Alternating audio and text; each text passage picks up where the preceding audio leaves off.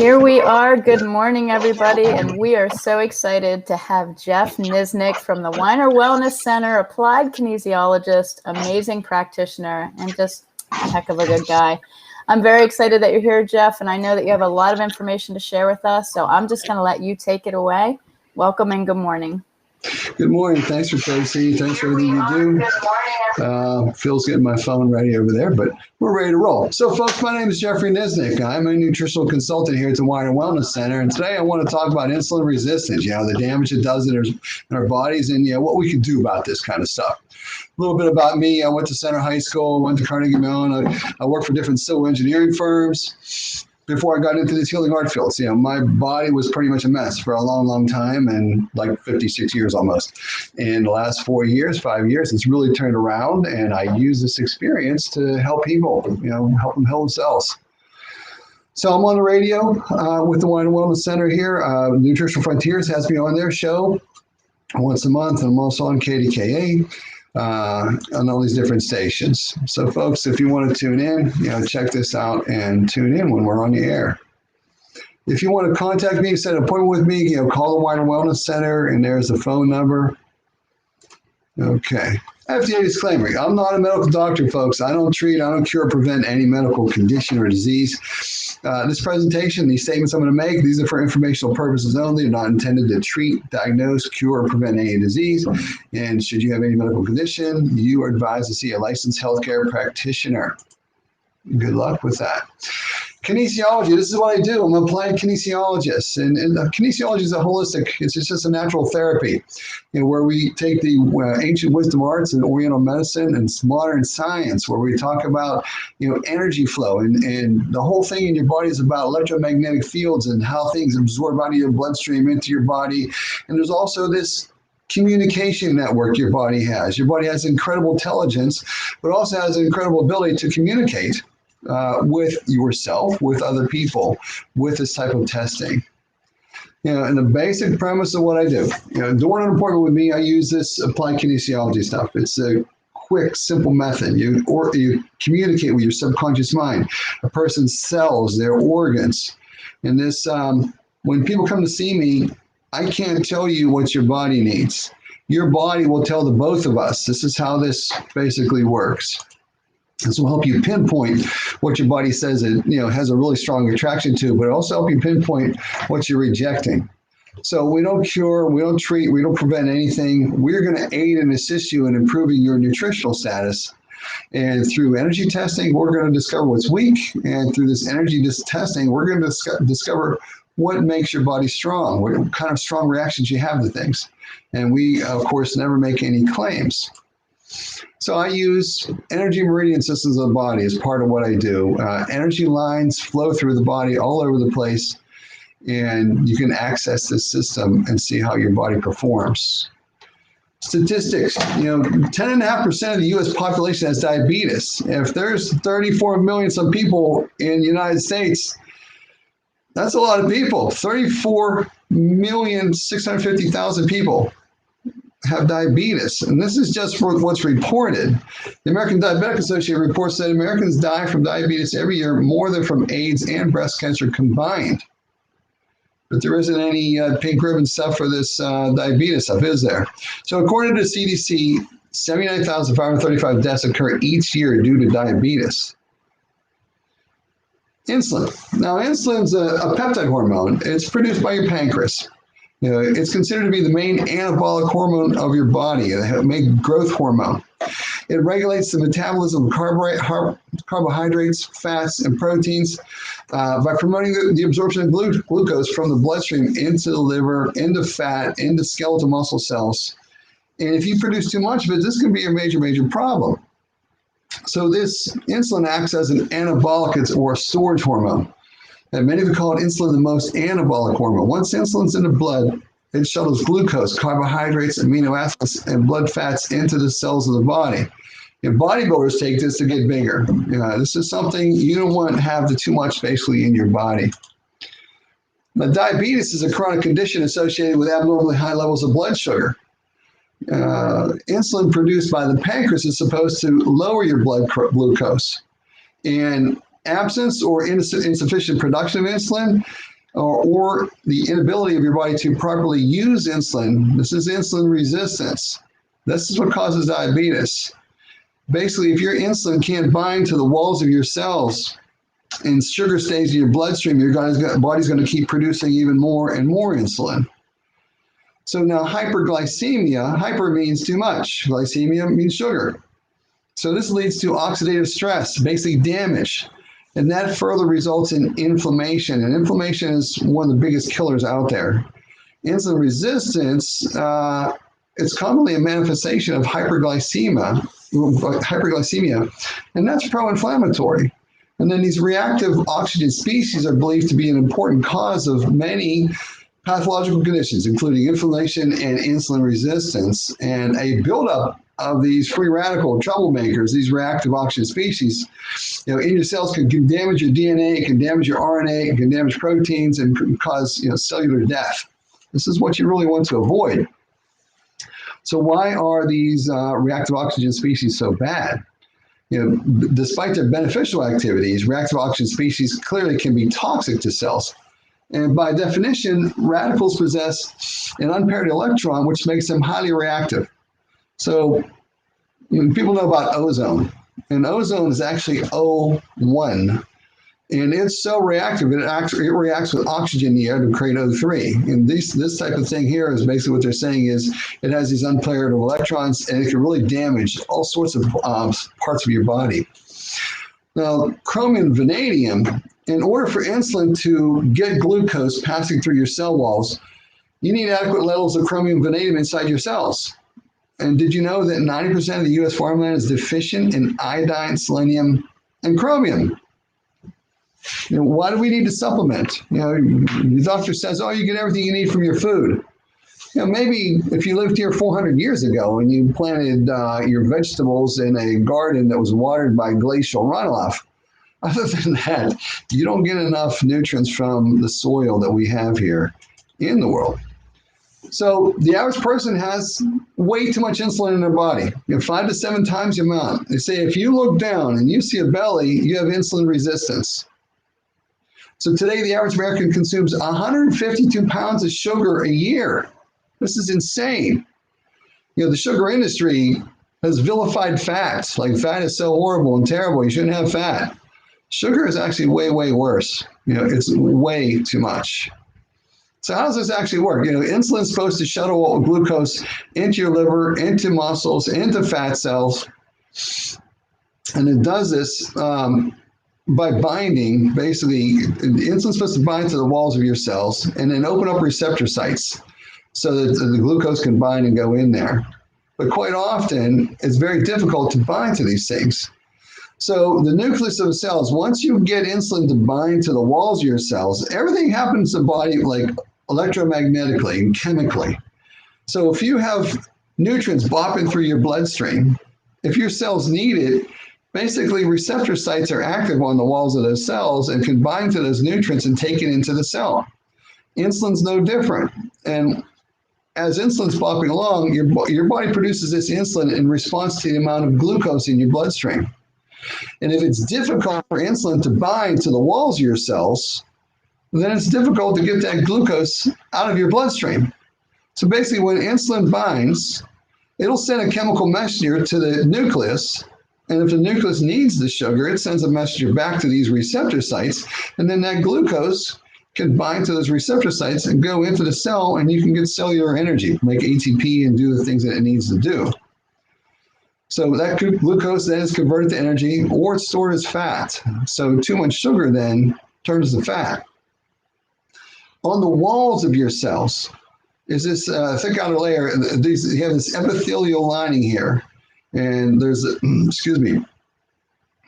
so this epithelial cells is where everything is supposed to bind to, basically. So under normal circumstances, so first of all, the whole premise is why isn't that insulin binding to the walls of your cells? Well, if you have too much inflammation, it's difficult for that insulin to bind. And what's creating the inflammation? It could be bacterial infection, viral infection, fungal infection, parasites. It could be damage to your body from mercury fillings, getting too much mercury in your system. It could be damage to your body from eating vegetables sauteed in oil for too long, and that oil turns to acrylamide and is inflaming you. There's a whole wide range of things. If you eat French fries, you eat fast food, the chemical in fast foods inflame our bodies. The preservatives inflame our bodies. So there's a whole number of things that happens that causes us to have this inflammation. And one of those things, of course, is bacterial infections. So under normal circumstances, bacterial infections result in the formation of these things called chemokines. These are basically chemical messengers.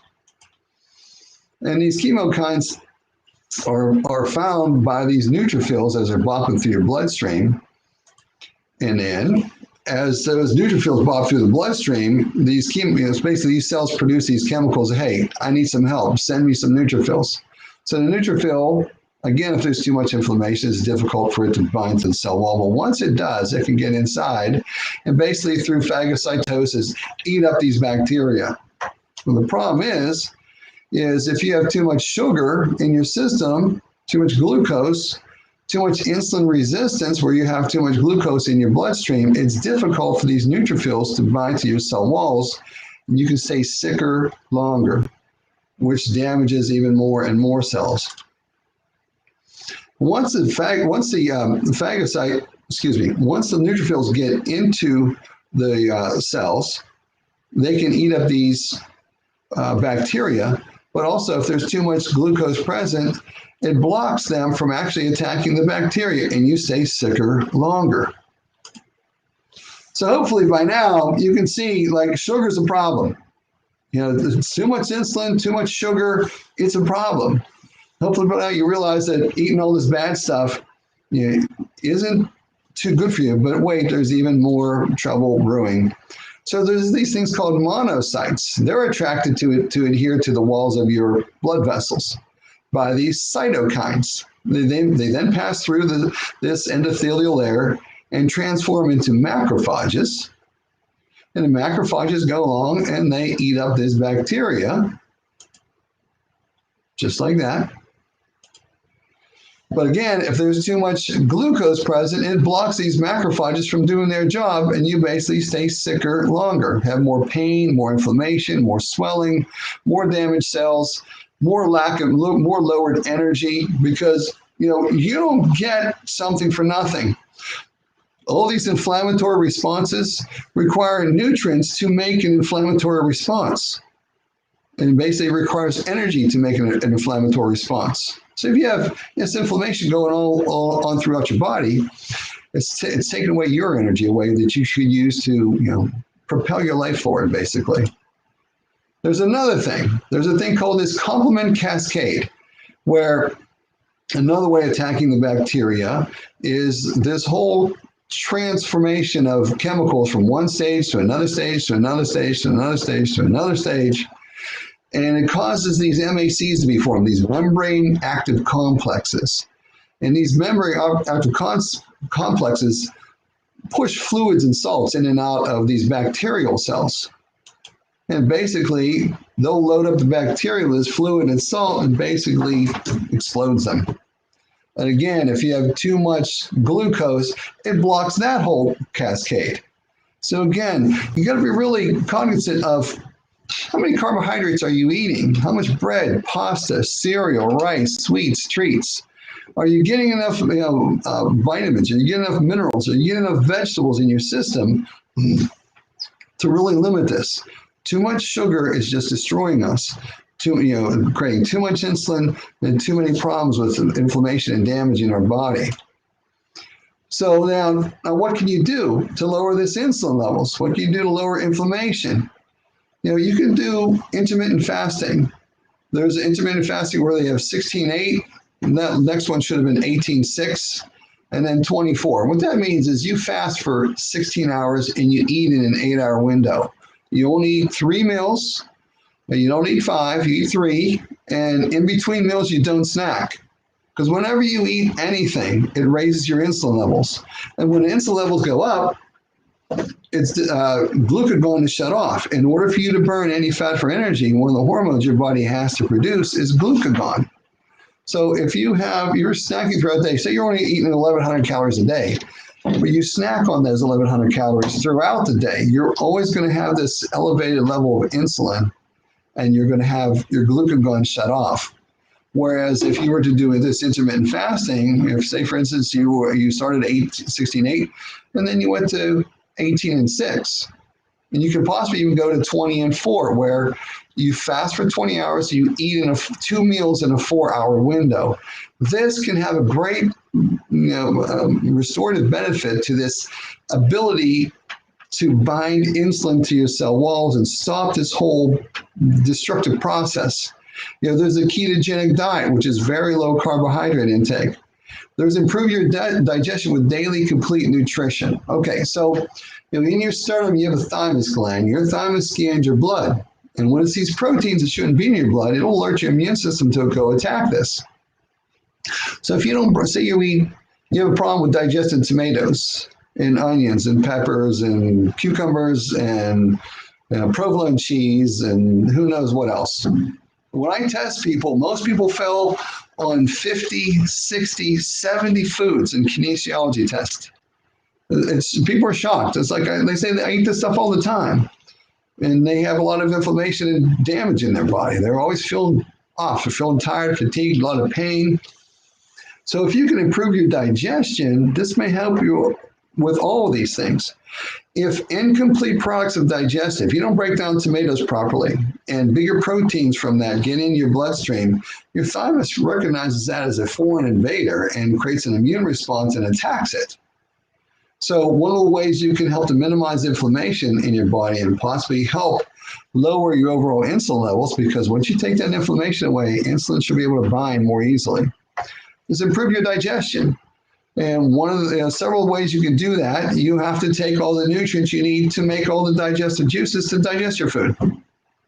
And I have 16 different digestive formulas on my wall in my office.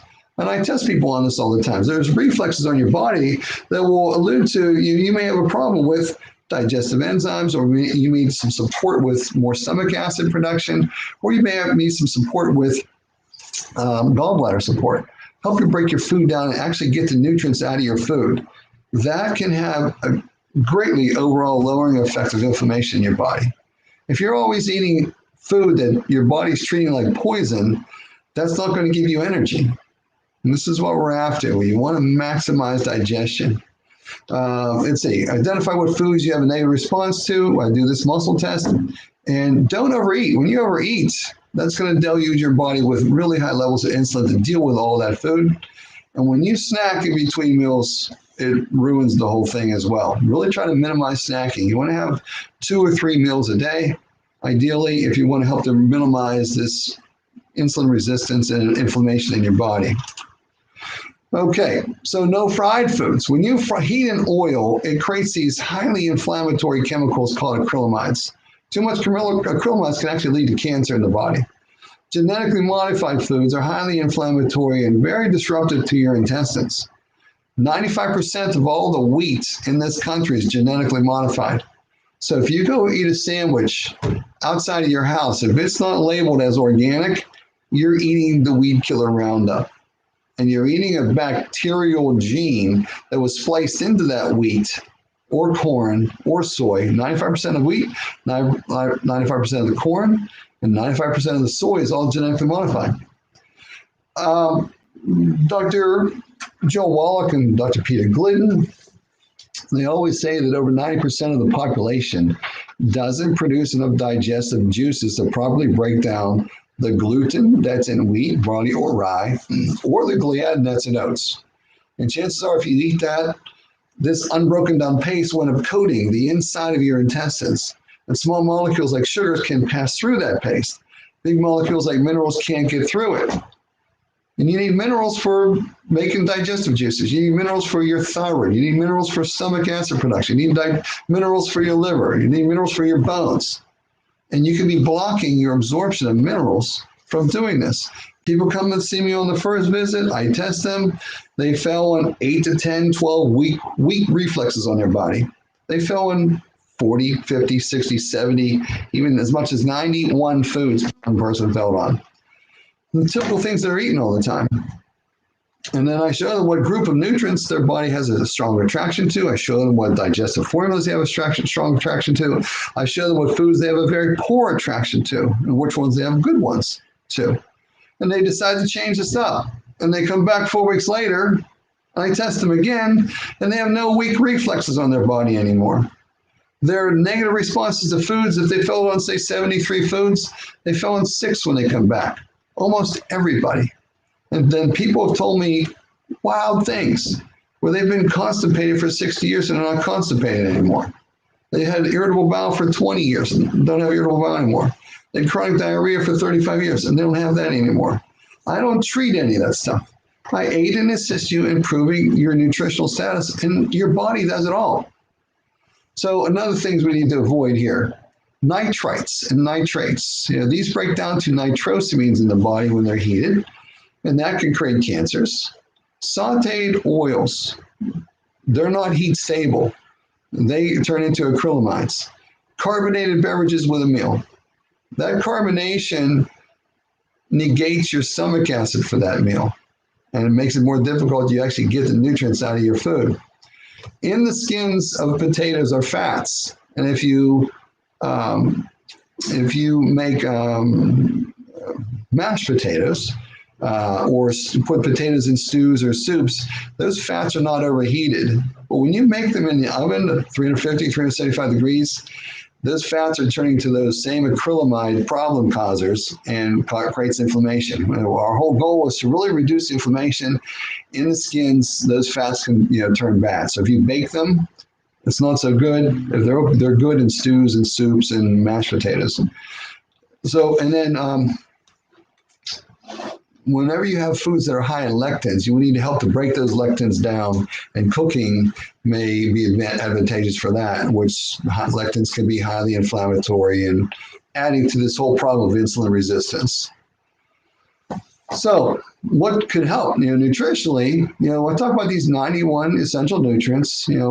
There's Frontier multivitamin. When I test on multivitamins, Nutritional Frontiers, Frontier multivitamin tests better than any other multivitamin we have around 93, 94% of the time. Occasionally it's one of the other 4 or 5 other multivitamins I have, but almost all the time it's Frontier multivitamin. You really can't go wrong with that one. That gives you 16, you need 16 different vitamins every day. You need 12 amino acids. You need 2 essential fatty acids, which I should have had up here, omega-3D. Again, it is the best testing essential fatty acid formula, omega-3D. Mineral rich gives you need 60 different minerals to fuel all the processes that are supposed to happen in your cells. And this mineral rich gives you 70. Brain boost, great brain antioxidants, vegetables. Vegetables. As long as you can digest them, as long as they're not inflaming you, how do you know? Come in, spend some time with me, and let me do some testing with you. Cardiovascular support, ProPurples, cardiovascular support, CircuCore, all these things can help.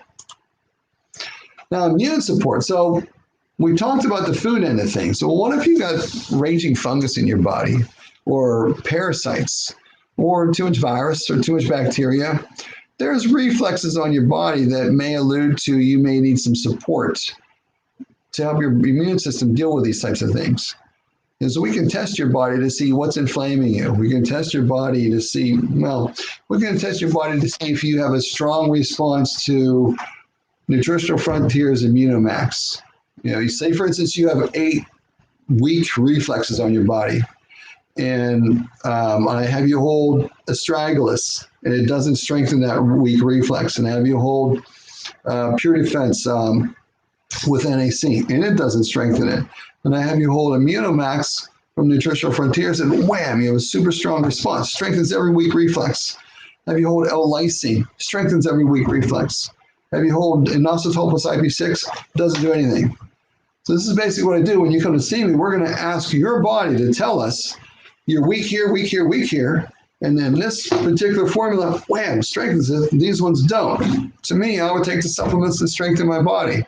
I'm not going to tell you that this will cure this. This will cure that. That never happens. I'll show you what's weak, and I'll show you what strengthens it. So in addition to delving with pathogens and trying to deal with getting that inflammation in your body down, which can be interfering with this insulin binding in your cells. Poisons, toxins, heavy metals, they could be binding to the walls of your cells, damaging your walls of your cells, creating this inflammation. You're wasting energy and nutrition fighting these things. They used to say that your genes were your destiny, and they found out your genes are not your destiny. The covering to your cells have all these receptor sites on the covering to your cells. And when cyclic hydrocarbons, benzene, mercury, different poisons and toxins land on the cell wall, it sends chemical messages inside, and it can distort the way the genes transcribe, and you can get abnormal cellular growth, cancer, tumors, and so forth from these things. When healthy nutrients bind to the cell walls, the genes transcribe in a beneficial way. So you want to get these toxins out of your system. Several times a year, it'd be good to do some type of cleanse. And products like Frontier Cleanse, Proline Greens, Power Cleanse, Metallic Clear, even N-acetylcysteine and vitamin C, Live Clear 2, Demertox, bentonite, all these things, folks, may really help you bind to the problem makers in your body and get it out of your system. Get it unstuck from your cell walls and get it mobilized out of your system. This takes nutrients to do this. It doesn't take a drug to do it. You're not drug deficient. Your body's asking for nutrients to bind to this stuff and get it out. So let's do some testing with that. Come in and see me, and we'll see. Does Proline Greens strengthen all these weak reflexes? Or does Power Cleanse do this? Or Frontier Cleanse? Your body will say, and say, for instance, your body tests strongly on 2 or 3 of them. Also, well, let me see how your body responds to having some of all 3 of these. And it's no. Oh, is this one better than this one? We'll figure it out. Your body will communicate with us, and it'll tell us this. So foods and digestion. Most people, when tested with applied kinesiology, they fail on 40 to 70 foods on their first visit.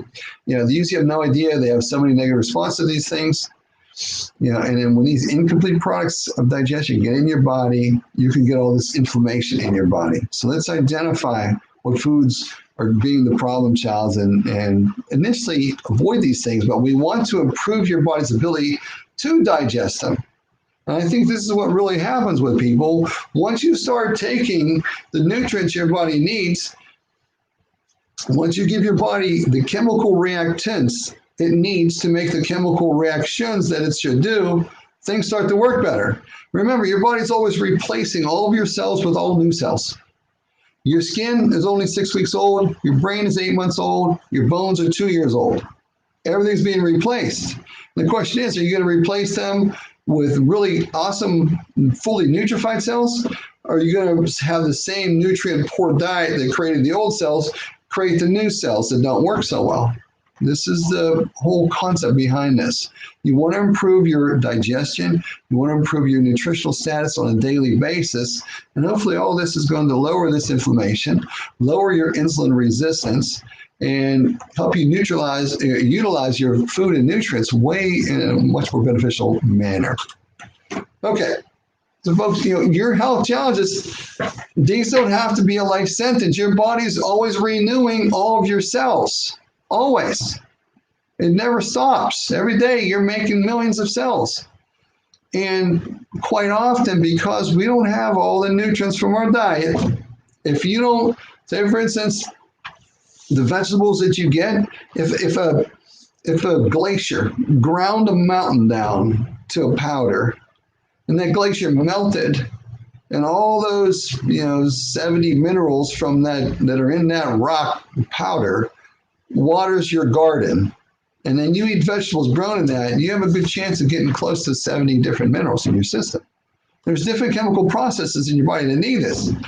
Our farmland, in order to get plants to grow, you can have the worst soil in the world, and you put down NPK and different ratios, nitrogen, phosphorus, and potassium, a plant will grow. Farmers are paid on bushels, on production. They're not paid on nutrient density. So to protect our lives, to help maximize our daily functioning, What about supplementing? Getting more nutrients in your system, getting more vegetables from organic sources, growing your own garden. Whenever you burn trees, logs in your fireplace, taking all those ashes, 95% of weight of the ashes when you burn logs is minerals. Sow those into your garden. Very few people do that anymore. That will help to nutrify those plants that grow there and get more minerals out into your system. So a typical pathway to health and healing, when people come to see me, this is a basic guideline I follow. You want to avoid things that inflame you. You want to deal with any pathogens that may be growing in your body. Your teeth are wired to your body electrically. If you have in your molar down here, if you have a mercury filling down there, which many, many people do, you're probably blocking the way your energy, your life force, your chi, your electrical current flows to your lungs and your large intestine because you've got a mercury filling there. I had 2 root canals right here for 41 years, and that blocked voltage to my kidney and bladder for 41 years. So if you have tooth problems, there's different biological, naturopathic doctors, dentists I can refer you to. You got to deal with teeth. I test the teeth, and we'll show you. You're super strong here, super weak there. Your body will show you. So you want to take in 90, 91 essential nutrients, special formulas. You want to be able to digest everything you take in. You want to eliminate toxic chemicals, metals. You want to improve the energy flow through scars. Scars are electrical current blockages. 1.2 million women a year in the United States get a C-section. And they're cutting through your fascia, which is the wiring of your body. The way energy flows to your different organs is through these energy meridian systems in your body. And when they do a surgical procedure on you, if they're cutting that fascia, if it's over one of these energy meridian lines, which through your abdomen, if they cut you from one side to the other in your abdomen, they're cutting the circulation and sex energy meridian. They're cutting the kidney meridian on either side of that. They're cutting the stomach meridian, liver, and spleen. And they're interfering with the energy flow to those organs. You couple that with blocked energy flow from mercury fillings or crowns or root canals in your teeth, you got problems. You couple that with a poor diet, a very nutrient-poor diet, you got problems. You couple that with more inflammatory foods and fast foods, you got even more problems. And when people look down, they see a belly and they wonder what happened. This insulin resistance could be coming from all these sources. If you have too much fungus growing in your intestine on top of that, or parasites, then come spend some time with me and let's delve into all these things. So once we deal with the scars, essential oils are like voltage in a bottle. We'll test your scars to see which one strengthens all those weak reflexes. And then you got to move your body. Our body responds to stress. Our body, if you stress your body, it'll respond to it so it can handle possible future stresses more efficiently. When you lift some heavy weights, you're tearing down muscle tissue and your body rebuilds it stronger to make it easier to handle that weight.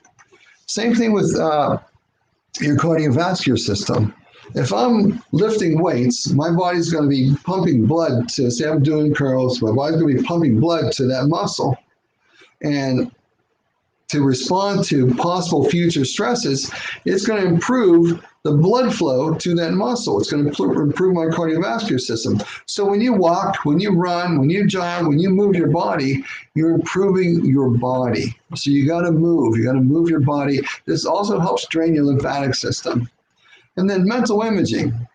The power of your mind. Use the power of your mind. I test people. I'll ask them their name and say their name is Marie. And I'll say to me, my name is Marie. And they'll say, my name is Marie, and I test them, and they're real strong. I'll say to me, my name's Carol Ann, and they're super weak. So all thoughts are in energy. So it doesn't matter what level of physical challenges you've had in your life. Use the power of your mind to say, you know what? That doesn't have to be my future. My body is always going to be replacing all old cells with all new cells. I can improve that process every day. I can improve my thoughts. If I think I'm going to die, if I get a fatal cancer diagnosis and I think I'm going to die, chances are I'm going to die. If I get a fatal cancer diagnosis and I'm going to say, I don't care what that doctor says, I can beat this. You've got a much greater chance of beating this. So no matter what type of health challenges you had in the past, Use the power of your mind. Say, you know what? My body is designed to heal itself. My body is designed to heal itself. For some reason, my lifestyle took me off a wrong path. I can change my lifestyle. I can change my daily habits. I can change the way I nutrify my body. I can use the power of my mind to always fix myself. You got to believe. You got to believe that you can always heal yourself. Always keep that in the core in your belief. Things can turn around. Things can get better. And then start taking action on all that. Okay. So Tracy, that is the end of the presentation here. And let's see, what do I need to do here?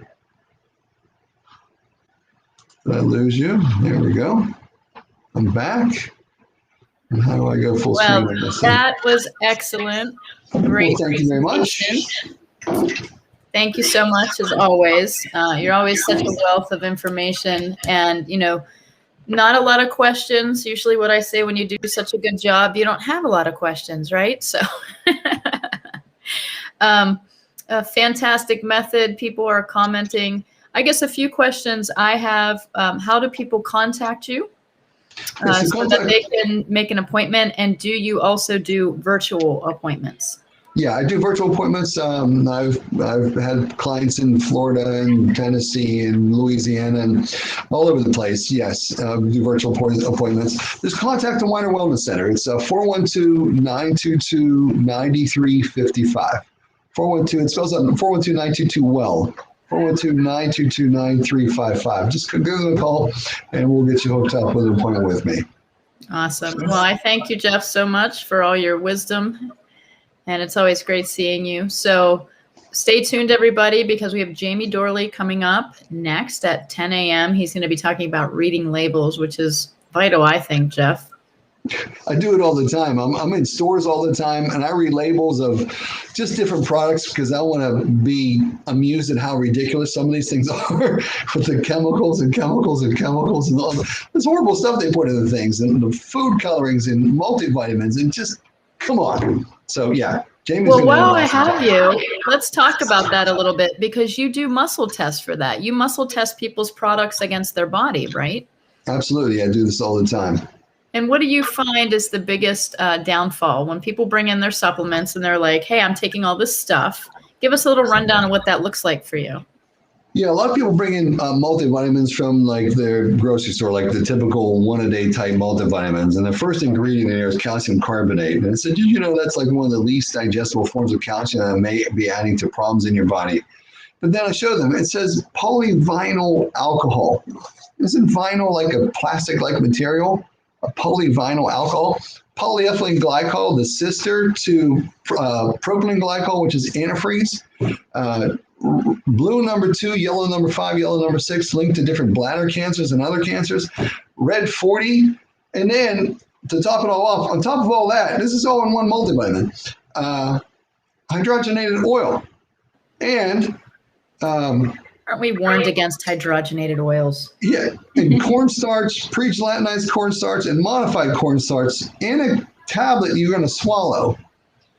And people don't realize, so you're buying poison. This is manufactured by a pharmaceutical company that has no interest in your health. They have only interest in making profits. If they make you healthy, they lose profits. If you sell anti-inflammatory drugs and you make people healthy and they don't need anti-inflammatory drugs, you're shooting yourself in the foot. Right. So yeah, I read labels all the time. But then all of foods, so many foods, Tracy. It's just insane. People bring in, like, for instance, just even vitamin D. People bring in vitamin D to me from their grocery store. And they have soybean oil in there. And they have, or canola oil. And I test them on it and they fail. And I'll grab our vitamin D from the wall behind me, and all the different forms of vitamin D they're very strong on, and they fail on theirs. And I tell them, I said, I have no financial interest in this whatsoever. I'm paid a salary to do what I do, and that's why I wanted it. And I don't make money from this vitamin D. Your vitamin D, you're testing poorly on. And ours, you're testing strongly on. Maybe you should consider switching. Yeah, so it's pretty amazing how the body can tell you things. I mean, and obviously I think we've just dumbed that down a lot, Jeff. I think we don't listen to our bodies anymore. And what has medication done, right? It basically represses the symptoms so you don't feel it. although that's a message. That's a message from your body saying, hey, something's wrong. I don't like what you're eating. I don't like what you're doing. I need more of something that's good and healthy. And so when you come in and you see Jeff, what he does is he can utilize a technique where he can test against products and foods that you're currently taking. So this is a great way, I think, for people to understand what I'm doing good, right? Absolutely. I do this all the time. People bring in their supplements all the time from different places and I test on foods and they're shocked. It's like, I eat tomatoes all the time and have a super weak response to tomatoes. And they come back 4 weeks later and they're a very strong response to tomatoes. And the difference in their life was like they changed their lifestyle. Lifestyle where before they were just grossly undernutrified. Now they put a lot more nutrients in and they avoided initially things that possibly inflame them. Like food. They avoid these things, and all of a sudden their body turns around and their symptoms of all kind of wacky things disappear. This one girl had open sores in her nose for 2.5 years. Wow. A month later, they were gone. People tell me stories like this all the time. There was a lady I met about a month and a half ago, and she came in for a follow-up visit about a week and a half ago, and she's 60 years old and I didn't realize the level that she was constipated. She says her whole life she's been constipated. So much so that she goes to the bathroom maybe once a week to once every 10 days. I'm like, wow. She told me within 6 hours of changing everything up, she's been regular since. I'm like, you're kidding me. She's been regular since then. So that thrills me. That jazzes me. That's what makes me so happy to do what I do. To hear stories like this is the greatest job ever. Yeah. Absolutely. Well, we're so blessed to have you. Thank you so much, Jeff. You're just always so full of information. So stop in the Weiner Wellness Center today, guys. Go see Jeff. He's there and he is ready and willing to help. You can make an appointment with him virtually or in person. You can call the center to order any of the products that he talked about or to make an appointment with Jeff Niznik. And I'm sure he's taking appointments, right? Absolutely. Absolutely. Call 412-922-9355, folks. Or go to drweiner.com and get information there. Our phone number will be there. Go to the Weiner Wellness Center Facebook page. Our information will be there. And these videos, Tracy, I believe we're being posted on YouTube right away and Facebook right away. Yeah, they are on YouTube, Facebook, and also Nutritional Frontiers is streaming them as well. So they're on 4 different areas where you can catch this information, where you can share the stream with somebody. It's so important that we keep sharing the information and keep learning. Knowledge is power, right? And we just have to keep learning so that we can help ourselves. We give our health away way too much, right? Yeah. Well, Jeff, sure. Thank you so much. I'm going to let you go and get back to doing what you do best, which is helping people and changing lives. And we're up for Jamie Dorley next. Thanks so much. Thank you so much. Guys, take care. Thanks, Tracy. Appreciate everything you do. All right. So guys, stay tuned because Jamie Dorley is coming up. We're going to pause the stream, and what's going to happen is you're going to see us coming back next with more great lectures. So stay tuned for our next lecture, and we'll be right back very shortly. 10 a.m., Jamie Dorley, Reading Labels.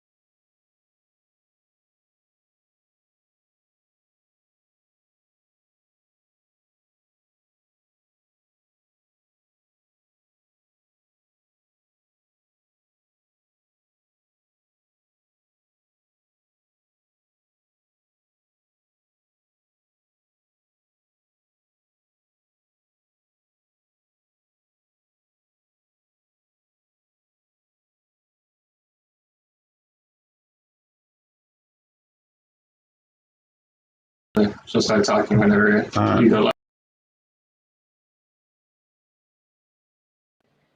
Okay, we are back and we are so excited to bring in our next speaker. Thank you for being patient, for hanging out with us through our brief pause. Of course, this is an exciting hour. We're going to have Jamie Dorley. Here he is, CEO of Nutritional Frontiers, new ownership of the Weiner Wellness Center. And we're going to learn to read labels with you, Jamie. So I'm very excited to have this presentation with you. Well, good morning, Dr. Tracy Strout. Long time no talk. Thanks for having me back on. I greatly appreciate it. This is a topic that everyone needs to learn, regardless of what your background is. If you're a healthcare professional, you're a patient, a consumer, young, old, it doesn't matter. You need to know how to read labels because they can be very confusing and difficult to understand with all the marketing going on. So we're going to break down food, we're going to break down supplements, and a little medication at the end.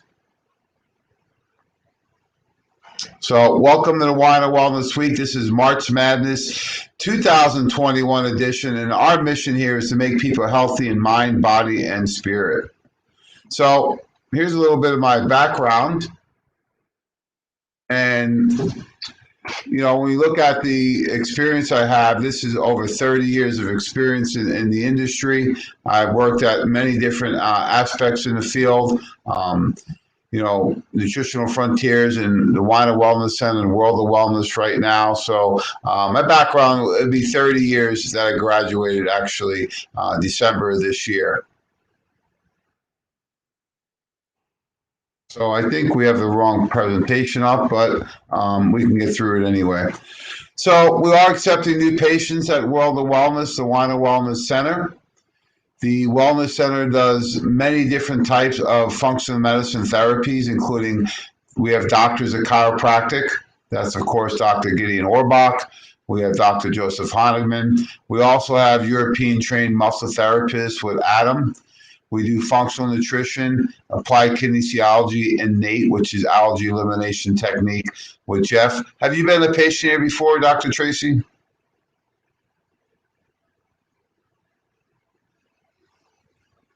Are you still there? I am. I'm right here. I have actually had Jeff muscle test me, which was fabulous. Oh, okay. So you've experienced it also. So I just had a person come in and I was able to get her in to see Jeff at 10 a.m. right after his presentation. So we do occasionally able to squeeze you in for a walk-in, but we do recommend you make an appointment. You can call the office at 412-922-WELL. 412-922-9355 to schedule an appointment with any of the great healthcare professionals. In addition, during the Weiner Wellness Week, Tracy, we have people like myself. We have the manager, the godfather, Joe Messino, here to answer any questions. In addition, we have special guests. Ashley Rozzi coming in here as a doctor of naturopathic medicine, and she's doing frequency testing with Zyto. So really exciting time. If you want to make an appointment, give them a call. They also do the telemedicine, so availability, many different ways to do this. All you need to do is give us a call, 412-922-WELL. That's 412-922-9355. So some of the products that are offered at the World of Wellness and the Weiner Wellness Center are nutraceuticals. So we have many of the top companies out there that are available through healthcare professionals, such as Nutritional Frontiers, my old company, Metagenics. We carry Douglas Labs. We have a whole line of liquid herbal formulas. We have incredible smoothies and protein powders. You buy any powder this week, you actually do get a free blender bottle. And I just gave one out to Nicole, and she said, I've been trying to find one of these on Amazon.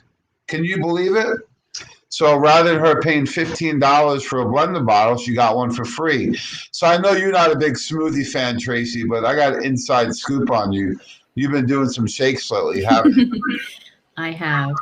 And I do say I'm not a shake fan, but Nutritional Frontiers Power Cleanse and Lean Greens has made me a shake fan. So I just want you to know that it was life-changing for me.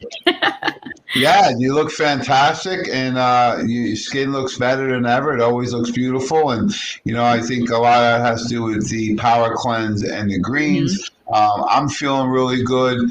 I'm getting close. Bikini season is right around the corner, so that's why I'm doing my spring cleaning right now. So never too early or late to start, folks. In addition, we have all the phytonutrients. We have the wall of colors up. That's your greens, reds, oranges, and purples.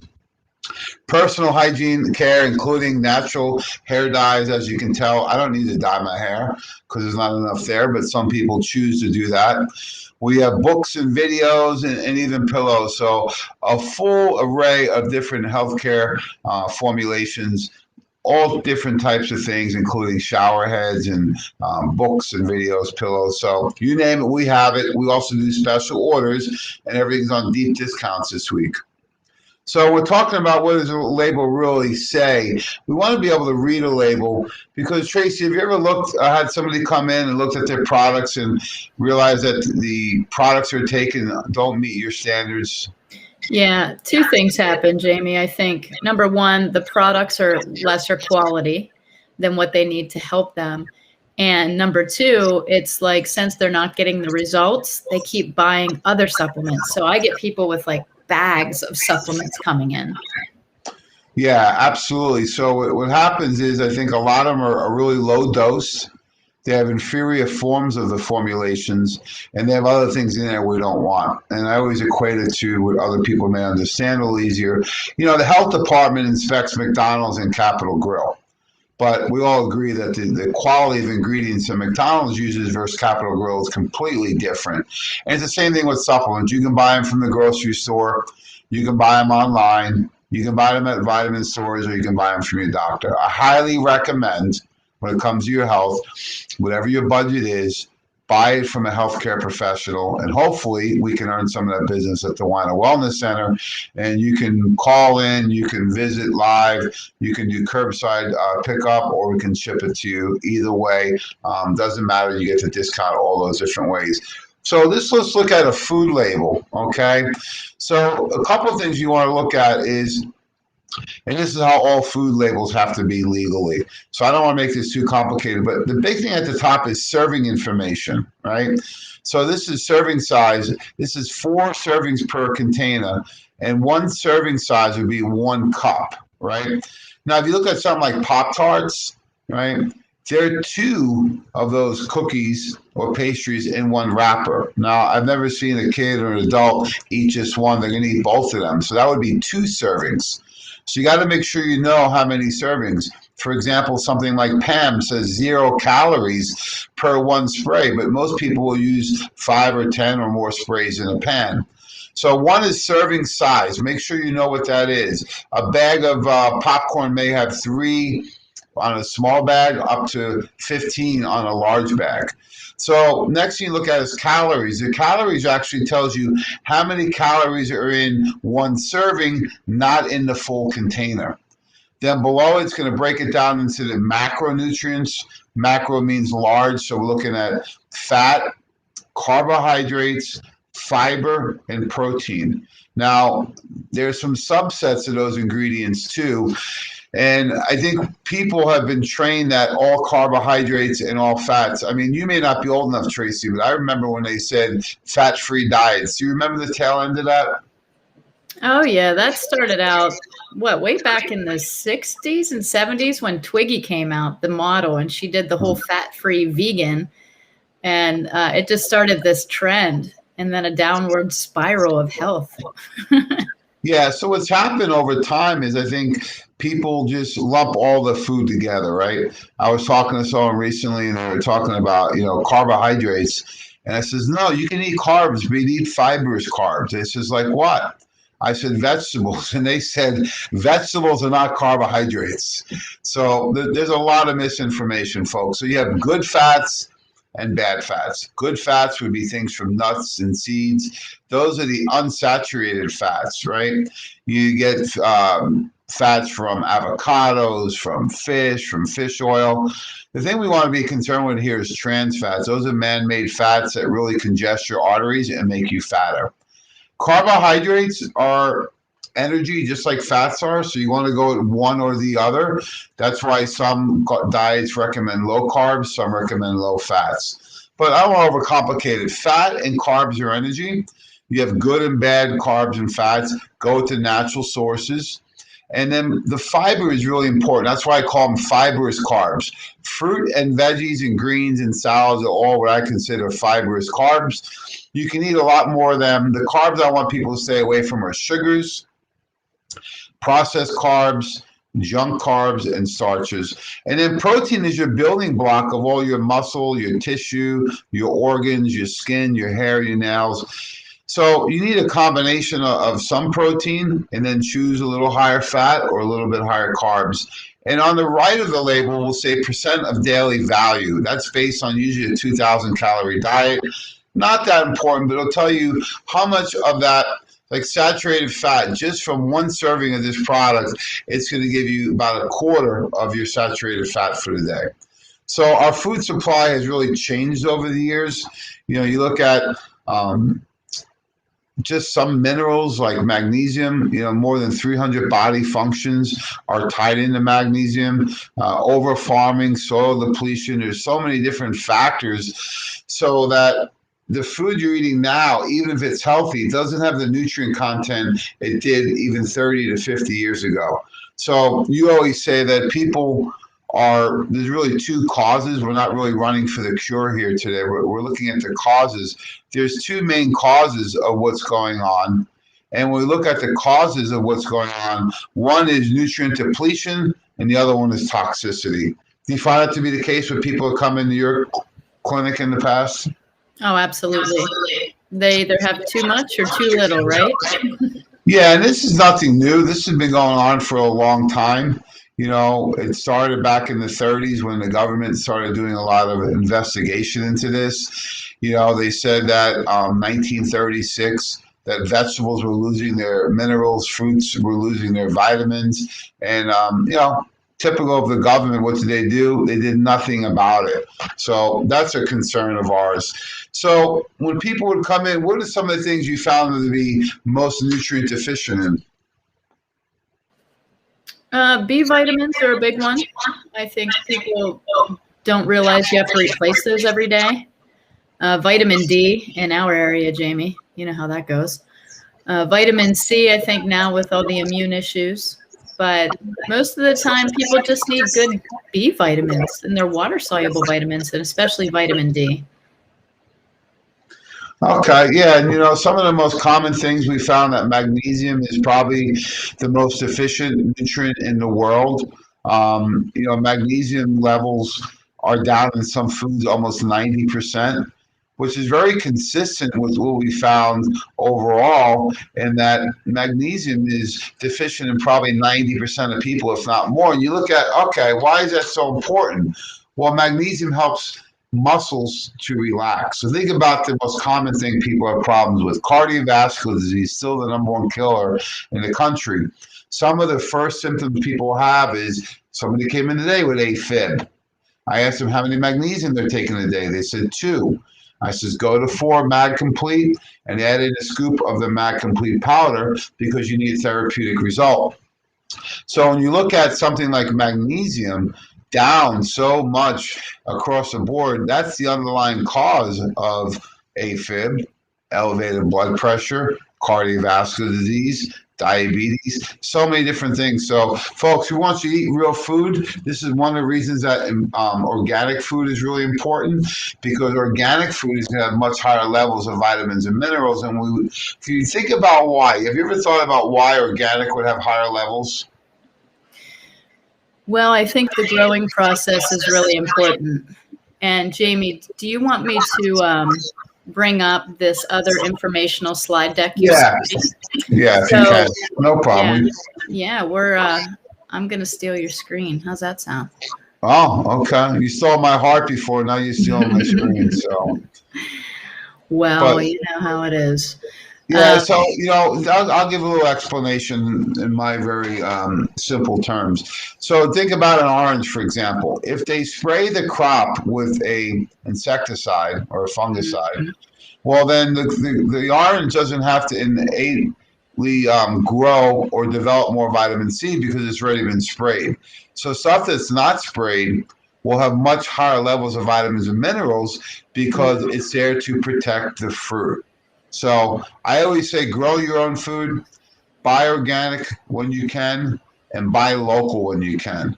But the vitamin C and the oranges are still going to be better than the Twinkies that someone eats. So always eat whole foods first, grow it when you can, buy local when you can, buy organic when you can. And, it doesn't have to be every single food you eat, but you should try and get more organic whenever possible. And you know what? There's not that big of a price difference. I buy organic veggies and fruits all the time. It's not that big of a difference, folks. And if you're going to invest in anything with your money, invest in your health. So this is another example. Absolutely. Okay. So let me just pause here a second, Jamie. No problem. Take your time. Just want to let everyone know you listen to Jamie Dorley, hosted by Dr. Tracy Straub. This is the March Madness Wine and Wellness Week 2021. We're really excited to let everyone know we're doing a hybrid event. So you can join us virtually. We got over 40 workshops this entire week. Check it out at drweiner.com or the Facebook page for Wine and Wellness Center. This is an incredible event that you can participate virtually or live. We are open as we transition back to having a full live event like we've done for over 20 years. If you'd like to order anything throughout this week, all you need to do is give us a call at 412-922-WELL. That's 412-922-9355. We can ship it anywhere in the continental U.S., and you do receive your discounts on all the products. In addition, we have free shipping for any orders only over the small amount of $75. Some people like to pick up their orders, so we do curbside pickup. So all you need to do is order it, let us know when you're coming by. You can pull right up and pick it up. And you can come in live and shop. We have people here to answer your questions, any healthcare questions you may have. We have a lot of giveaways, Tracy, this week. We're giving away books. We're giving away samples. We have Super Shake. We have Best Way. We have Nido Keto, Sleep Time, Calm Day, Probezyme, CBD samples, so many different samples. You get that when you order and have it shipped. You get that with the pickups and the curbside, and you also get that when you shop in the store. So any which way, we're here to support you. We appreciate all the support you guys are giving us, and we're so excited to see everyone again. I saw so many faces that I haven't seen, Tracy, in a long year. So I think everyone's excited to get back out and come into the Wine and Wellness Center. We're at 2419 Baldwick Road. If you're familiar with Pittsburgh, we're right off the Parkway, right off of Route 60, I-79, and 279. So real easy to get to. If you need direction, give us a call. If you're using GPS, we do recommend that you punch in the corner of Baldwick and Noblestown. We're right on Route 50. So we can go with this, Tracy. It's okay. So why would you need to take a multivitamin? Well, the benefits are really due to the over-farming, like we talked about, the nutrient depletion. The stress we're under in 2021 is different than years ago. The aging process, we're living longer but not healthier. And the amount of things that people are exposed to on a toxicity level. So when we look at it overall, it's not even a question anymore. You need to take a multivitamin, and this is nothing new. There's been plenty of studies that recommend taking a multivitamin now for over 20 years. JAMA, the Journal of American Medical Association, recommended in 2002 that for the first time in 40 years, they changed their position from eat right to eat right and take a multivitamin. And the only problem was that they didn't tell people what multivitamin to take. So a lot of people took store brand vitamins, and what happened is they're not going to get the benefit. So there's a lot of benefit of taking a multivitamin, not only in elderly people with gum disease, pregnancy. I mean, Tracy, when you were pregnant, did the doctor recommend to take a multivitamin? Yeah, they recommend a prenatal. Yes. They really didn't talk about the quality of my prenatal. And I just want to make sure that this new slide deck, guys, is where Jamie wants me to be. So are we on this slide for you, Jamie? Is this fine? This, yeah, I can figure it out once we pull it up. Okay. Can you see it on your screen? Not yet. Okay. So it is up. If you stop your screen share at the bottom, there's a little computer and you just click it. There you go. Just exit out and just drop your PowerPoint on.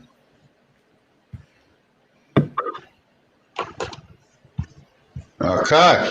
That wasn't so bad. Now we're good? Yep. Can you see the PowerPoint and you? Yes, I can see it. All right, let's go. Let me know what slide you need. All right, just go backwards. Go back up to the beginning. All right, we're going to the beginning. All right. All right, we'll go to slide 2. All right, so there he is, the one and only Mr. Joe Messino. Congratulations to Joe. No one's earned this position more than he did or deserves it more. He's the new manager of the Wine and Wellness Center. I was here last night at 8:30. He had the carpet cleaning crew in, cleaning up the Wellness Center, doing a great job. Got the team working real hard. If you need anything, call Joe. He's the man to help you out. So we can keep going, fast forward a little more. Keep going. Keep going. One more. Okay, there we go. So this is understanding food labels, right? Like we talked about earlier. So you want to look at the servings per container, the calories, the macronutrients, and the micronutrients. You can go to the next one. So Breakfast of Champions. I'm old enough to remember when Bruce Jenner was on the cover of the Wheaties box. Hopefully he's not on the cover this year. So we look at Wheaties. That was called the Breakfast of Champions, Tracy. However, when you look at it, what are some of the ingredients in there? Wheat, sugar, right? A lot of carbohydrates, processed starches, very little of any protein, and no good fat. So I recommend the Breakfast of Champions being, of course, Power Cleanse. So how long have you been doing the Power Cleanse for breakfast, Tracy? Over a month now, and it's been awesome. I love it. And how's it taste?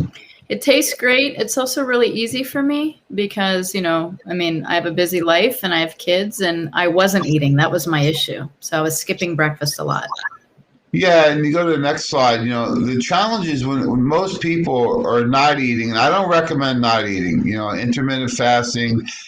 I think it's short term for some people, but I don't recommend it's not a long-term solution, folks. Don't punish yourself by not eating. You have to give your body good quality nutrients. So the most common thing people eat in the U.S. for breakfast is cereal. And Dr. Warner used to say that, the cardboard box may be healthier with the fiber than the cereal inside the box. So do not eat cereal. Don't eat donuts, waffles, pancakes, muffins, even a lot of juice and fruit for breakfast without the other nutrients may be a recipe for disaster. So the Power Cleanse, we have the Super Shake. These are all nutrient-dense meals. The reason I love the Power Cleanse, Tracy, is that this is a complete meal. It has your protein for rebuilding. It has your carbs, your fiber, your good fat, plus a vitamin and mineral profile in the Power Cleanse and liver support. So this is an all-in-one. For less than $2 a day, you're going to get all your food, your vitamin, your mineral, and your liver support all in one. So what a great way to start the day. It's awesome, and it tastes great. Which flavor do you like? I like the pineapple coconut, to be honest. But I have to be honest, I never tried the vanilla, and I don't need to because I have found my favorite. Me too. And for extra support, I actually add the lean greens right to it. But you can do it by itself. It mixes well in the free blender bottle you get this week. But a lot of people like to put it in a Vitamixer. I put it in there with about 8 ounces of water and 4 ice cubes. Sometimes if I'm a little depleted, I'll add a half a frozen fruit, like a half a banana or some frozen berries. But tastes great, and it really gives you a lot of energy, so you're not hungry right after, like some shakes. Folks, if you notice you get hungry right after something, it's usually because it's not nutrient dense. Okay, we can keep moving through some of these we've gone over already.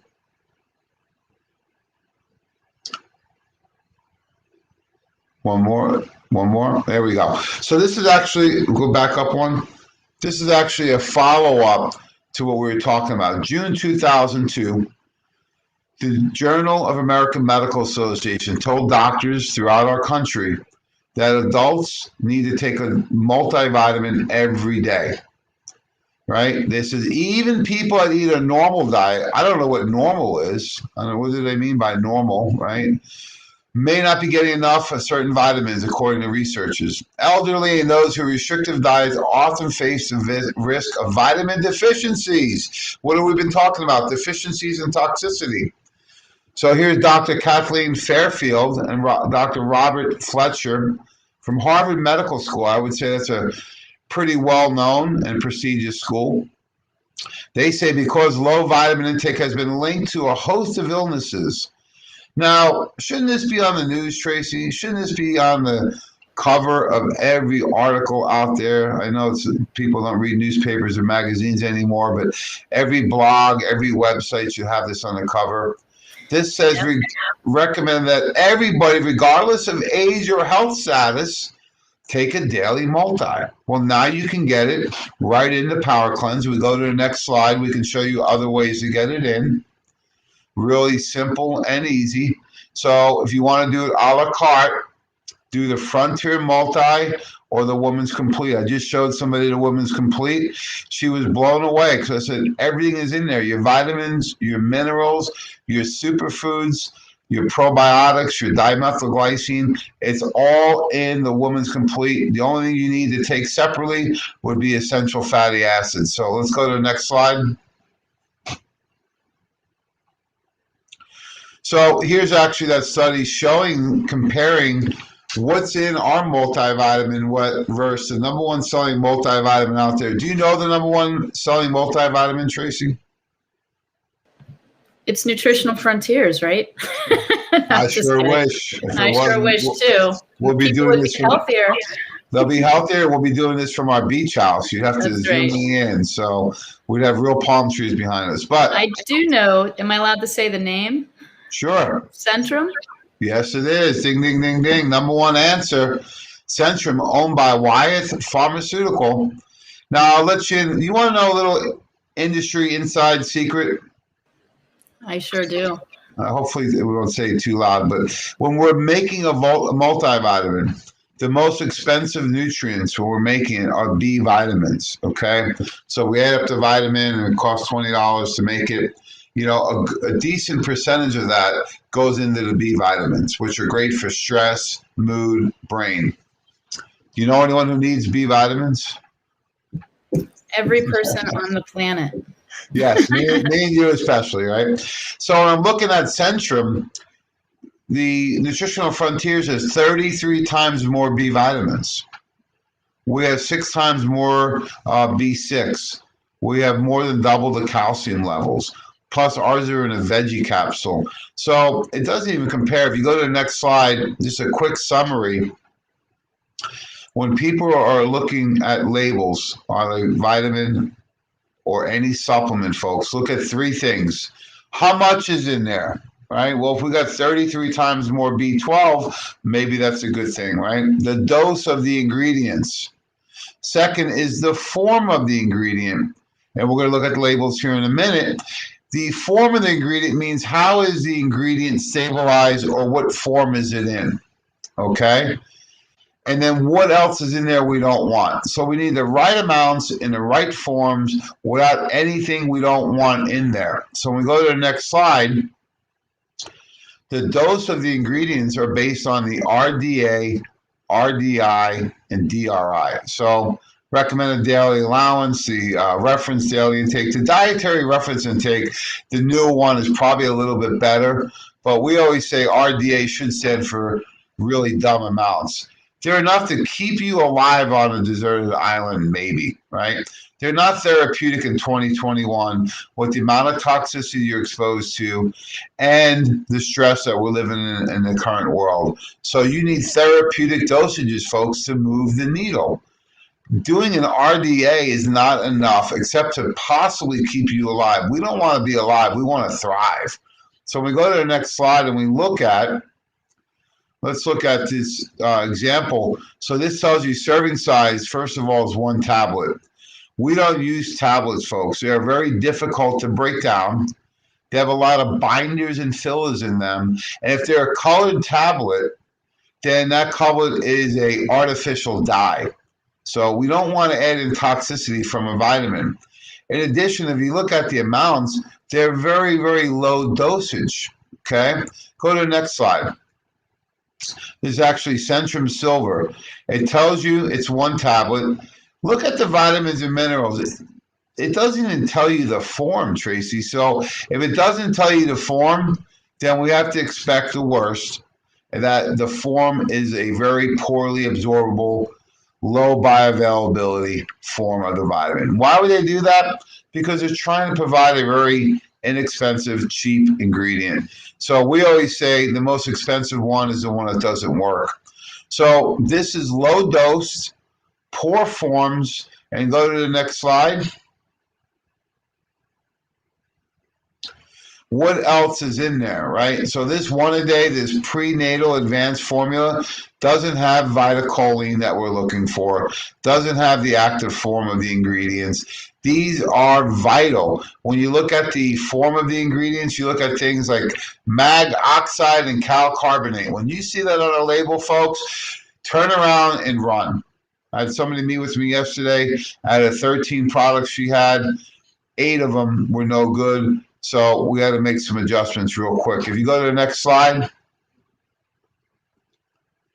look at some of these ingredients. Again, cal carbonate, magnesium oxide, red, yellow dyes in here, binders and fillers, polyvinyl alcohol.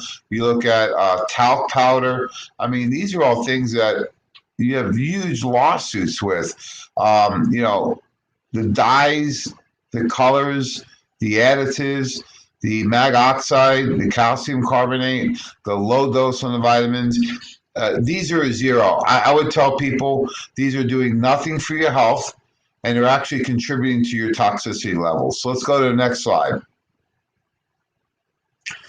Now look at Woman's Complete. We have the active vitamins. We have chelated minerals. What does that mean, folks? We chelate the mineral, or we attach it to a protein, so your body will absorb it like a food rather than just a mineral. So better absorbability, better viability, better therapeutic results. In addition, we put superfoods in here. We just showed how much people are deficient in vitamins and minerals, plus all the green foods. These are in a veggie cap. Tracy, have you ever had a patient or a client come in and tell you they prefer huge tablets that are hard to swallow? No. Never. Yeah, exactly. So, you know, when you're looking at it, the tablets are very difficult. Why would a company use tablets? Well, it costs a penny for each capsule. So if you're making hundreds of millions of capsules a year and you want to save money, you'll make tablets. Plus, you can pound a lot more in a tablet to make it look better. But in turn, you don't get the amounts into the blood, into the cell, and you don't get the results. In addition, you see on the right-hand corner at the bottom, those are the 7 trademarked, patented research ingredients, trademark logos that we use, all in a Woman's Complete. So go to the next slide. This will actually show the amount of the vitamins. And you see after, you know, vitamin D3, we say cholecalciferol. And after vitamin E, we say D-alpha, which is a natural vitamin E. And after vitamin K2, it's MK7. These are all the active forms of the vitamins. When you go down to the minerals, it's D-calcium malate from Albion Minerals, right? It's chelated zinc. They all have the active vitamins and the active minerals, folks. This is imperative to your results and success. You need to use the right amounts and the right forms without anything else in there. Please go to the next one. And we put some secret nutrients in here. Dimethylglycine. Have you seen any other vitamin, multivitamins on the market, Tracy, with DMG in it? Nope, not one. Just ours. Absolutely not. We put it in there for liver, brain, heart, joint, and gut support. Everybody needs that. In addition, we put in the woman's complete, we put lactospore, which is a trademark probiotic to help with women's health. And then we put the superfoods proprietary blend in there. And the only other ingredients in there are the veggie capsule and the lubricant on the machines. There's nothing else in there. On the Centrum, there was 25 other ingredients. So folks, you got to be able to read these labels and determine. If you're not sure, bring your vitamins in, and I would love to have an opportunity to go over that. So we've had a couple requests. Are we able to enlarge the slides at all, or I have to do that?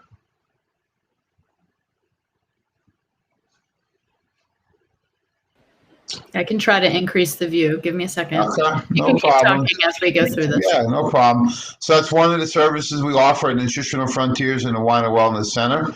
We could offer that for healthcare professionals, staff. We can do Zoom training on this, or if you're a consumer or a patient, we'd be more than happy to help you with this.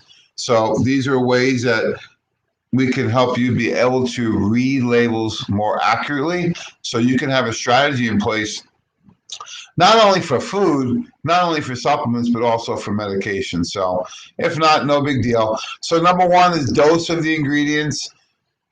Frontier Multi and Women's Complete have the right amounts of the vitamins, minerals, antioxidants, whole foods, superfoods in there. They're in a veggie cap, so they're a lot more suitable to be able to not only swallow, but digest and absorb. And for people that are vegetarians, no problem. It's a veggie cap. It's not a capsule made from any animal base like some of them are out there. So it's a veggie capsule. You can go to the next slide.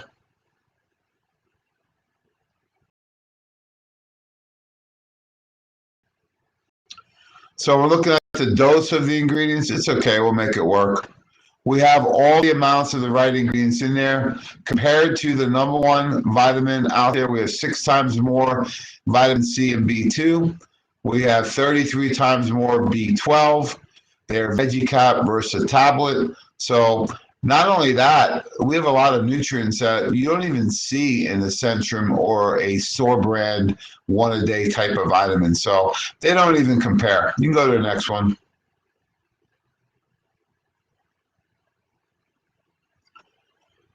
You know, again, the B vitamins are the most expensive part. So we have much more of the ingredients that they have. So the dosing's higher. We have ingredients that they do not have in theirs. And then we have it in the right forms. And then we have it without any of the additives. You go to the next one. Veggie caps, easier, absorbed, utilized, assimilated, and the chelated minerals. These are really important for the results. So the form will affect the absorption of the nutrients. So when you look at it overall, you have to have the right form. If you don't, it's like the easiest way to understand is, you know, say you put a pair of winter gloves on and you put the right glove on the left hand. It almost fits, but there's something not right. The body doesn't see the mineral correctly when it's in the wrong form. So you have to put it in the right form so it fits properly inside the cell, and it can get in there and turn on some action that we want to occur, and get that therapeutic result. You go to the next one. So chelates versus oxides. Magnesium oxide is cheap, has a laxative effect. All the minerals that are oxide or carbonates are the worst things that you want to take in a vitamin. They don't give you any results at all, and they could possibly add in to toxicity. Tracy, you remember a couple of years ago when they told women especially to stop taking calcium because they were getting plaquing of the arteries? Yeah. Mm-hmm. Yeah, so that was from taking way too much of the calcarbonate. We don't use calcarbonate. Now, the reason they use it is they get a lot in a small amount of room. And that way they can say, oh, well, you can take the therapeutic amount in a small dosage. So one of the questions, how effective are the organic gummy vitamins? Well, it depends again on the three things. One is the dose. I don't know how much you're going to be able to get because with a gummy, you have other things in there. You have the gum, right? You have the flavoring. So it's going to probably be lower dosed, right? I'm not sure about the forms. They're probably not going to have the right forms, but I have to see the actual product. So look for the amount, look for the form, and look at what else is in there we don't want. But a great question from Cheryl. Thank you. So let's go to the next one. Other ingredients. Did you know, Tracy, the leading over-the-counter, #1 selling multivitamin has things in it like cornstarch, talc, hydrogenated oils, polyvinyl alcohol, fillers, colors, dyes. What do you think about that? My question is why? Yes. Why? Why? Because it's a lot easier to make it that way, right? It's a lot quicker. You don't need the sophisticated technology or equipment, and it's downright cheap. That's why they do it. No different than having food in a can versus fresh food. It's the same thing, folks. So when we look at who the winner is, let's go to the next slide. It's not even close. Go with the Frontier Multi. Go with the Woman's Complete. And someone asked today, do I got to take 4 a day? No, that's just a dosing that shows you what's in there. You can do 1 or 2 a day.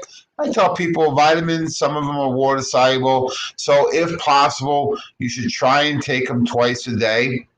In a perfect world, you would do 1 or 2 with breakfast, 1 or 2 with dinner. However, if you only take it once a day, it's fine. Don't think the 1 a day, quote unquote, is better for you or stronger. It's just a marketing to say 1 a day. You can do 1 a day, the Frontier Multi or the Woman's Complete. All right, let's fast forward. The other thing we did is we updated it with the quadrifoliate, the active folic acid, red beet powder for circulation.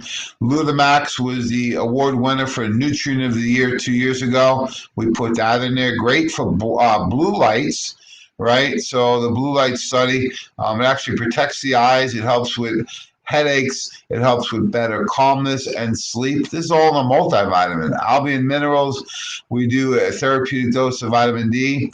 And have you seen any other multivitamins with CoQ10 in them? No, but it's super important, and I think it's a forgotten nutrient. So we need to bring it back. Yeah, so this is all your foundation. The idea of a vitamin should have a little bit of a lot of nutrients to be the foundation of your house. We can always add in minerals on top or B vitamins or CoQ10 or other nutrients, but you need a good foundation. You either get it through the Power Cleanse, Frontier Multi, or Woman's Complete. The great thing is I'm doing the Power Cleanse now, so I cut back on my multivitamin because I'm getting it in the Power Cleanse. So if you want to drink it or you want to swallow it, you have your options now. Can you go to the next one? So the benefits, as we talked about, suboptimal levels versus deficiencies. You need a therapeutic dose, folks. You need the higher amounts to get the therapeutic dose. This is straight out of the American Medical Association's journal, all the way back 20 years ago, and it has not gotten any better since then. It's probably gotten a lot worse. So I want to transition a little bit to fish oil. So we go to the next slide. Fish oil is a essential fatty acid. All your cells are membrane. If we go back to 7th grade, we had to draw the cell. The cell membrane is all made of fatty acid. And when it's got the right amounts of omega-3s in it, the key is that that's going to help the cell live a lot better. Is it either or, as in Frontier Multi or Woman's Complete? Yeah, you don't need to do both. The Woman's Complete is strong enough for a man, but made for a woman. I actually used it for a little bit. I loved it. You can do Frontier Multi or Woman's Complete. The Woman's Complete has the probiotics in it. The Frontier Multi does not. So the Woman's Complete is the new form for any female from menstruation all the way through menopause. So we're looking at the essential fatty acid. They're involved in so many different things because every cell is made of fat. And when your cells are depleted of essential fatty acids, they go from a grape to more of a raisin. That's the aging process. Your cells actually get harder, stickier, and dehydrated. And we could actually see that doing the bioimpedance analysis testing. So they're important for all your brain function, your body structure, your heart, your hormonal system, your immune system. Essential fats, that's why they're called essential. You need to take them in every day. If we go to the next slide, they actually will improve a couple of main things. One is they reduce inflammation, and two, JAMA published a study in 1995 showing if you do at least 1 gram a day, that's 1,000 milligrams of EPA and DHA, you get that in one soft gel from Omega-3D by Nutritional Frontiers, or 1 teaspoon. If you do that for 3 months, you would reduce your risk of cardiovascular event by 90%. So folks, we all need to change our oil just like we do in the car. You need to change it in your body. There is no shortage of fish oils on the market. However, when we go to the next slide, Tracy, let's look at this. It says fish oil 1000. So when you see that, what do you think, Tracy? I think I'm getting a lot of fish oil per capsule. Wow, 1,000. I can take one a day, right? This is awesome. I get a big container from Kirkland, and it's only $10, right? And now I go through the presentation on reading labels, and I know it's not the fish oil. It's the EPA and DHA I want to look at. And it says 250 milligrams. Now, I'm a math major. That's 25%. So if the EPA and DHA is 25%, what's the other 75%? It's a great question. I'm gonna guess something unhealthy. Yeah, pro-inflammatory oils. Do not buy fish oils that are 25% EPA and DHA. Do not buy them, folks. You're better off taking nothing. If we go to the next slide, I'll show you a 90% fish oil. This is actually Nutritional Frontiers soft gel. Look at the EPA and DHA in this one, right? 1,800 milligrams, that's per 2. So it's 900 milligrams per 1. The other one was 250. This is almost 4 times the amount, right? So not only that, you're getting in a TG form. That is the preferred natural form of the fish oil. So folks, in this, you're getting the natural form, almost 4 times the amount as you're going to find in Costco or Walmart. And in addition, we throw in vitamin D. Why? Second most efficient nutrient on the planet. So everyone needs to do fish oil. You can choose soft gel or the liquid. The liquid, even more therapeutic. 1 teaspoon is going to give you 2,800 milligrams of EPA and DHA per serving. So you can do a half a teaspoon if you wanted every day of those. So it's the dose, it's the form, and what else is in there. So I saved the best for last. Remember when Zantac was prescription? Now I believe it's over the counter. And then about a year ago, people take this for heartburn and reflux. So Tracy, what's causing all this heartburn and reflux?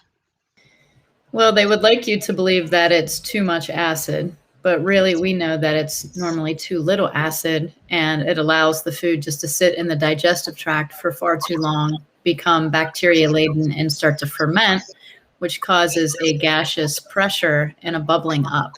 So that was very well explained. Thank you.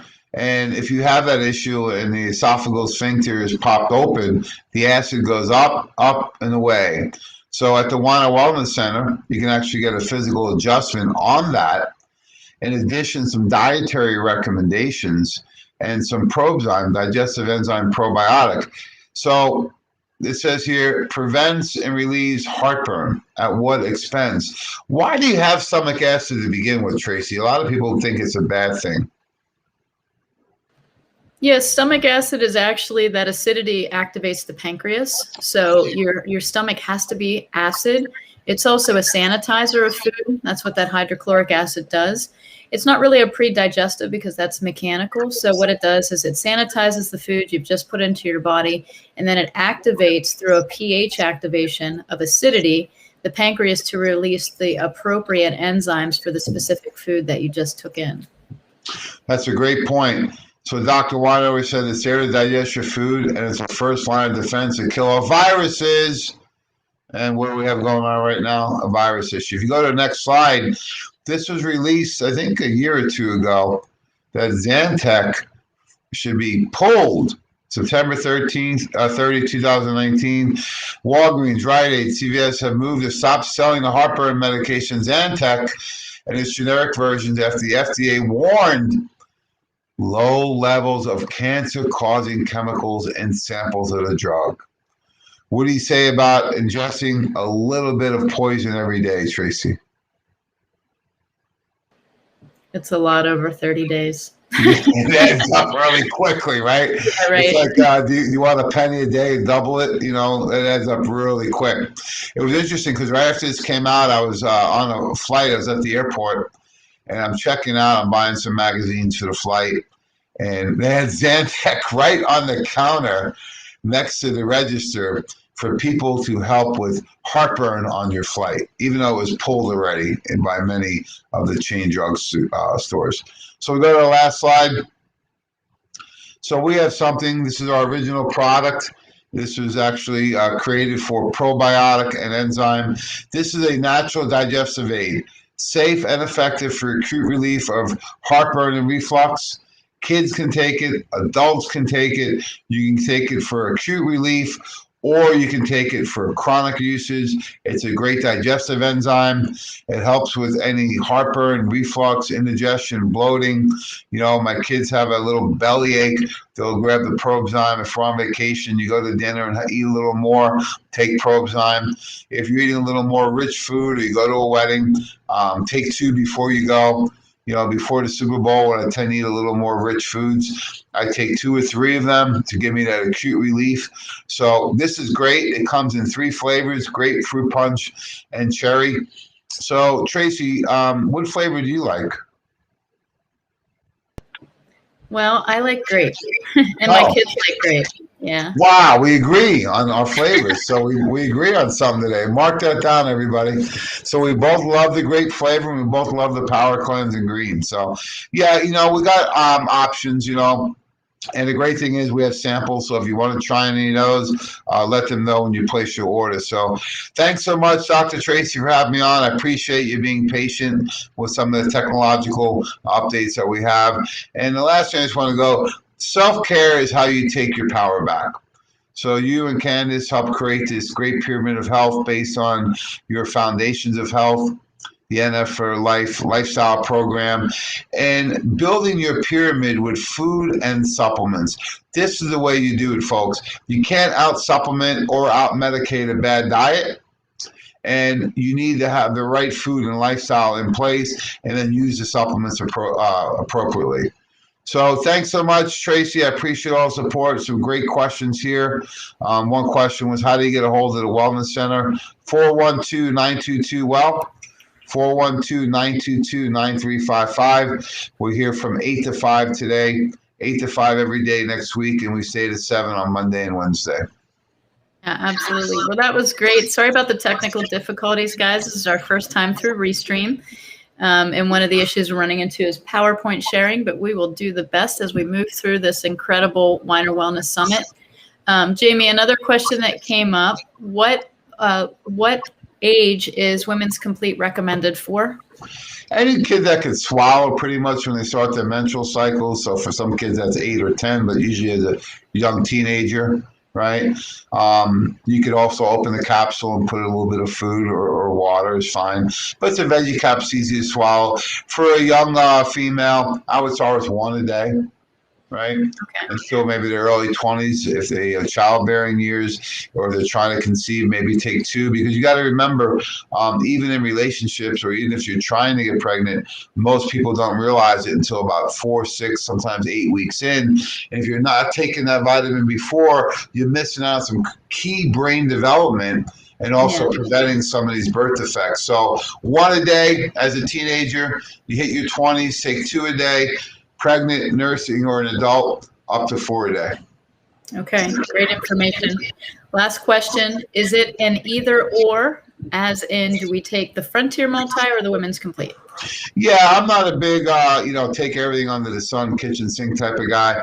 You can get your multivitamin in from the Power Cleanse, which I've been doing lately, so I backed off my multi. You can do Frontier Multi or Women's Complete. You don't need 2 or 3 of those, right? If you want to do the shake and do 1 multi is fine, but take either. The goal isn't to see how many products we can take. The goal is to get consistent and discipline every day so you can get results long term. So it's either Power Cleanse, Frontier Multi, or Women's Complete. Okay, so we have options. That's great. And I know we've taken a break from our multi since we started Power Cleanse. So great information. Thank you so much for being here. Thank you, everybody, for your patience. And we really appreciate you. Our next speaker is coming up, Joe Messino. He's going to be talking about 3 keys to reversing the oxygen destroyer. This ought to be good. Oh, my God. Why? We don't need the reverse oxygen destroyer, Joe. Can't wait for this one. Thanks, everybody. Appreciate it. Come on now. We'll be here till 5 o'clock today. It's beautiful in Pittsburgh. Come on in. That's right. All right, guys, stay tuned for our next presenter. He'll be here shortly, so hang on tight right here on this link. Thank you for joining us today.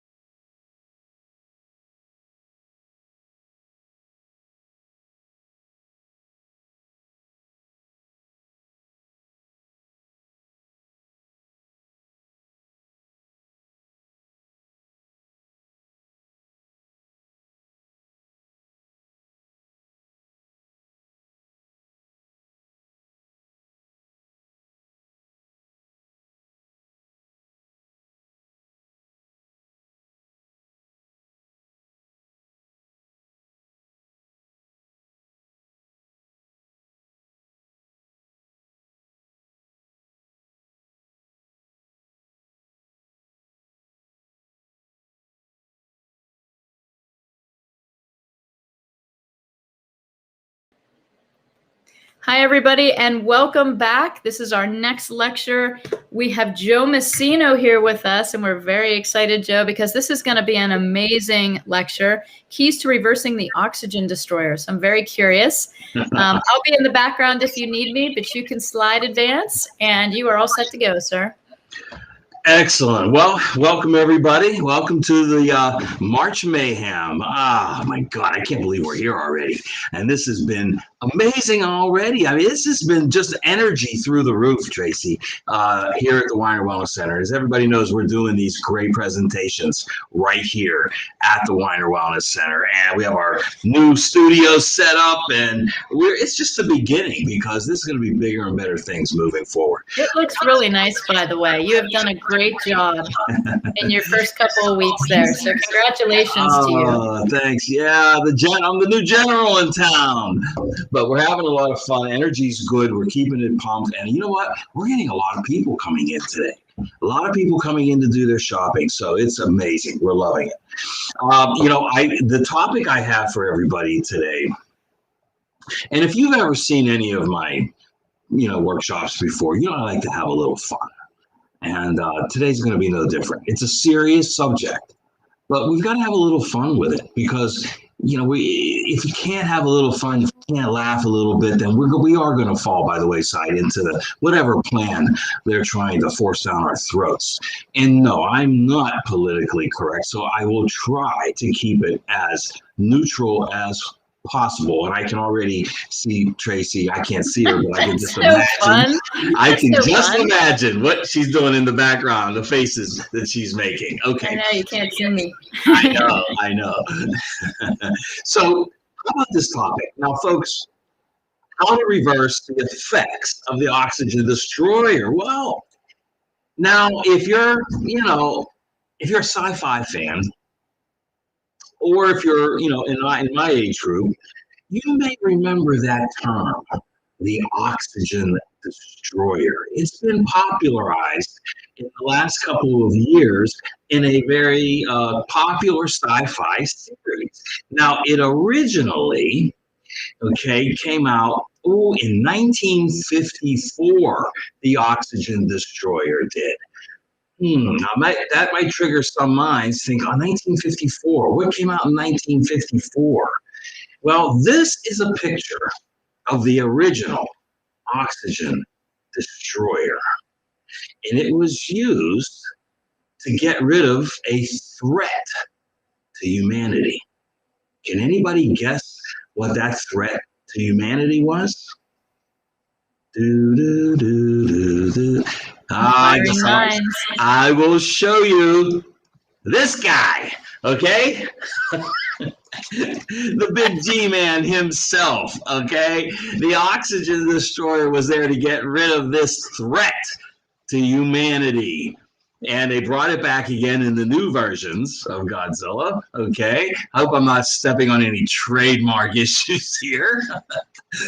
But, that's where I got the title, folks, because it really does apply. Now, what's today's oxygen destroyer? Well, I guess you could figure out by now, we're not trying to protect ourselves or from Godzilla. He's not here. He's only in the movies. But, folks, we have our own oxygen destroyer, and it's been encompassing our lives for the last 8 to 10 months. And it's only the final, the final step in destroying oxygen, because I'm going to show you how you've been destroying oxygen or depriving yourself of it, one way or another. It doesn't matter. We are oxygen deprived right now. Well, here is today's oxygen destroyer. You all know who this is, and this is a little exaggerated. Okay, but this lifestyle event that we are in the middle of, it doesn't seem like it's going away. I don't know, some places it's going away. Maybe eventually there's hope at the end of the tunnel. But folks, we've been playing an active part in depriving ourselves of oxygen. Now, there's 3 things in life you can't live without, right? Everybody should know what these 3 things are. You can't live without food. You can go about 7 days. Some people say maybe a little longer. I've heard up to 30 days. I mean, there was a 40-day fast, Tracy, somewhere in that book, wasn't there? In the good book? But you can't go very long without food, folks. Now, this is a subject all in and of itself because, you know, as if you know Dr. Tracy Straub, you'll know that most people are not eating food to begin with. So they are starving themselves. They're eating food products, manufactured food products. That's another story. But just for the sake of today's argument, let's say you can go about a week without food before dire things happen. And then there's water.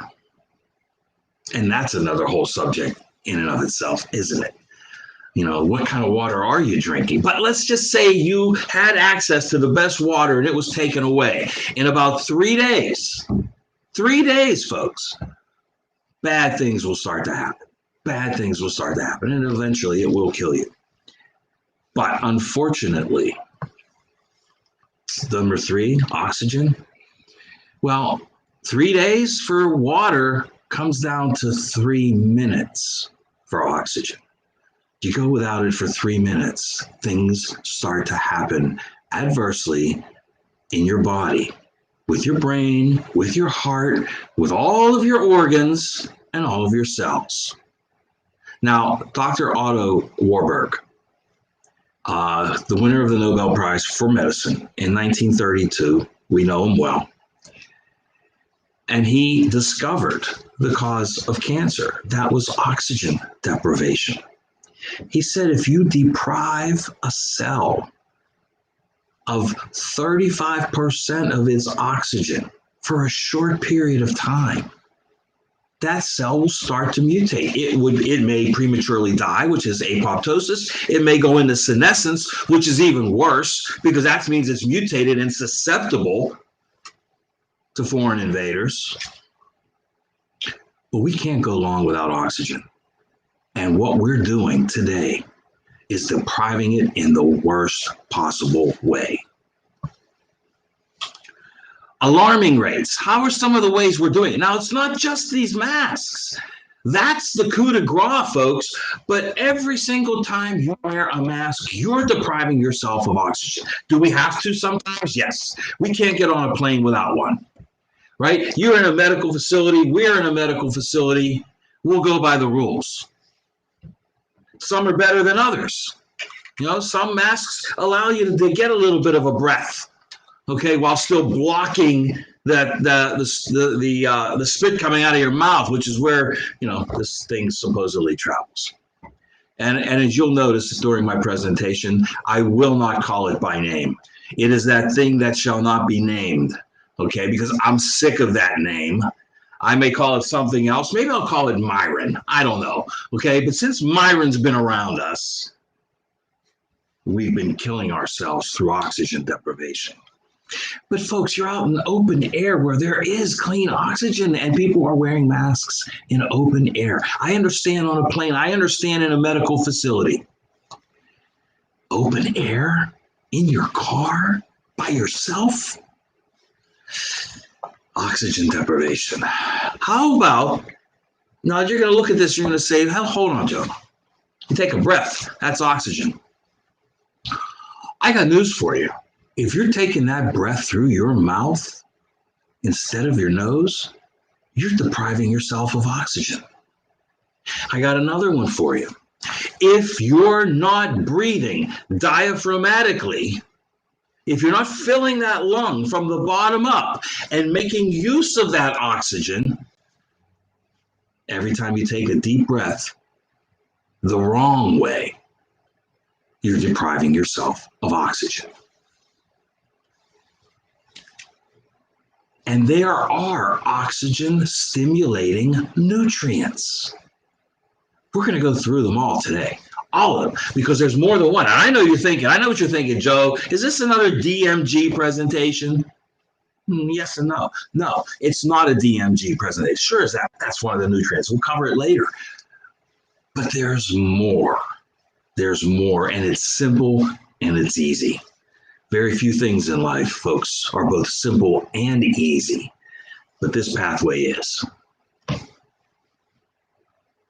And this may be the biggest sin of all. We're doing it to our kids. Poor kids out in the open air with masks on, in schools with masks on. It hurts. It hurts deeply when I see this. But we're going to hope to try and change this because kids can get these oxygen producing nutrients as well. Let's take a look at that breath for a second, okay? We talked about if you're not doing a breath diaphragmatically, you're hurting yourself, number one. Number two, if you're not breathing through your nose, and I'm going to cover that in more detail, but if you're not doing that, you're depriving yourself of oxygen and oxygen-related nutrients and oxygen-related combat agents against viral infections. I'll get into that more later, I promise. But when you take a breath, about 78% of it is nitrogen. Only 21% is oxygen. So we need every bit of that 21%. But only 0.4% is carbon dioxide. Now, you're going to say, well, I know you're looking at this thing as a carbon dioxide as part of the problem. We're breathing it in when we wear a mask. Yes, and here's why. Maybe nobody's told you why before. Okay, but that's why we're here. We want the why. Okay, we want to know why, the cause. When you exhale that breath, nitrogen stays at 78%. It's inert. It comes in, it goes out. It's there, it has to be there. But in this case, it's inert. You will exhale 16% of the 21% of the oxygen you brought in. But folks, the next number is the most important one. 4% of the breath you exhale is carbon dioxide. You're going to say, Joe, 4% is not that much. Folks, it's 100 times more than you breathed in. 100 times. And if you exhale that carbon dioxide at 100 strength and breathe it back in again, can you see the progression of destruction? It's a waste product. How many times have you heard us talk about detoxification? How many times, Jamie said this many, many times, detoxing is done on a daily basis. When you breathe out, when you sweat, when you urinate, when you move your bowels through menstrual cycles. These are all methods of detox, including breathing. But when you breathe out and your body says, get rid of this waste, this carbon dioxide that plants need and we don't, we breathe it back in. That's not the way it was meant to be. And that's what's causing the problem. Big word for you here, hypercapnia. You know what it means? Carbon dioxide poisoning. Breathing in your own exhaled carbon dioxide. Now, you wear a mask for an hour or two on a plane. Good. Okay, no problem. You wear it to go to the doctor's office. You wear it to come to the wellness center. Okay, no problem. But folks, there's people that have to wear one through their entire work shift. Look at the grocery store workers. Look at everybody out there in retail. They have to wear one the entire time. That's not normal. They're going to suffer the effects, and it's called hypercapnia. Now look at what some of these things do. I've talked to people that say, my vision gets blurred. I get dizzy, tired, drowsiness. I feel like I'm going to fall asleep. You get mind fog, brain fog, confusion. Your hearing is reduced. Not to mention what it's going to do to your respiratory system and your cardiovascular system. Do you ever get little tremors in your muscles? Maybe when you're in bed, maybe at night before you fall asleep, or when you wake up in the morning? Maybe you're suffering the effects of hypercapnia, carbon dioxide poisoning. Now, this is a double-edged sword, and that's what makes it even more dangerous. Because while you're causing hypercapnia, while you're causing carbon dioxide poisoning, you're also contributing to, I love this term, and this comes courtesy of Dr. Zach Bush. Thank you, Dr. Bush. You're brilliant. Hypotoxic hypoxia. the worst kind of oxygen deprivation there can possibly be. This is what's happening. This is the other side of the sword. So it's not just one thing. Okay, you're causing toxicity and a deficiency at the same time. And you've heard us say many, many times that the root cause of all disease is a toxic deficient environment. And guess what we're producing on our own toxic deficient environment. Now, folks, I don't know if you've ever heard of a little device called a blood oximeter. I had 3 of them and I gave them all away. 2 intentionally to my daughters and 1 to someone who needed it. Okay, so I don't have it here to show you. Maybe Tracy has one. She can pop a picture in there. I don't know. But this is this tiny little battery-operated device that you just put it on your finger. And it measures your oxygen level. That's simple. It's non-invasive. It measures through your skin. It measures your oxygen level in your blood. It also gives you, most of them will give you your heart rate as well. But the normal range is between 95 and 100. That's how much oxygen needs to be in your blood. If you go below 95, you're going to start to feel it. 93, 92. If you drop below 90, most people say it's time to go to the hospital. This is when you get into those danger zones of oxygen deprivation. Remember the very first couple slides? 3 minutes without oxygen? You're going to cause damage at the cellular level? Well, you can monitor it. Now, I can tell you this. I bought these months and months ago. You can get them online, $30, $40, easy. I gave them to my daughters. Now, my one daughter had to work in an environment with a mask. And so I said, I want you to take this to work with you and use it. Put it on. The next day, she took it to work. She put it on. She filmed. So we have this video. She filmed what was happening. Within seconds, you saw it drop from 97 to 95 to 93, and it went to 92. And she dropped, she pulled her mask off and took a deep breath. Guess what happened? Within seconds, it started to go back up again. This is how much you can monitor this oxygen deprivation. The tools are at your fingertips. In the age of information, ignorance is a choice. This is knowledge. We're bringing it to you. Get yourself a pulse oximeter. Now, that's the big one, right? The big oxygen destroyer. But there's actually multiple hidden causes of oxygen loss. Let's go through a few of them. Have you ever heard of the miracle molecule? No, it's not DMG. Okay, and Mikey G, if you're watching, no, it's not DMG. Yes, that's the one of our favorite nutrients. There's no doubt about it. But there's something called the miracle molecule. And now we talked about Dr. Otto Warburg winning the Nobel Prize for medicine.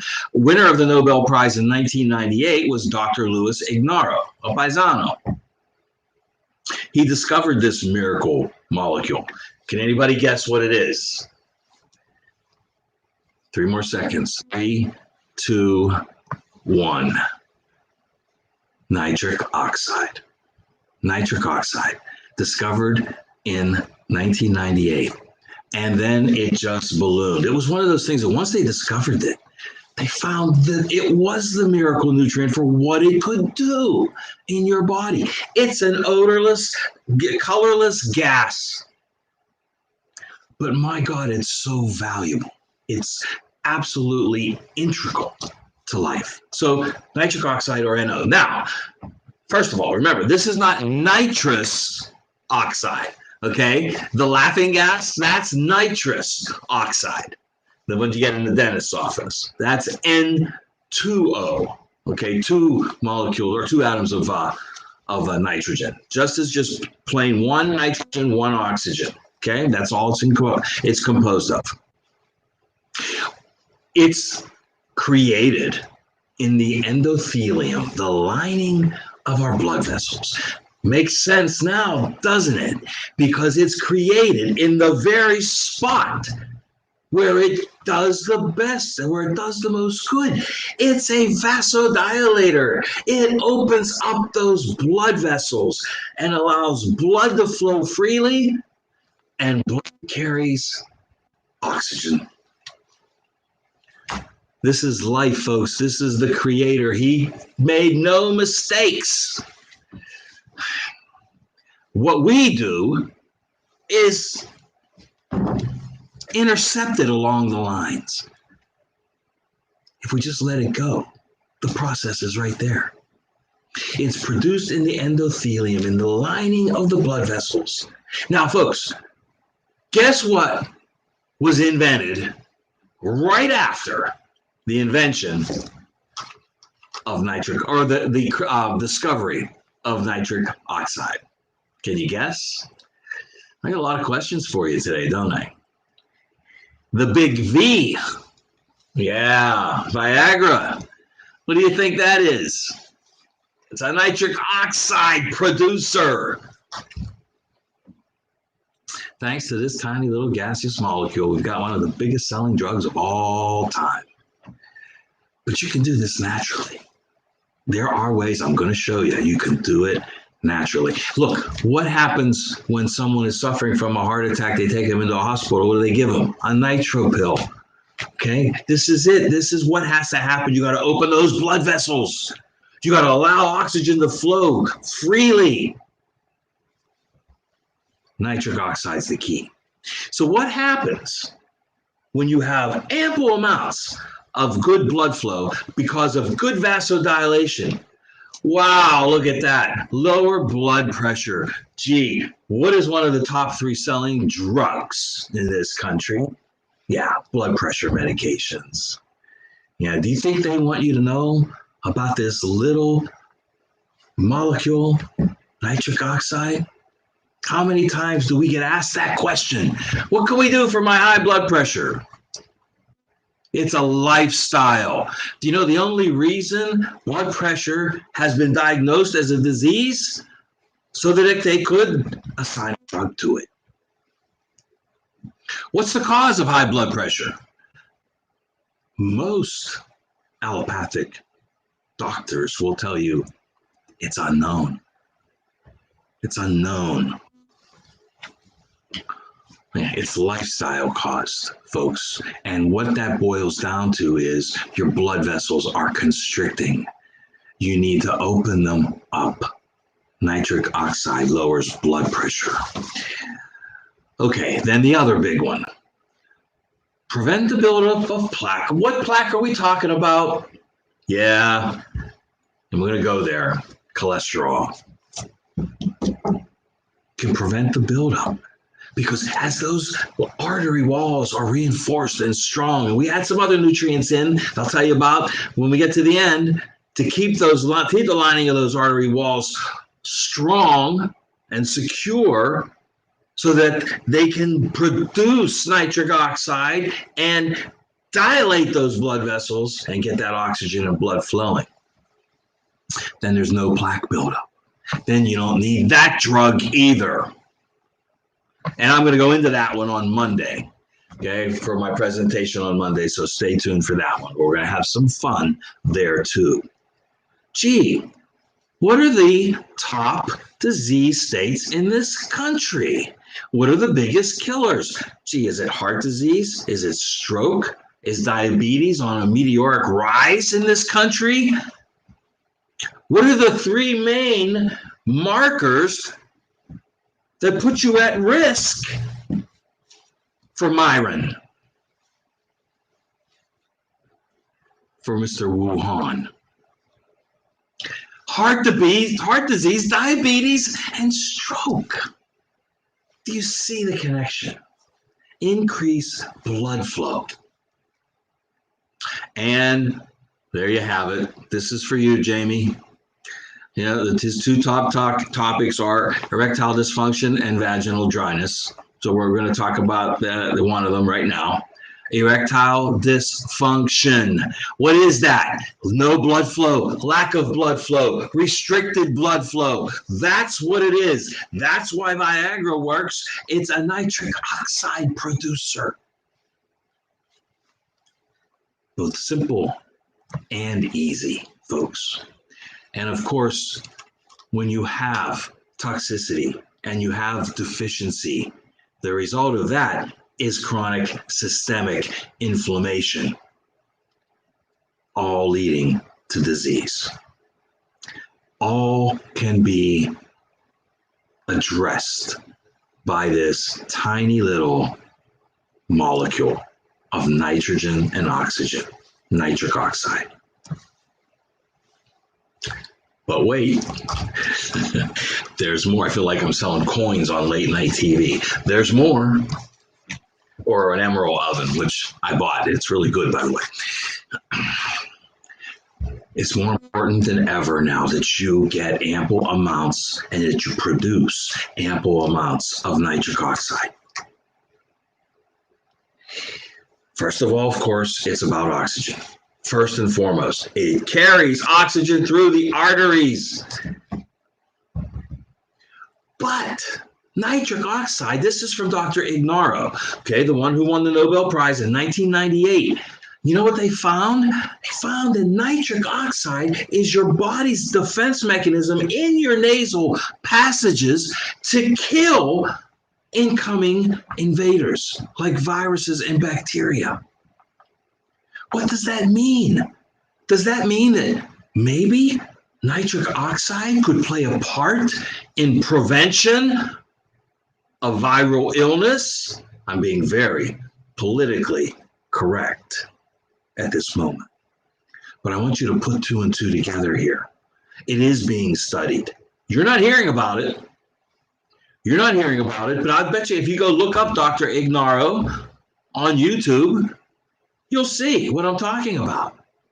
He's got several presentations that he's done.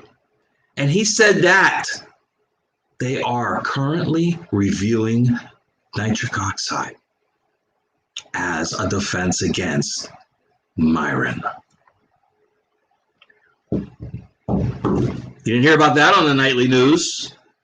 No, you're not going to. The only place you get breaking news like that is here at these workshops, the Weiner Wellness Center. That's where you get it at the Weiner Wellness Week.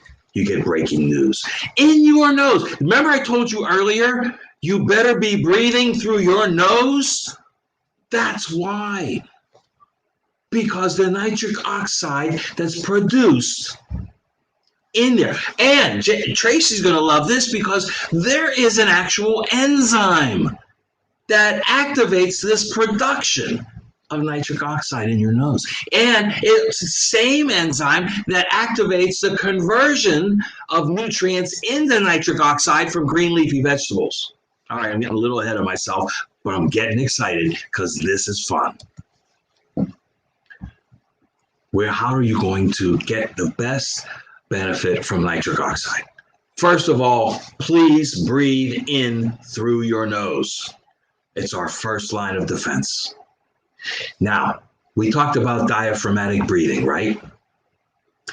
You should always inhale through your nose. Many times when I'm doing deep breathing exercises or if I'm in meditation, I will breathe in and out through the nose. Some say breathe in through the nose, out through the mouth. The most important part is the breathing in. It's got to be through your nose. If you're snoring at night and you have apnea and you're breathing through your mouth, guess what's happening? Guess why you stop breathing? Lack of oxygen. This is something I learned from Dr. Ignaro as well. If you're using a mouthwash, a commercial mouthwash right now, you've got to stop. Guess what it's killing? Nitric oxide.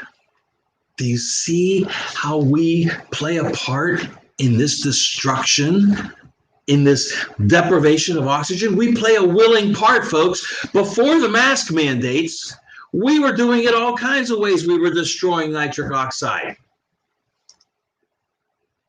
Yeah, did you ever get one of those inhalers at the pharmacy? You know, when you have a cold? What do you think? The chemicals that you shoot up your nose? You don't need to do that. We've got a perfect solution to that here at the Weiner Wellness Center. We have the Argentin 23 Silver that you can spray up your nose. Has an applicator for it. Perfect. If you have a viral invasion that your body wasn't able, or bacterial, that your body wasn't able to get rid of because you don't have enough nitric oxide. You know, people, does it kill the germs that cause bad breath like they say in the commercial? Sure it does. Sure it does. But it kills everything else too. It kills nitric oxide. Okay, and Tracy will tell you, okay, she's a gut specialist. We ever called that before, Trace? A gut specialist? But No, but I'll take all the titles. I got a lot of them for you.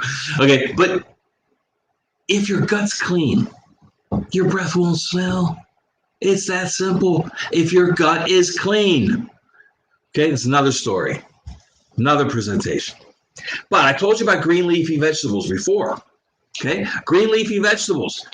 We have enzymes in our mouth that convert nitrates in the greens so that when you swallow them, it creates nitric oxide in your blood.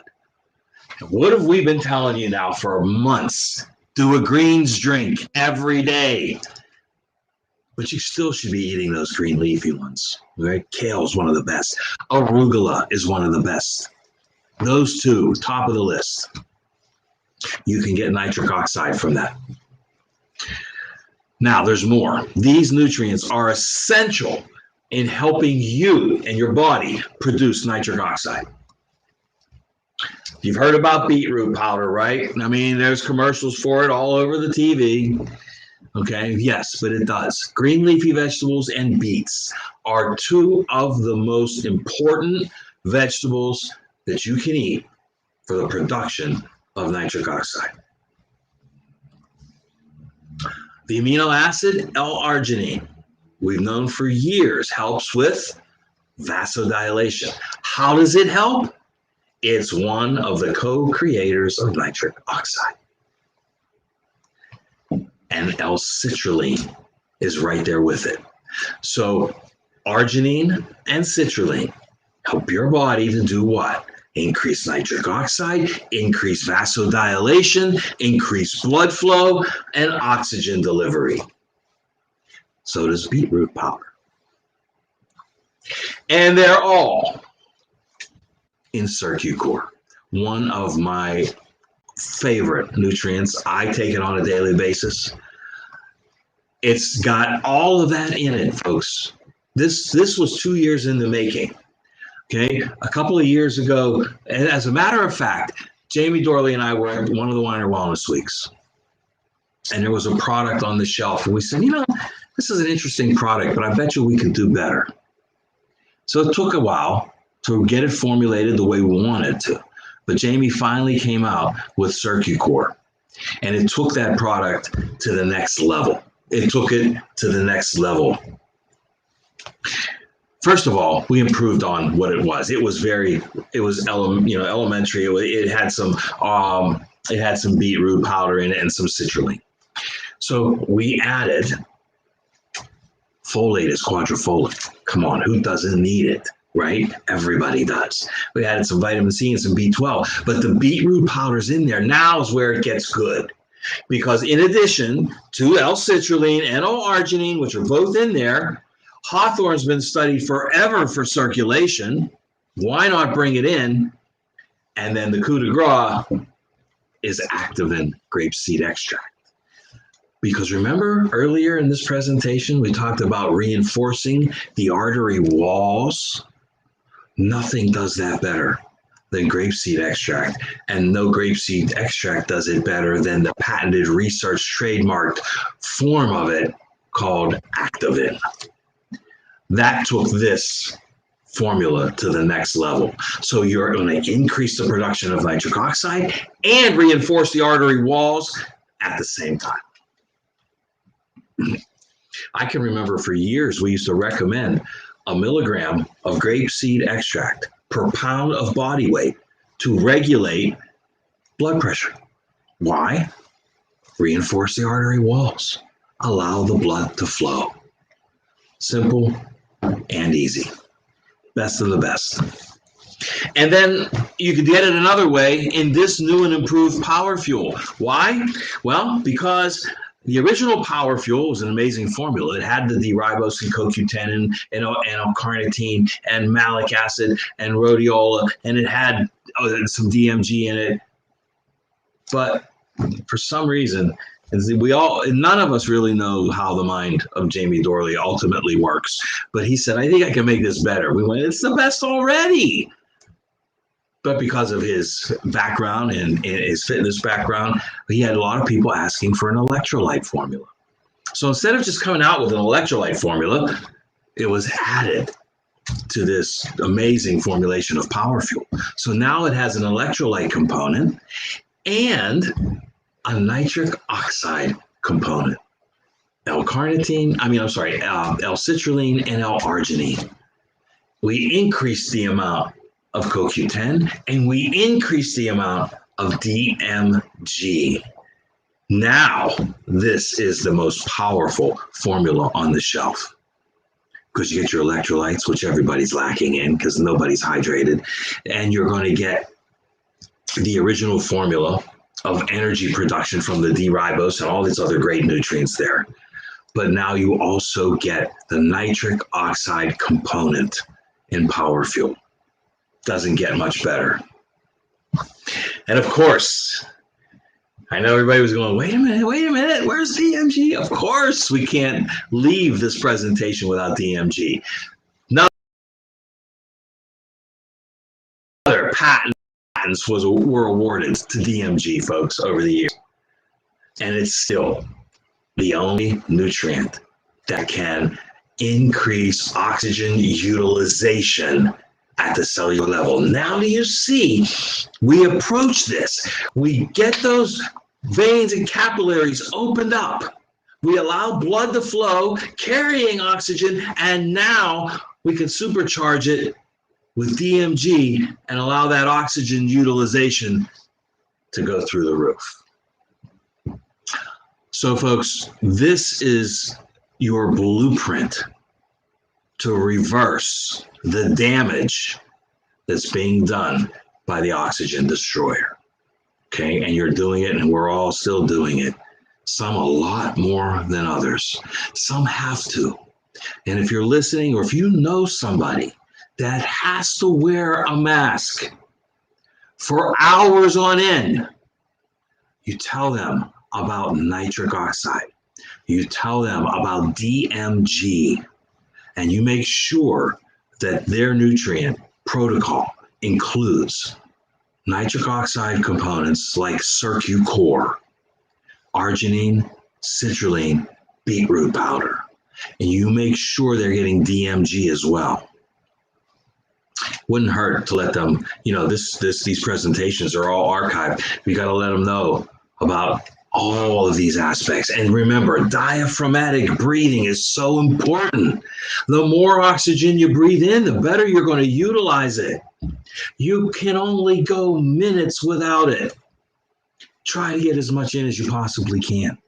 Now, there's also, when all else fails, an old martial arts master, I asked him once, I said, what's the secret of life? He said, breathe. I said, thanks a lot. But it's true. We have to breathe, and you have to breathe deeply. You have to breathe through your nose. You have to breathe diaphragmatically. You got to get that oxygen. Now, there is one other way. Through the nose, right? Well, here we go. Diaphragmatically. I got a little ahead of myself. Okay.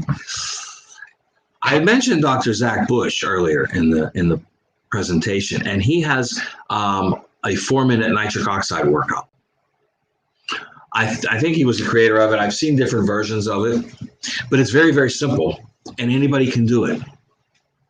It's a 4-minute. You can look it up online, but it's basically you do 4 or 5 different exercises for 4 minutes, and they're major muscle groups, and it's constant movement.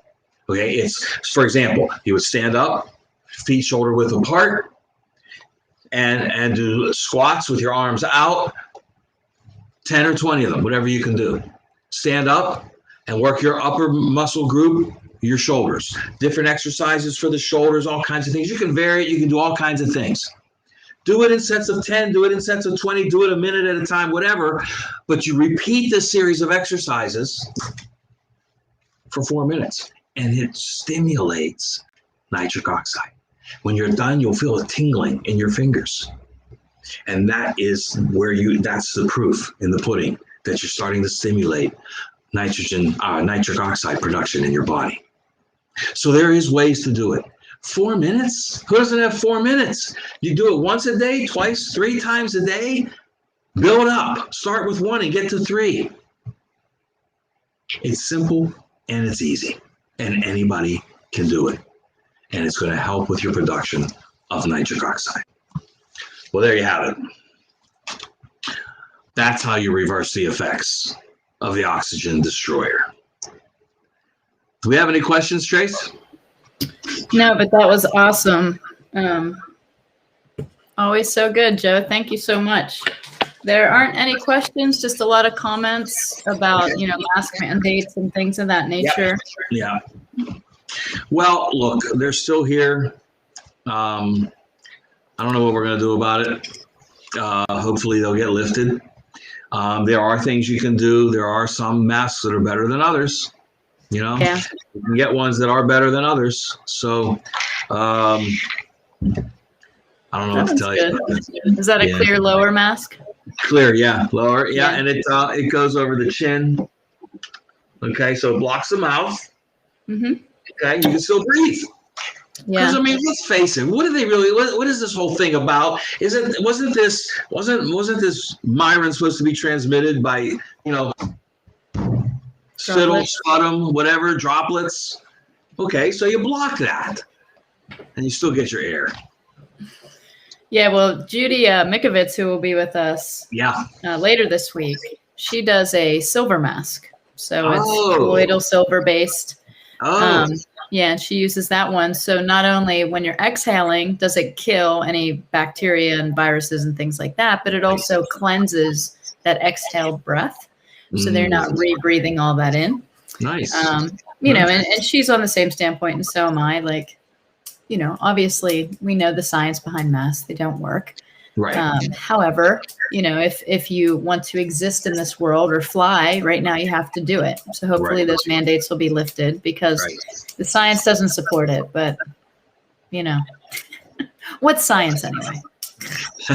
Well, there's good science and there's bad science, right? So hopefully we're bringing in some of the good science. Well, there's all science. It's just really what they want to put up on the big screen, right? There you go. So we have check out Unmask on Amazon if you want more breathable option that still meets the requirements. Awesome. All right. Well, Joe, thank you as always. And if you guys want to order your products, how can they get in touch with the Weiner Wellness Center?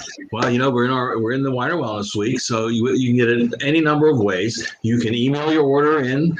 info@drweiner.com. Call us 412-922-9355. 922. Well, there are people ready to take your order all week. We'll ship it to you, or you can come and pick it up, or you can come here and shop. 2419 Baldwick Road, right in the heart of Pittsburgh. We want to see you this week. Well, thanks again, Joe, for everything. Guys, stay tuned because we have our next speaker coming up. Let's see who it is. Oh, it's our very own Dr. Gideon Orbach. He'll be streaming live with us. You got double Joes. Right. I do. So Dr. Orbach is up, and then we have Mike Gallagher, and Dr. Honigman will be with us today. So thank you so much, Joe. Thanks, everyone, for tuning in. Gratitude, and you will live long, healthy, and prosper. All right. God bless. All right, guys, stay with us because our next speaker is coming up, and we're so excited you're spending the day with us. You can always catch these live stream back on the replay if you can't join us live, so don't worry. They will be made available and available to you all the time. So we'll see you in a little bit, and have a great day.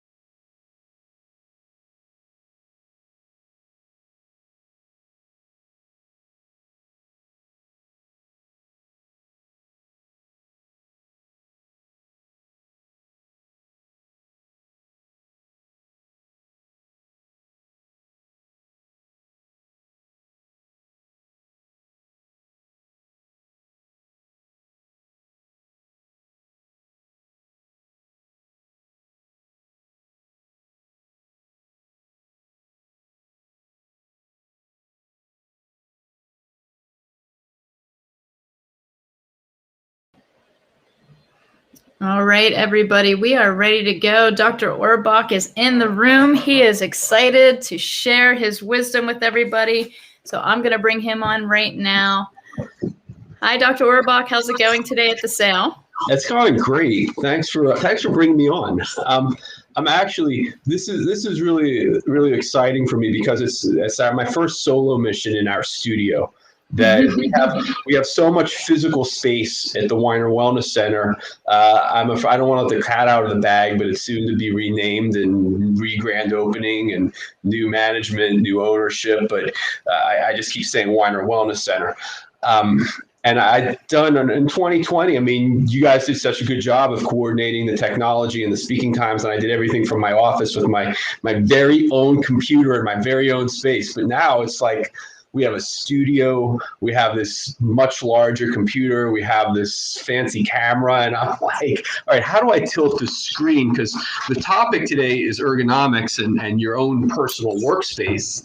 So you caught me. Well, I think what Phil has done for you is attach the webcam. So when you stand up, we can actually see you better. Okay. So if you want the computer cam, we can do that too. But if you want people to see you when you stand up for ergonomics, we can actually see you on the webcam. All right, so I'm going to slide a little further backwards so That's my fine. head's not cut off. No, you're fine. We can have him switch the webcam back. I'm good. This is going to be All fun. right. Perfect. I might just sit here the whole time. I might not stand up. That's all right. Okay. So, Dr. Orbach, you're going to talk to us about a chiropractic's not so secret tips for working from home. So this one's very relevant to me because I have a home office, and I think it's very relative to the world right now. Everybody seems to be at home. So this is very exciting. I'm going to disappear and just let you take control here. And thank you so much for being here. Thank you. And so we're live and good. All right. Hello, everybody. My name is Gideon Orbach. I've been practicing chiropractic here at the Weiner Wellness Center for 13 and a half years at this point. I started with Dr. Weiner when we were still on the south side in a much smaller building. It had a lot more character, but it didn't have much physical space.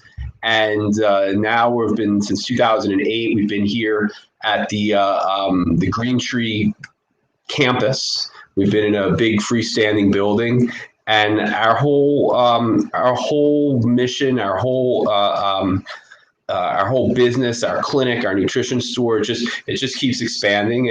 And one of the things that we did really well in 2020 was just roll with the times. That we were all dealt a few difficult cards and some hardships, and we just all had to adapt. And that's exactly what we did with our business. So I want to make sure that before we talk about anything else, I highlight the people who made that happen, specifically Dr. Tracy, who was on the screen with me for a few minutes ago, Jamie Dorley and the staff at Nutritional Frontiers, the front desk staff at the Weiner Wellness Center, Ashley, Phil, Sonia are all still here. Chuck Watayas, who's retired, played a big hand in helping us adapt and make helping our business thrive in 2020. Brian Burgles, who managed Dr. Weiner's estate, was a big factor in making this. Of course, the clinical staff here, myself, Jeffrey Niznik, Dr. Honigman, Adam Carwa. We can't forget the people who've been stocking shelves and ordering product and helping people find what they were looking for and doing building maintenance. Monica, Mike, Jim, who's retired. We've had a great team. So with all of those thank yous and acknowledgments in place, like I said, my name is Gideon Orbach. I've been practicing chiropractic here with Dr. Weiner's group, even after Dr. Weiner has passed, for more than 13 years. I've been in practice for closing in on 20 years. So I learned a few tricks before I ever met Dr. Weiner. So things are going good. And so the presentation that I'm putting together for today deals with ergonomics. Ergonomics is by definition the study of efficiency in your work environment. Now, 2020 taught us that our work environments are going to be very different. So many people now working from home, redefinition of their working experience and how it's all done. And I'm fascinated by this. I'm fascinated by how can we make this as ergonomic, as efficient as possible for people to sit comfortably in their chairs and to work in an efficient and effective manner, and at the same time not become stale or burned out or lose the social connection that once happened in the office space. And that's pretty much what I want to get at today. So when you're working at home, I have a network of chiropractors across the country. I talk to my patients. We talk about what's working for some people, what's working for other people, what's not working. So I put together a tip list that these are the things to look out for, and these are things to allow you to be able to work at home as ergonomically as possible. And we're just going to run through my bullet points, and hopefully I see that people can chat along in the box with me if you're on the Facebook Live. So if you have any questions, if you have any comments, if you have anything that you want to go over or you need me to repeat, please feel free to join in and help us turn this into a dialogue more so than a lecture. But always, always, always, we want to think about good posture. In the physical world, there's a relationship between form and function. So if something is a rock, they're an inanimate object, a blunt object. The form of the rock is basically it's like a ball or like a hammer. There are only so many things that you can use a rock for. Form and function, intimately related. Now, when we talk about human beings, what we are open biological systems. What that means is that we exchange information with our environment, and our environment feeds us, and we feed back into the environment. So our form can vary throughout our existence, and our function is going to vary. So if we want to think about our form, and we want to think about how we are going to be able to influence our environment, how we're going to be able to function optimally, the big word that comes to mind is posture. So we're going to get more into this in terms of a workplace posture, things that you can keep an eye on yourself doing and monitor. But what I want to highlight right now at the very beginning is how we're going to sit in such a way, or how we're going to position our body in our chair in such a way that we can breathe as deeply as possible. So you'll notice that I'm a little awkward here at the computer. I said at the very beginning, we're new to having this Weiner Wellness Center, World of Wellness Center studio. The camera is in one place in front of me. I'm looking at myself on the monitor. I'm looking, where would my head be? How should I be holding myself? And I feel like I'm stoop down a little bit more than I usually would in order to accommodate the camera. And that's exactly the habit that I want to help everybody break right now. So what we're going to do is, what we're going to think about is two places on our bodies. One is going to be right here where our sternum ends, the sternum being the breastbone. Coming out of the breastbone, we have our pec muscles and our rib cage attaches. So you can probably trace along and feel the cartilage where the ribs connect, little bumps. And then it abruptly ends and we feel the ribs fanning out, creating this archway where our abdomen lives. So we're interested in this point right here at the bottom of the sternum. And the other point that we're going to be interested in is going to be our belt buckle.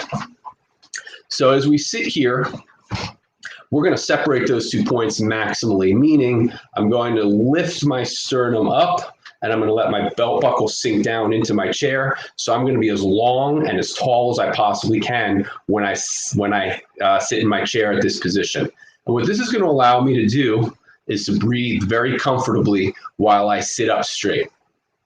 So I'd like everybody to do, if you've been with me for any of my presentations in the past, or if you've been my patient in the past, you know that something that I emphasize all the time is breathing, the ability to breathe deeply. Put yourself in the best mechanical position to breathe as deeply as your body will allow. We breathe from our diaphragms, not from our necks. So what we're going to do is we're stretching this point out as much as possible, and we're going to inhale through our nose, and we're going to take this zone of our body in our abdomen, and we're going to push it out as we inhale.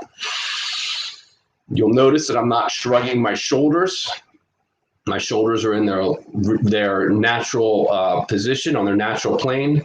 And as I exhale through my mouth, my abdomen is going to sink back in. So I'm tall in my abdomen, I'm long. I'm going to inhale through my nose. I'm going to hold this for 1,001, 1,002. I'm going to hold it again. And now I'm going to blow out slowly but forcefully through my mouth. Let's do one more deep breath together. Big breath in. Through our nose, we're not shrugging our shoulders up here. We're keeping our shoulders where they belong. Hold and blow out through your mouths. Okay, so far so good. Once again, if you have questions, comments, moral outrages, you want to see something repeated or further explained, please feel free to type into the chat function and we'll make that happen for you. Form and function. My form is going to be my posture.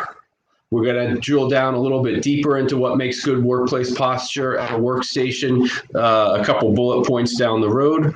But for now, long and tall in the torso. Okay, the second thing we got to talk about is personalizing your workspace. You might want to hang a do not disturb sign up on your door. If you're working at home in an apartment that you live alone in, that's one thing. What if you live in a home with your family, the people that you love the most, but they still have to respect the fact that you're at work, and you have to respect the fact that you're at work. Even if your commute was a walk down the hall to a spare bedroom or to your office study space, you're still at work, and you have to limit the whatever distractions and disturbances may be to suit your own needs, your own schedule, your own parameters. So I know of people who put do not disturb signs up on their doors. It sounded like a pretty good idea, and it sounds certainly worthy of mention. How about your artwork and your decorations? How better to personalize your space than to hang up artwork that you like? You like Picasso? I like the guy who graffitis on the side of the building. Art is personal taste. It doesn't really matter. Your preference is your preference. Design your workspace to suit what makes you feel comfortable. If you have personal effects at your workspace, even if you live alone, make sure that they're secured. That you certainly don't want a visitor or somebody who doesn't do your work for you having access to your technology, your documents, your notes, whatever it is that you have that you're working with. It's your personal stuff. You have to leave it secured so you and only you know how to find everything and to get at it. The next big winner of a bullet point that I've spoken about with colleagues and patients and friends is having a good ergonomic chair. Now, a good ergonomic chair might be a very expensive expense. If you work for a corporation or for a bigger company, don't be shy to ask if they can provide you with a better chair for your home use. You never know what you can get until you ask for it. It's possible that there's a budget that includes your chair to use at home while you're working for a certain company. So go ahead and ask. But let's say that that's not available. Let's say that you're responsible for your own chair. One sure way to transform a very adequate chair into an excellent chair would be with a seat cushion. Now, if you go to, for example, a place like AutoZone or the automotive section at Walmart or Target or any of these big box stores, you can find these seat cushions that are meant for the driver's seat of the car. Now, the people who know me the longest know that my first car was a 1987 Volkswagen Jetta, purchased in 1992. And the highlight of that car were the beaded seat cushions. If you can flash back to 1992, beaded seat cushions were not really that abnormal. They were so comfortable to sit on. It was almost like they hit reflexology points. And I don't remember what they cost, but I remember those seat cushions being worth every penny that I paid for. And occasionally, my brother will come to visit and go for a ride with me, and he will say, life was better on a beaded seat cushion. So I say that with an element of a little bit of humor and a little bit of sarcasm and maybe even a little bit of nostalgia.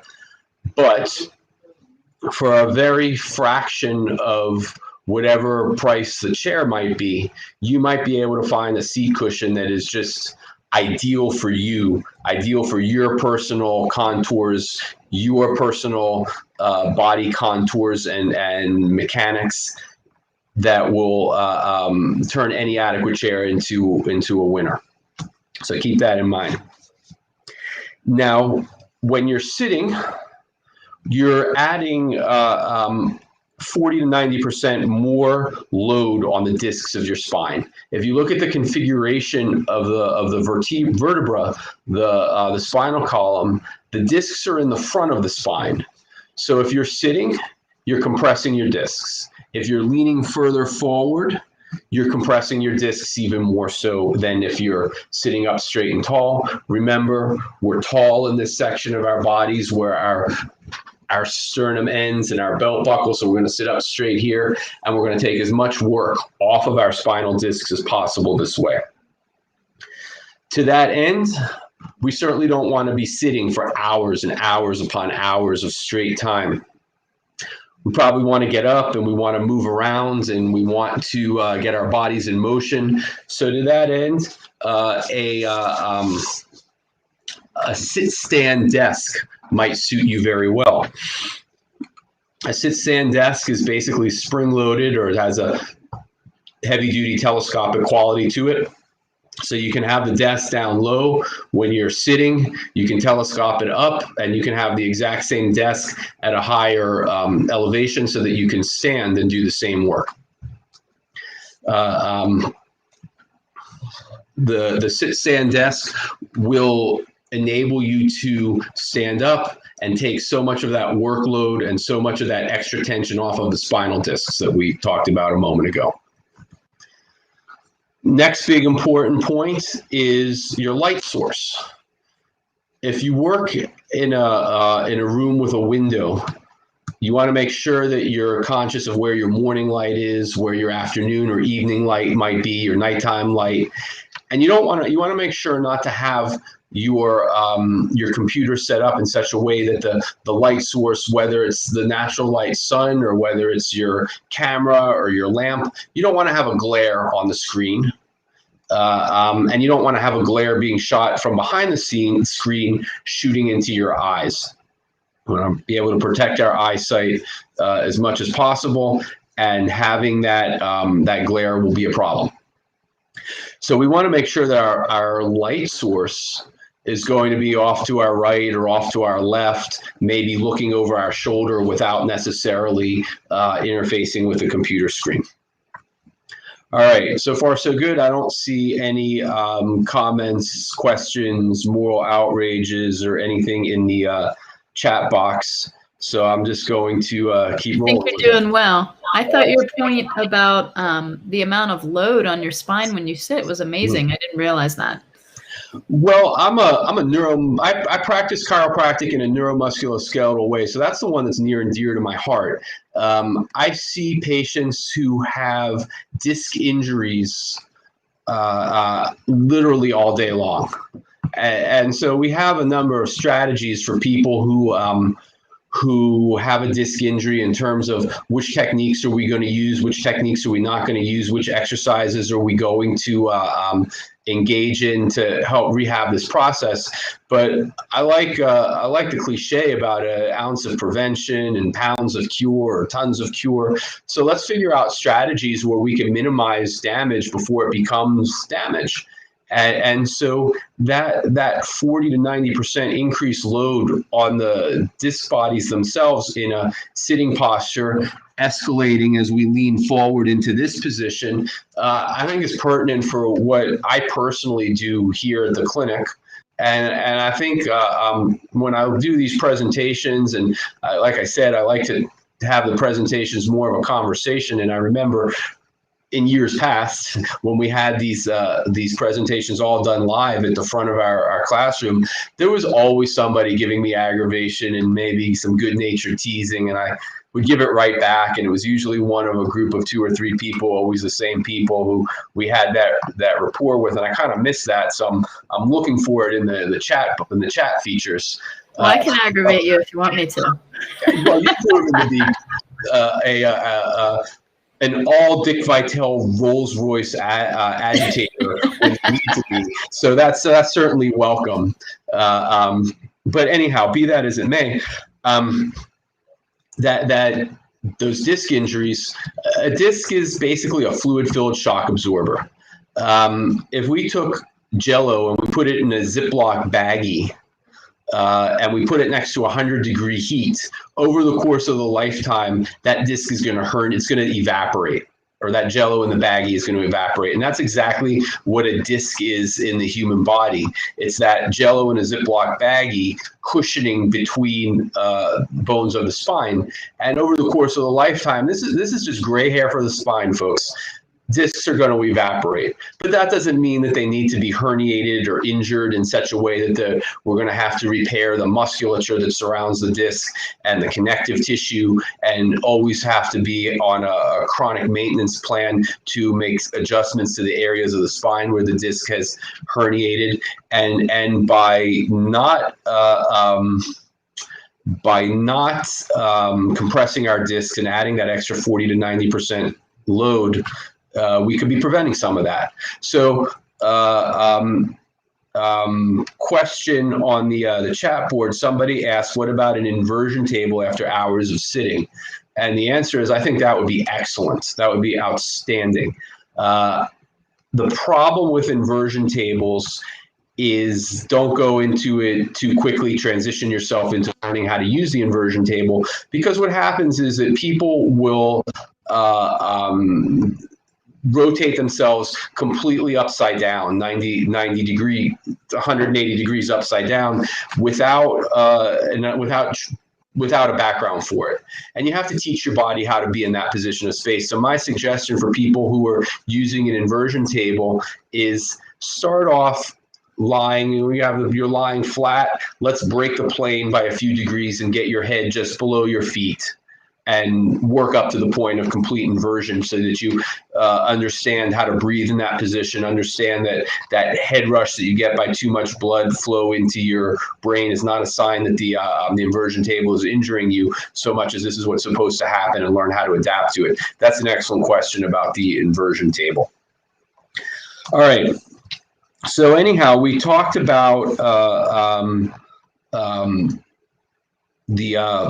the discs and sitting up as straight as you can, making yourself long in the torso. We talked about our light source. Let's talk about a routine. Remember, you're at work. Once upon a time, you might have been in an office, and every now and again, you would be at the computer or your desk or wherever you were working for so long. You get yourself up and go to the bathroom, get yourself a cup of coffee, or if you're more of a water drinker, that's probably better for you. But the concept isn't so much as everybody drink coffee every 2 hours. The concept is, let's have a routine. So I'm sitting here at my desk, I'm doing my work. Maybe I have a countdown timer set. Maybe it's my internal timer, my internal clock. Maybe I'm just glancing at the clock at the bottom right-hand side of bottom right-hand corner of my computer screen. At a certain point, I want to make sure that I'm breaking the routine of my work, and I'm going to get up and I'm going to move around. So forced bathroom break, forced coffee, tea, water break. Maybe it's a snack. Maybe it's a minute or two to play with your dog. Whatever it might be, we have to have our interval breaks, even when we're working from home. Another part of the routine, somebody suggested to me, they told me that they were having these Zoom coffee breaks, where the work that they're working on sets aside, and they have their favorite coworkers, whether they're used to be cubicle down the road in the hallway, whether they're across town, whether they're across the world, doesn't matter. We meet together at Zoom at a specific time, and we all have our coffee or our water, our tea, or whatever it is. So we have to make sure that we don't isolate ourselves to the point where it becomes pathological, and our social interaction, even if it's virtual, persists. Got to take these time outs to interact with other people, and the regular interval breaks to go to a Zoom or virtual meeting and meet with your people is so critically important. Another group of people told me that they have a team of, I think they're up to like 10 or 12 people now in their circle.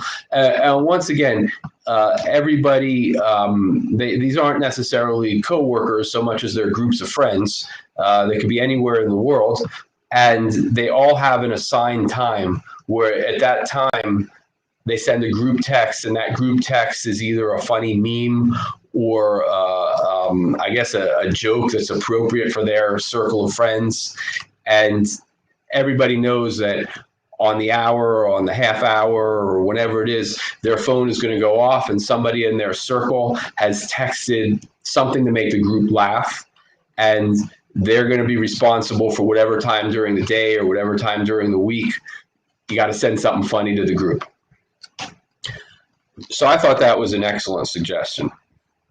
Another suggestion of groups of people, how they're keeping themselves engaged by working alone from home, is body percussion.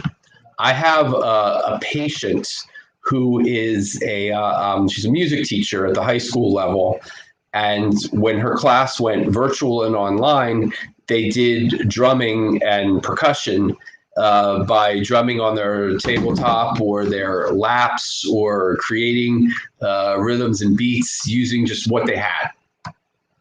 So this young woman was telling me about it, and you know how the information gets passed from one person to another. And I told a fellow chiropractor or somebody who practices chiropractic in a different state about, well, this is a super creative patient of mine is doing this with her music class. And a few days later, this particular chiropractor gets back and tells me that, well, now I have patients who started a garage band based on body percussion, and they take timeouts from work in order to jam together by slapping their laps and their desks. So I thought that was super creative on my patient's part, and somewhere the greatest form of compliment, the greatest flattery is imitation. So I hope this particular young woman is listening in right now, and I hope she feels flattered for being the genesis of a great idea that is going hopefully national. The next big tip that somebody mentioned that was really helping them with their working at home on a solo workspace, somebody who lives alone, they dress for success. They get up and dress better than they did when they went to the office. Is occasionally going to work, commuting all the way down the hall to the other room while dressed up in a formal ball gown or a formal dress. I thought that was pretty creative. That's a way of bringing a human touch and humanizing and personalizing your own work environment. So we're dressing for success. I remember when I was a much younger pup, and we were talking about going for job interviews, and the expression was, "Don't dress for the job that you have, dress for the job that you want." So get dressed up and look your sharpest on your Zoom work experience, on your solo work at home work experience. All right. The next point that I want to bring out is another one of my absolute favorites that is personalized for me, and this is where we're going to talk more about exercise and more about the things that you do in the middle of the workday to keep your body moving. So let's do this together again. We're going to make ourselves long in the torso, and we're going to take our shoulders and just let them fall into their natural place. And we're going to take a couple more deep breaths in through our nose, feeling this section of our body expand. And we're going to hold it, and we're going to hold it, and we're going to hold it some more, and blow out through your mouths. So we're all conscious of where our belt buckle is if we're wearing a belt, or where it would be if we were wearing a belt, but we're not. So if you could imagine your belt wrapping around behind your back, what I want you to do is think about your shoulder blades, your scapula bones, your wings in your back, and we're gonna squeeze them together, not to the point where it's a tight, painful exercise squeeze, so much as we have light control of them and they're not flared out. So our shoulder blades are squeezed, and we're gonna try and touch our shoulder blades to our belts. Physiologically impossible, but that's the visual that I want you all to have for a moment. And what we're going to do is we're rotating our shoulder blades a little bit backwards and a little bit down, and that's going to take our chest and bring it up like so. We're making our torso long. We're holding our shoulder blades in that same position, and I want you to all inhale through your noses. And we're going to hold it and hold it and hold it and blow out through your mouths. And if you're sitting in this position, you should almost feel like your spine is opening up this way in the front.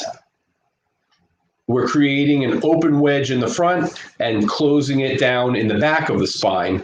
And we talked about that position where we're sitting and there's so much more pressure, 40 to 90% increase of pressure put on the discs because we're sitting, even more because we're leaning forward. And now we're coming out of that leaning forward position and we're actually bringing our shoulder blades backwards, opening up place to take pressure off of our discs. So once again, big deep breath into your nose.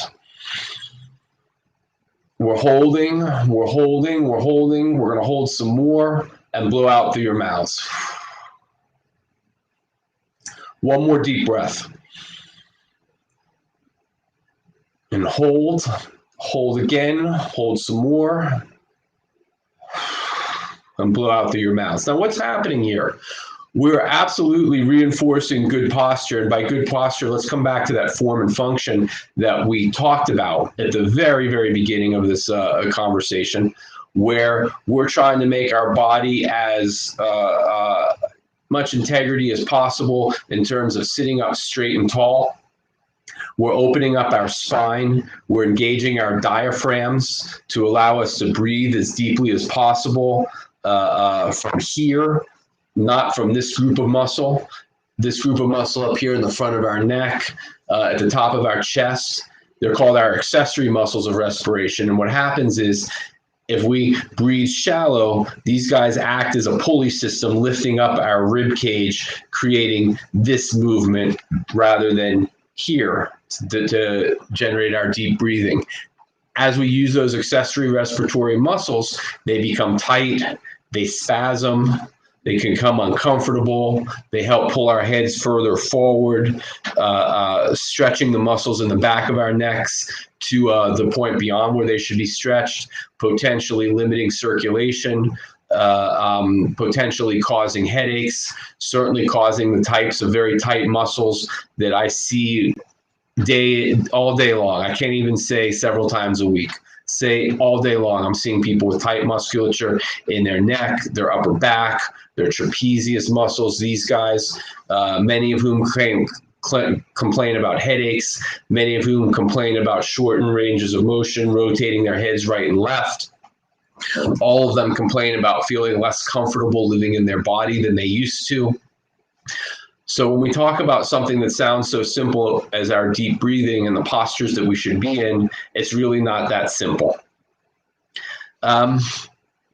So I hope that the exercises that we're running through right now, I'm a big fan of low-tech exercise, meaning that these are the things that we do without equipment, without going to the gym. We're just using our bodies and our positioning and working towards our best advantage mechanically. So I'm hoping you guys are taking good mental notes and thinking about this and asking, how does this apply to me? Is this part of my everyday life? If you're a driver and you're leaning into the steering wheel, maybe you drive for DoorDash or Uber or a commercial truck, or you just like to drive.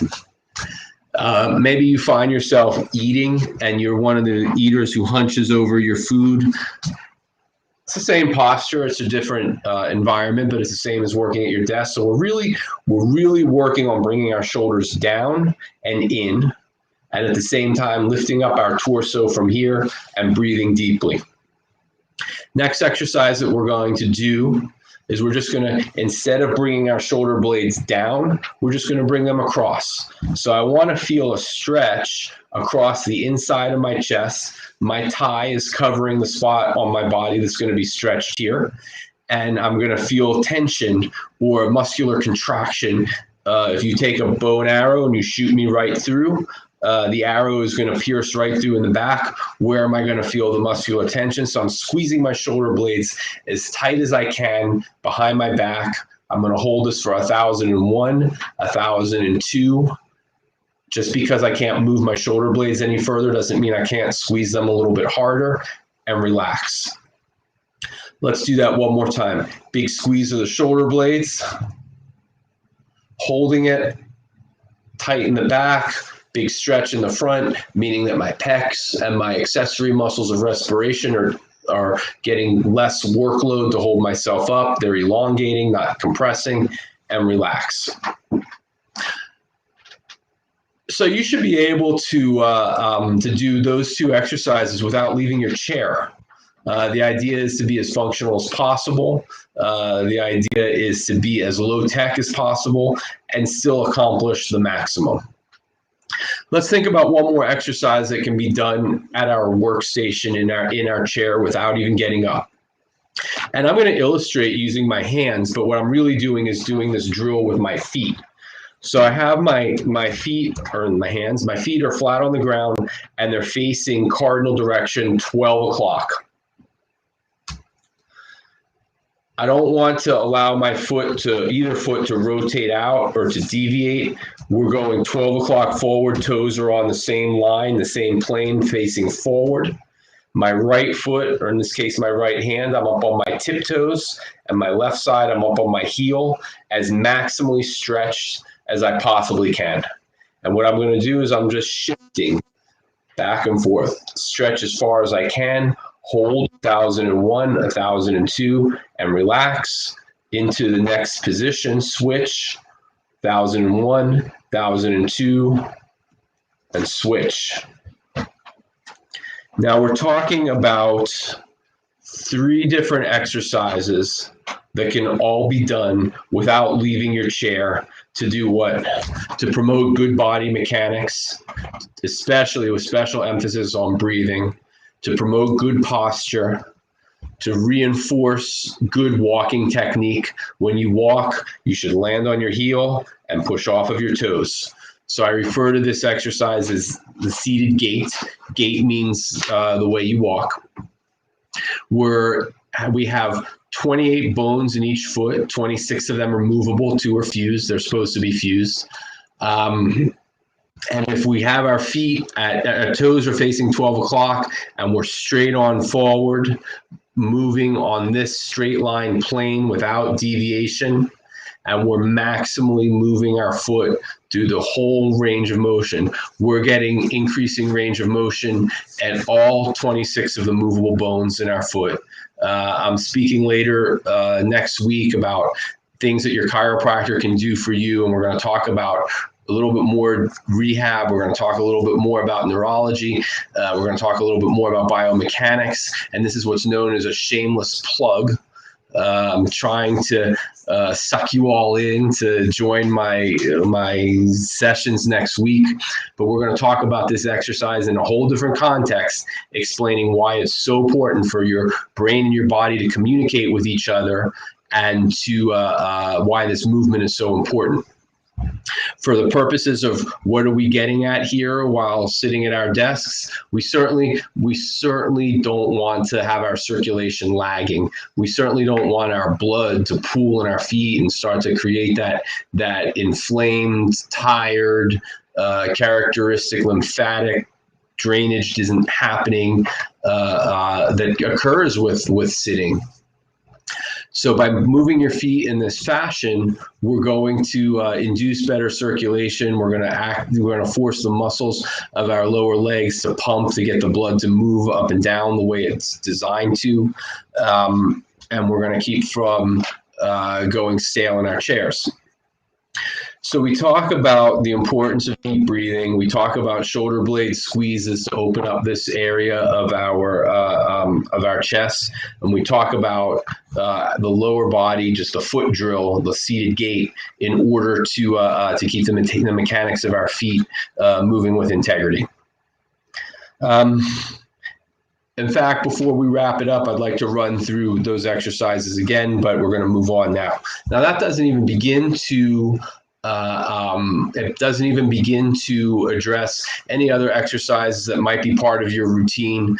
If you're going to get up and take a yoga break, or if you schedule yourself a workout in the middle of your routine in the middle of the day, if you're at home, you have that luxury of being able to schedule yourself without conveniencing or inconveniencing of coworkers. You're in control of your own space. Now, the next thing we have to do is we have to drill down a little bit more on posture. We're going to talk about the 90-degree rule. If you're looking for where am I going to put my chair, how am I positioning my body in the chair, we want to have a 90-degree angle. Once again, if this is my foot is going to be parallel to the ground, and my shin is going to be perpendicular to my foot, and we're going to have 90 degrees right here.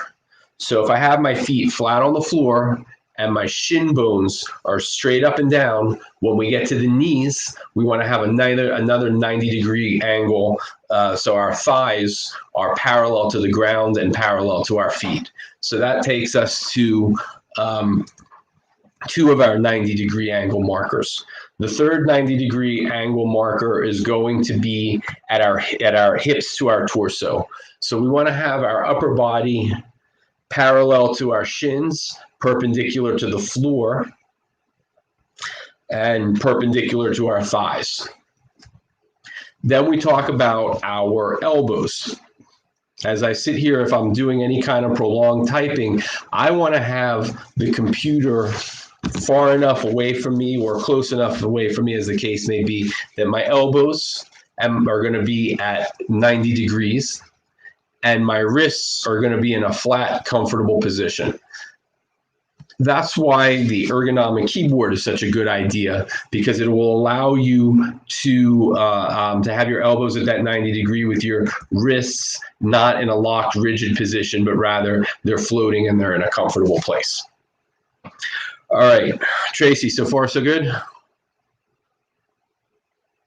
All great stuff. I'm doing your stretches. Okay, excellent. That's what I want to hear. But I'm looking at my chat box, and I see that somebody had asked about the inversion table. I'm pretty sure we talked about that. We talked about breaking yourself into inversion and teaching yourself how to do it and acclimating your body by moving in small dosages and not necessarily going full 180 degrees to the floor before your body is trained for it. Some of the things that I noticed, Dr. Orbach, as I'm doing this stuff is I'm definitely tighter on one side than the other. So can you talk about that? Like if you are imbalanced muscularly? You cut out for a split second. I didn't catch what you said.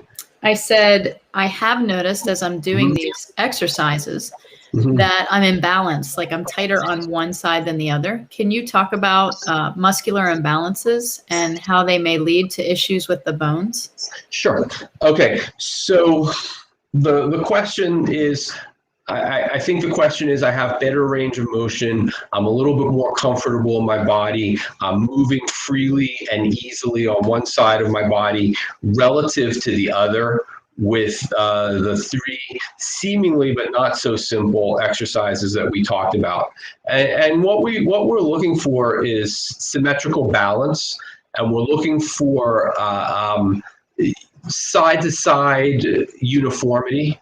I don't think anything in nature is exactly symmetrical. If you look at a house plant and you look at the leaf from across the room, it looks like it has that central artery down the middle, and then it has equal arteries branching off, mirror images of each other side to side.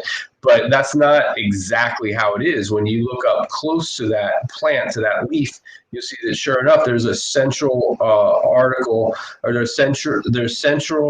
there is a central artery down the middle, but they're asymmetrical branches down the side. So we're going to endeavor to have symmetry, and we're going to endeavor to keep coming closer and closer, understanding that it's probably not going to happen. So we set certain goals that are pie in the sky, and the pie in the sky goal right now is to have good symmetrical equality in body movement. Now, when one particular muscle or one particular group of muscles becomes tight relative to the muscle group that it works against, and when I say against, if I want to build great big bicep muscles and I do all these curls, my bicep muscle is acting as part of a group to bring my hand up closer to the shoulder and close this angle. But at the same time, there are muscles in the back of my arm that are allowing this to happen. And those muscles trade roles. So these groups, they work in synergistic pairs, or agonist and antagonist groups. So when we start to lose symmetry between the agonist and the antagonist, and we start to lose range of motion, what happens is the compensatory changes are going to start to occur in the skeleton. So I want to be able to turn my head all the way to my left, and I want to be an owl, and I want to see what's going on behind me. Well, I can't do that.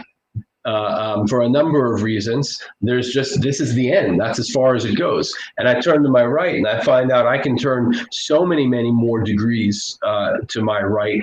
And part of that is because of the faulty mechanics of the spinal bones in my neck, the vertebra. Now, when I talk about faulty mechanics, I'm not talking about bones that are out of place. I'm not talking about, well, this is a product of a traumatic accident and something fused the way it shouldn't be. I'm talking about, well, muscles became tight, and the push-pull relationships were skewed. And then the vertebra bones are only going to move with the lowest common denominator. So I might have a group of muscle that will pull further and further and further, and I might actually potentially have that owl's neck to my left. But the muscles that pull opposite, in order to keep myself stable while I'm doing that, and if I turn too far, I might end up with like a strain. I might feel like I'm becoming unbalanced. I might feel like I'm falling. I might pull a muscle. So I have another group of muscles that are going to govern this and only let me turn so far. And the vertebrae are limited by that governing factor. So the concept behind the chiropractic adjustment, as I practice neuromusculoskeletal chiropractic, as opposed to bone out of place chiropractic, I'm looking for, where is that motion being blocked? Why is it not being allowed to move freely and easily? And those are the places that I want to make applied adjustments to.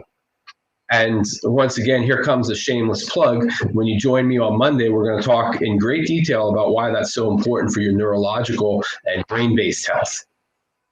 So to your point, Tracy, Dr. Tracy, when we do these exercises, and I feel like I have, so much more easy range of motion when I'm dropping my shoulder blade on the left side versus the right side, or I feel like when I'm sitting up straight and I'm taking that deep breath, and I feel like, wow, there's a tight spot right here. I can only breathe from here, not from here.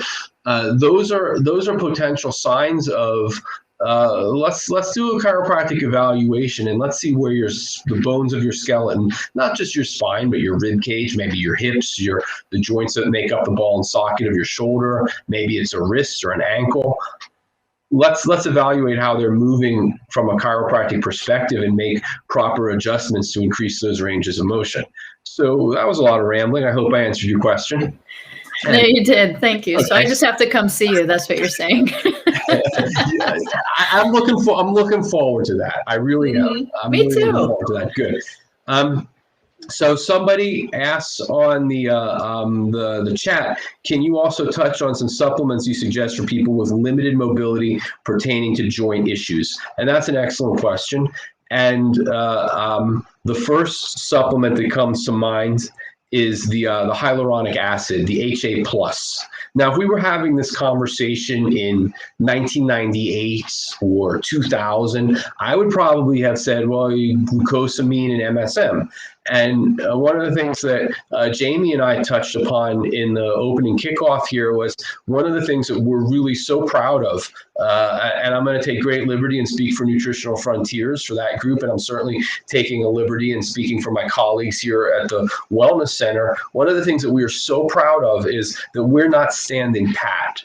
Every one of us is reading and studying and going back to our mentors and our gurus. And at this point in our careers, some of the people that we've mentored and talking about to patients about what they've learned from other practitioners and doing research. And we're not standing pat. We're coming up with new information as it comes out. So we're not talking about 1999 or 1998 answers anymore. We're talking about 2021 answers. And so the hyaluronic acid in general, and the HA+, the hyaluronic acid HA+ in specific, because the plus does include some glucosamine and some MSM. So that particular supplement,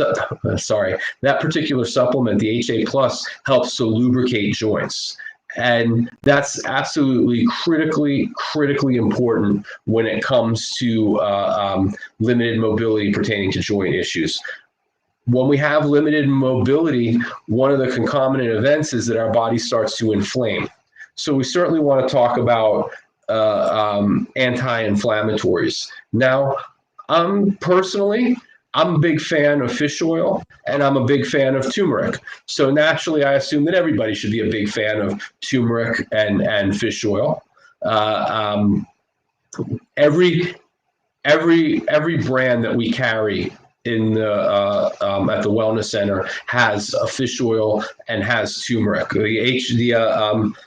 The Nutritional Frontiers puts out the omega-3D, which I like very much because it's so nutrient dense. If you look at the active ingredients in fish oil, EPA and DHA, Eric Peter Anthony and David Henry Anthony.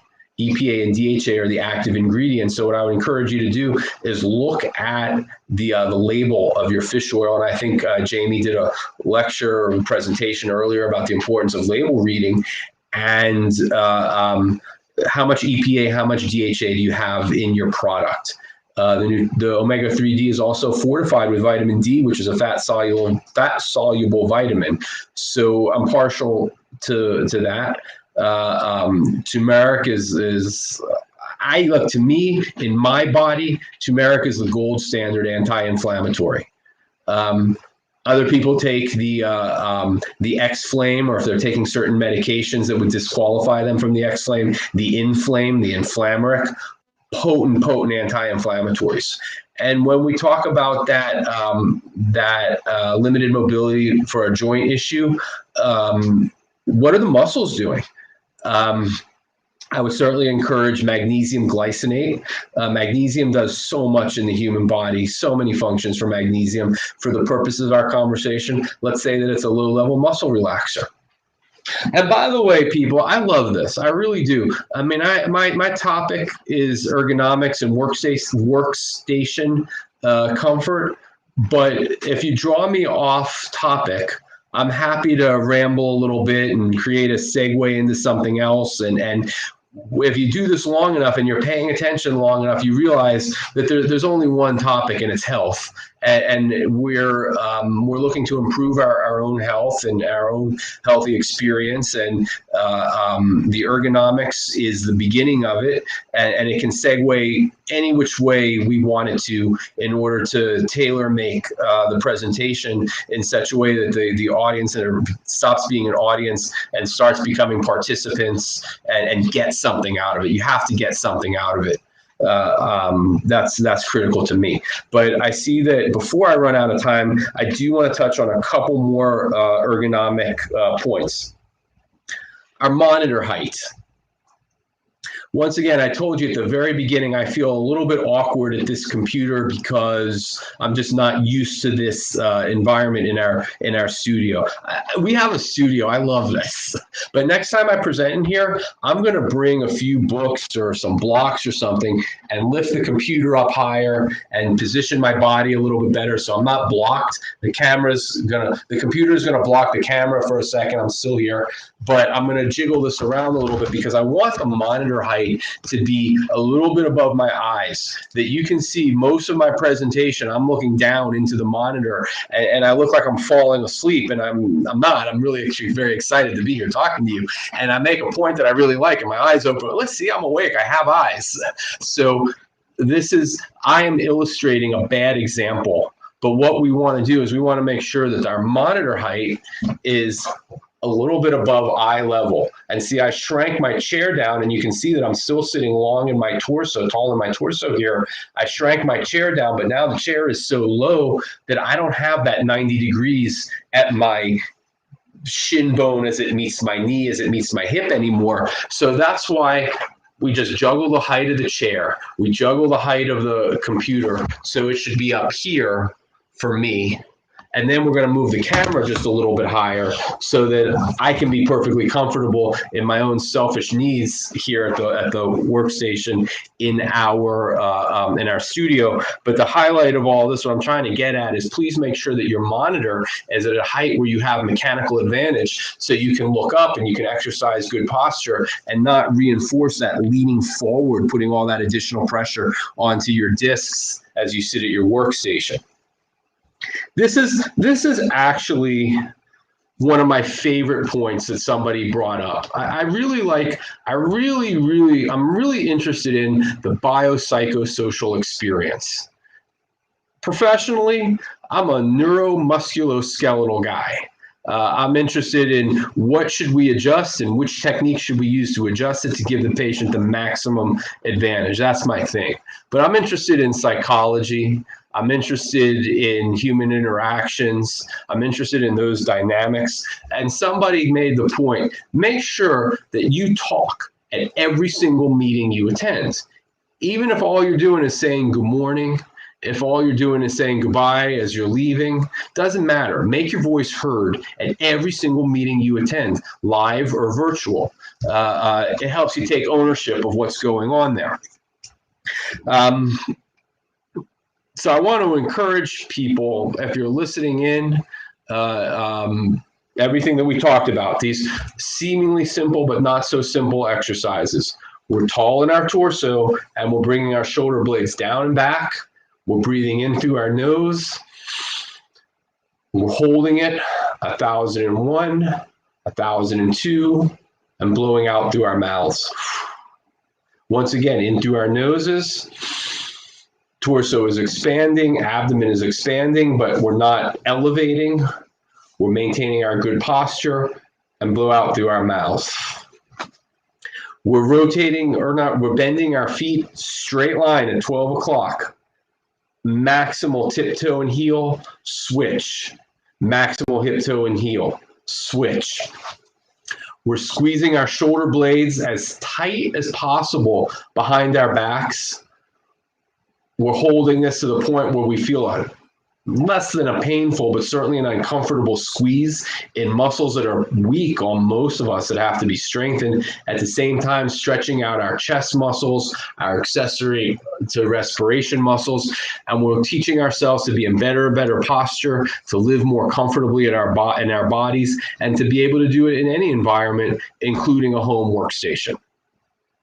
So I don't see any more questions on the chat board.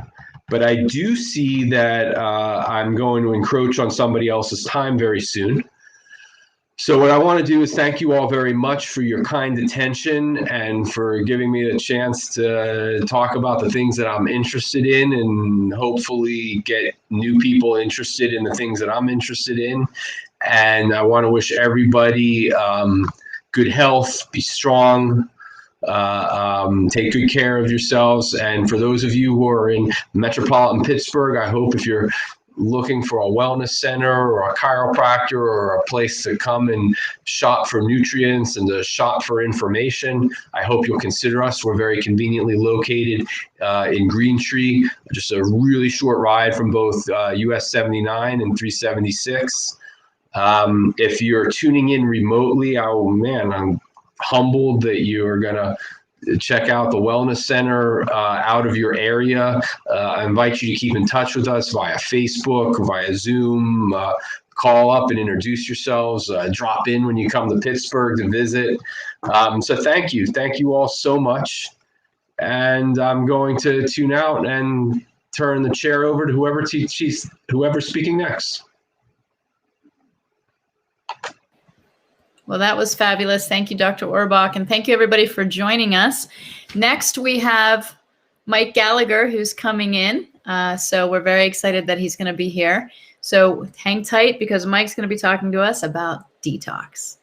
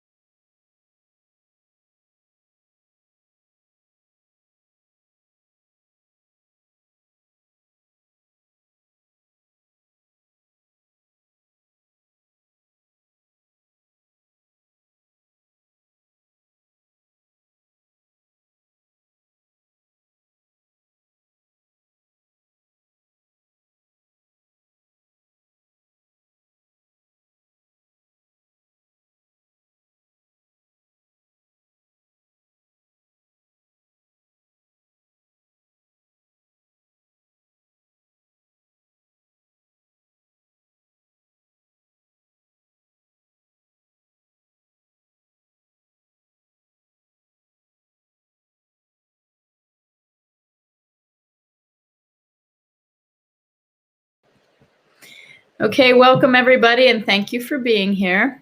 Our next speaker is Mike Gallagher. He's an outside sales professional and field educator for Nutritional Frontiers. We're so excited to have you here, Mike. Thanks for being here, and welcome to the Wine and Wellness Summit. And today you're going to be talking to us about simple and easy full body cleanse to feel great again. So this is awesome, and I'm so excited. So I'm going to disappear and screen share your screen, and off you go. All right. Thank you, Dr. Tracy. Again, I am so excited. It's time flies. Seems like we were just doing this just yesterday. So here we go, another time, another week, another great educational week of learning. So very exciting. And I'm really happy to be here and really happy to share this great info that we're talking about today, because this is a really big issue and I get asked about it all the time. And I think there's, again, a lot of misinformation when it comes to detox. I mean, again, some people think it has a negative connotation, so this is not a drug detox. This is a full body cleanse. And so there's a couple misconceptions here that we want to clean up. So I know when I've done this talk many times in the past, I actually, if I was, sitting there with you in front of everybody, I would say, how many people have actually done a true liver cleanse? And very few people have. And then sometimes I get asked about, I take milk thistle. And that's not an actual cleanse. That supports the liver. It helps, but it's actually not a true liver cleanse. And we'll explain that here in a few minutes, what the difference is and why this approach is a much better approach. The second question I get asked about is, will I be going to the bathroom constantly? Will this impair my job, my life, and so forth? The answer is no. Now, if you do have an issue with that, then we need to fix that, and we'll talk about that constipation issues, because that is important. We want to correct that before we would do a detox program like this. So that's one of the few cases where we want to fix that as well. But the other question or the other issue is, do I really need to do a detox? And, I'm here at the Winer's Clinic here. It's a really busy day. There's a lot of people. There's a lot of cars in the parking lot and so forth. It's all free parking, by the way, folks. But we can go outside right now and get hit with car fumes as cars are driving by.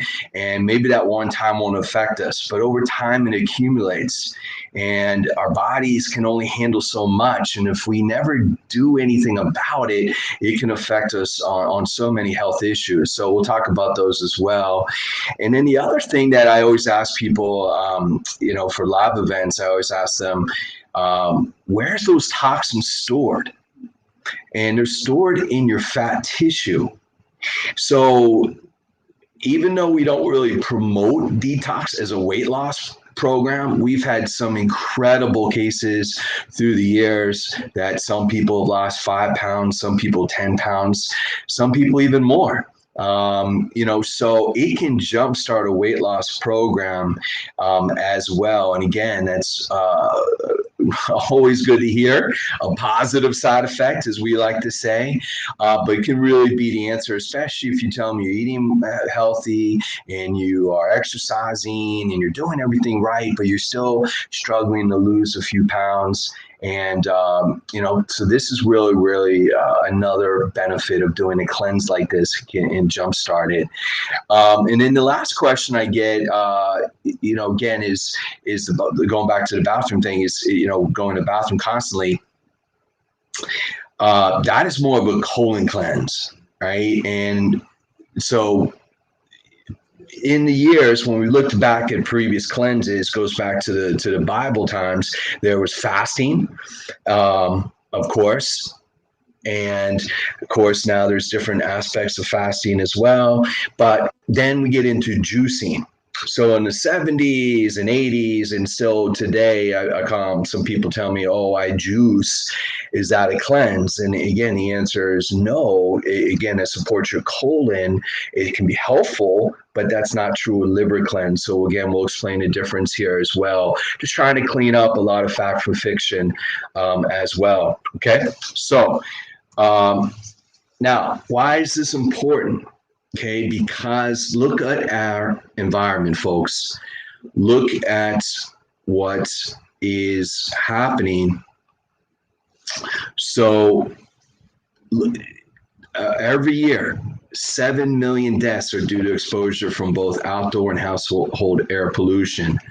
It's a huge major environmental risk, right? And affects us on all cardiovascular issues, stroke, heart, lungs, of course, right? And again, look at it from population from different areas of the country, you can see that. So again, if you do nothing about this, and most people haven't, again, it's going to catch up to you sooner or later. So it's really, really important on this. And then we look at the environment, and again, heavy metals, arsenic, mercury, lead, cadmium, right? How it can affect different organ systems and different physical issues with skin and lung and kidneys, right? And bones and so forth. So again, there's a lot of these type of toxins in our medications and vaccines and our water and our food, right? So even the cleanest person, again, it's just really difficult because of what's going on in our environment. And then we get to water. I just mentioned a second ago, but let's take a look. These are just some of the top chemicals in water, right? So mercury, pesticide, PCBs, lead, on and on and on. And so a lot of people now are drinking bottled water or natural water or spring water, which is great, right? But I always ask a person, what are you bathing in? Because if you're not using a shower filter, these chemicals are going through your skin and getting into your system every single time you shower, every time you bathe. So here at Dr. Weiner's clinic, they do sell shower filters, strongly recommended, because again, folks, we can run, but we can't hide. Okay, and it's sooner or later, these chemicals will come through. So just want to keep that in mind. Now, on the food level, again, things to be aware of. So there's different types of tuna. Now, albacore tuna has been marketed and advertised as being better for you. But the unfortunate thing is it's not. The mercury levels in albacore and light tuna can be up 3 times as high. So there's a special type of tuna I've seen in some health food stores and certain grocery stores. It's called Tongol, Tongol, Tongol tuna. If you are going to use tuna out of the can, that's the one I recommend. That's been shown to have the least amount of mercury. So again, just keep that in mind. If you prefer tuna plus, it's a very thick piece of tuna. A lot of the other commercial tuna is like shrapnel by the time you squeegee it and so forth. You're getting very little tuna. With the Tongol tuna, it's the whole can is solid tuna as well. So again, keep that in mind. And then you might say, well, Mike, I eat organic. Isn't that great, right? What am I worried about? I'm trying to eat as much organic as possible. But folks, that doesn't guarantee completely the chemical free. In fact, this article here says 23% of organic produce still has pesticides and herbicides. Now, that's way better than regular commercial foods in fruits and veggies, right? 75%, so almost 3 times more. So definitely organic is going to be much better for you nutrient-wise. It's going to have less chemicals, herbicides and pesticides, but it's not chemical free.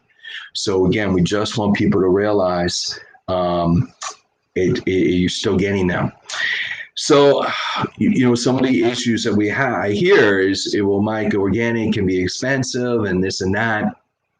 So what we created here, this is a really nice list of the Dirty Dozen and then the Clean 15. So the Dirty Dozen are the fruits and veggies there that have been shown to have the most herbicides and pesticides. And so look at that list. Those are the foods, if you have a limited budget, a limited income, these would be the foods that we would recommend that you eat organic as much as possible. Okay. And then we get to the Clean 15, right? Now, so these are some of the better foods that have the least amount of herbicides and pesticides in them. So again, if we were to make a list of foods to focus on that Dirty Dozen, try to eat those as much as possible. Okay. And then this is another crazy statistic, but the blood of every newborn baby born today already has more than 200 different chemicals, pollutants, flame retardants, carcinogens. And people say, how's that possible? Well, it's passed on from the mother to the baby in the placenta while pregnant. Okay. So who is toxic? Every single person is toxic. We're born toxic. And again, keep that in mind. And this study says over 10 million cancer deaths could have been prevented. Again, a toxic connection, right? So not making any claims, but we are just trying to state what really the facts are going on. And then my favorite study of them all goes back to 1982. The U.S. Environmental Protection Agency, EPA, did a study on 33,000 people in 44 different metropolitan cities. And guess what? Every single person had plastics, pesticides, solvents, perfumes, dioxins, and a lot of people had 9 other chemicals and then PCBs, right? This was 1982, folks. The EPA has never done another study since, and they are trying to protect us. So again, we're just trying to make people aware. And as I said right at the beginning, why is this a big deal? Because almost every single chronic health condition can be associated with toxicity. So whether it's head, whether it's candida, whether it's stomach, whether it's arthritis, whether it's lung, depression, on and on and on it goes, folks. Every single one of these issues can be related to toxicity. And if you have more than one of these issues going on, guess what? If we do a detox program, a liver cleanse program, that it can help with multiple things at once. And that's the beautiful thing. So you might feel really bad right now with what's going on with your health, but doing a detox program can actually turn things around the fastest.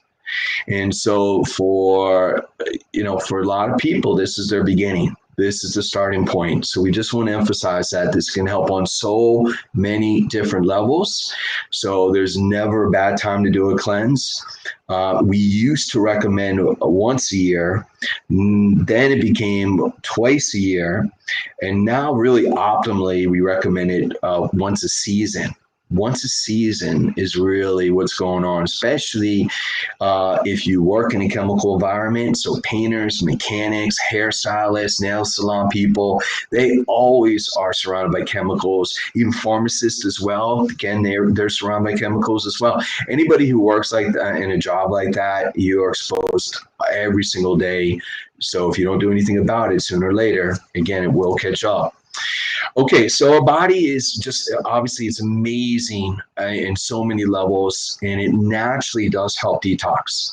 So there's 5 main areas here: the skin when we sweat, the colon when we have bowel movements, the kidneys when we urinate, the lungs when we breathe, exhale, and for females, during menstruation, right? But the liver is the catalyst, right? The liver helps on the detox side of it with the GI, the liver, the gallbladder, and the colon itself. That's really, it's like the filter system for your body. Then it goes to all these other organ systems. So that is our approach. We're focused on the liver, but it will help with everything else that we're trying to do here. So let's talk about the colon, all right? So this is the first line in major defense for your GI tract. if you are having GI issues, especially constipation, again, that's a strong indication that you are not absorbing properly and you're not eliminating properly. And so we need to really fix that. And there have been many different articles and so forth. Death begins in the colon. So again, very, very important to make sure you're having proper bowel movements every day. And then GI, the food is, the saying goes, you are what you eat, but you have to make sure you're properly breaking it down, digesting it, and absorbing it. And if you're not, again, we need to fix that as well. And we can do that with great formulas like our GI Complete and our Superbiotics as well. Okay, so the science behind this, it's a detoxification pathway.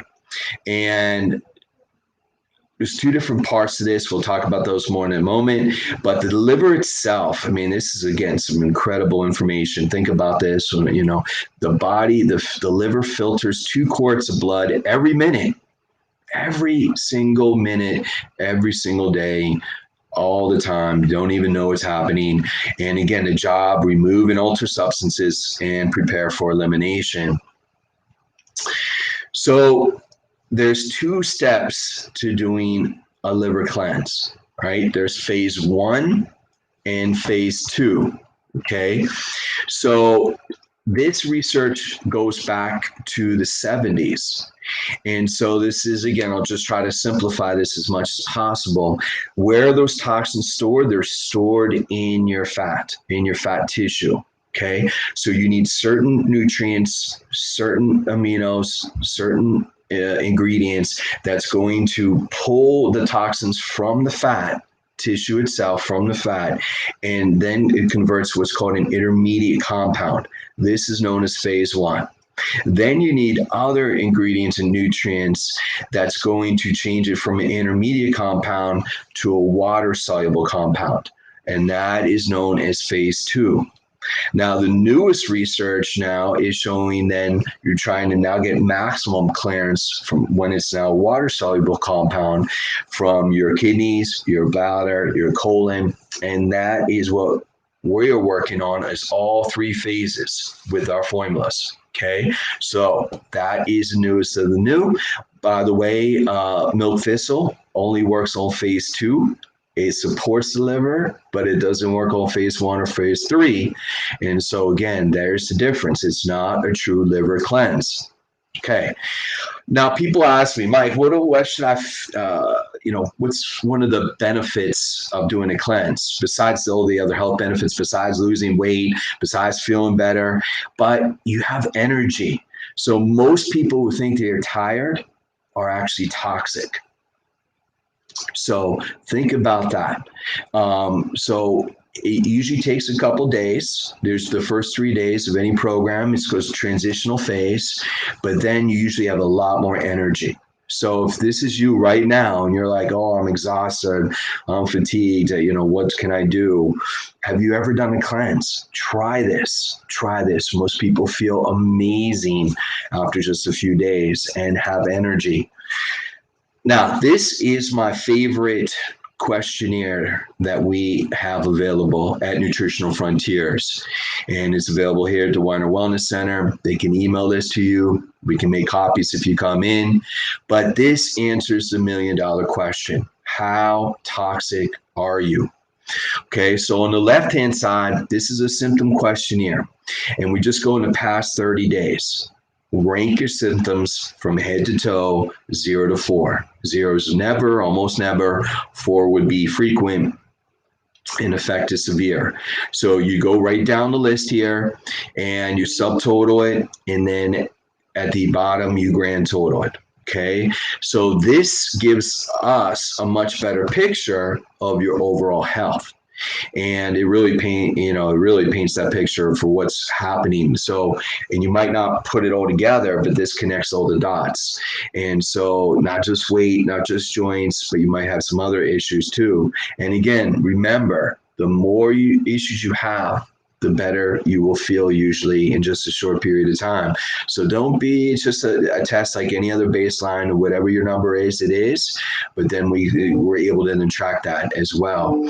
So with this, and this also shows you how toxicity affects us internally. As I mentioned, every chronic health condition can actually be linked to toxicity. So this really, again, tells us, puts a numerical value on it. On the right-hand side are things that we're exposed to. So medications, again, alcohol, caffeine, and so forth. So those are yes or no questions. For every yes, you get a point. And then we have your two tests, right? So the front side is called SQ, symptoms questionnaire. On the back side is TT, toxicity test. And so we put both numbers there, and then we have your answer key. So if you're above 50 on the front or above 10 on the back, we always go by whichever side is highest, you're very toxic, okay? And so for you, less is more. Okay, and so this is the other reason why it's important to do this test, because for you, we would just recommend 1 shake a day of our Power Cleanse, or if you prefer pills, we have a Live called Live Clear 2, right? So we have either one of those. We would just start out very slowly, along with 3 other healthy meals. If you fall in the middle ranges, either one, we always go by whichever score is highest. You can do 2 shakes a day of the Power Cleanse. Now, you don't have to, but you could. Again, they take the place of 2 meals. And again, we eat 2 other healthy meals throughout the day, or 2 Live Clear. And then if you fall in the bottom range, then you could, if you wanted to do 3 shakes a day of the Power Cleanse or 3 Live Clear. But this gives us an idea, a ballpark, of how much you should do on the supplement side to go through this cleanse. And what I see sometimes is that people don't do this questionnaire, and sometimes they might start with 2 or 3 shakes a day of the Power Cleanse, and they are very toxic and they will feel worse. Okay, so we just want to make sure people understand this and the importance of it. But whatever you are taking, whatever your score is right now, when you finish the cleanse, okay, the day you finish, you want to fill out this test again. And then we compare the numbers. So say, for example, you scored a 50 on the toxicity test, grand total 50. And say you did either a Power Cleanse or a Live Clear or a greens, any of our detox, which we'll talk about here in a moment, okay? And then we do this test again and say you scored 25. Well, folks, that's 50% improvement in symptoms, 50% in just a few days, right? So we can now see, not only did you maybe lose weight, not only do you have more energy, not only do you feel amazing, but now 50% of your symptoms have improved. So if you never do this questionnaire, we have no idea how bad you were to begin with. So it's a really important tool that we really emphasize. So if you are watching this now, please, email, call the Weiner's Clinic here. They can get you this out to you. And again, before you start to cleanse, highly, highly recommend that. Now, there is one point here I just want to mention. For right underneath says for practitioner use only, patients with chronic constipation. Okay, so if you are not having at least 1 bowel movement a day, we need to fix that first before we recommend the liver cleanse. So for us, our colon cleanse is called Frontier Cleanse. And so we would recommend 4 caps 1 hour after dinner is where we would start until we get your bowels moving consistently for a week. Okay, you don't have to wait until you finish the Frontier Cleanse. You just, as long as you are having consistent bowel movements every week for 1 week minimum, and then you can start this cleanse. So that's just, again, we want to fix that first when it comes to that, but very, very important tool. So I mentioned the toxin accumulation load. Again, every day you're exposed to these. Every day it's like trickle down theory. It's drip, drip, drip, and then the dam breaks. And that's where your health can, again, affect you on so many levels. Now, can you eat certain foods that would detox? Absolutely, especially your green leafy vegetables and your cruciferous vegetables, broccoli, cabbage, cauliflower, right? All are fantastic, especially certain fruits, especially lemons as well. I always recommend lemon wedge in the morning, glass of water will help alkalize as well as help stimulate your colon too. So again, all these foods help, but folks, there's not enough broccoli in the world that will help you detox. They support detox, but unfortunately you're not actually doing a detox. Again, going back to juicing and so forth, you need other nutrients, ingredients to do an actual true liver cleanse. Now, a lot of people tell me, Mike, do I really need the supplement? Is it really necessary? So again, this is another fantastic statistic, but you need 10 servings now of vegetables to equal just one serving from 50 years ago. So we're talking about the nutrients in the vegetables. Okay. And a lot of this has to do with crop rotation in the soil. The minerals that they used to have in the soil are not there. And so every person needs to supplement. Unfortunately, I wish that wasn't the case. I wish you could just eat your food. So even organic, even if you're not getting everything you should. So it's really, really important to supplement, folks. So the Department of Agriculture actually has shown this, right? If you look long and hard enough, but let's look at just a few things here. Compared to 1975, apples, the vitamin A, down 41%, sweet pepper, C, down 31%, watercress, iron, whopping 88%, your broccoli, calcium, vitamin A, cut in half, cauliflower, again, almost cut in half, collard greens, magnesium is down 88%. And folks, magnesium, by the way, is the number one nutrient deficiency. Why? Because even when we're trying to eat your greens, you're still not getting the proper nutrients, and that's why you need to supplement. So we just want people to realize you can't just take food and do a detox. So we have several options, when it comes to fruit and veggies. If you're struggling with eating fruits and veggies, we have our greens. And this is unlike any other greens on the market. It has your fiber. It has actually over $200 worth of fruits and vegetables that you're getting for way less than that on a retail level. So it has probiotics, it has antioxidants, immune enhancers, it has chlorophyll and barley grass, it has spirulina, and this acts as a chelation. It pulls those toxins.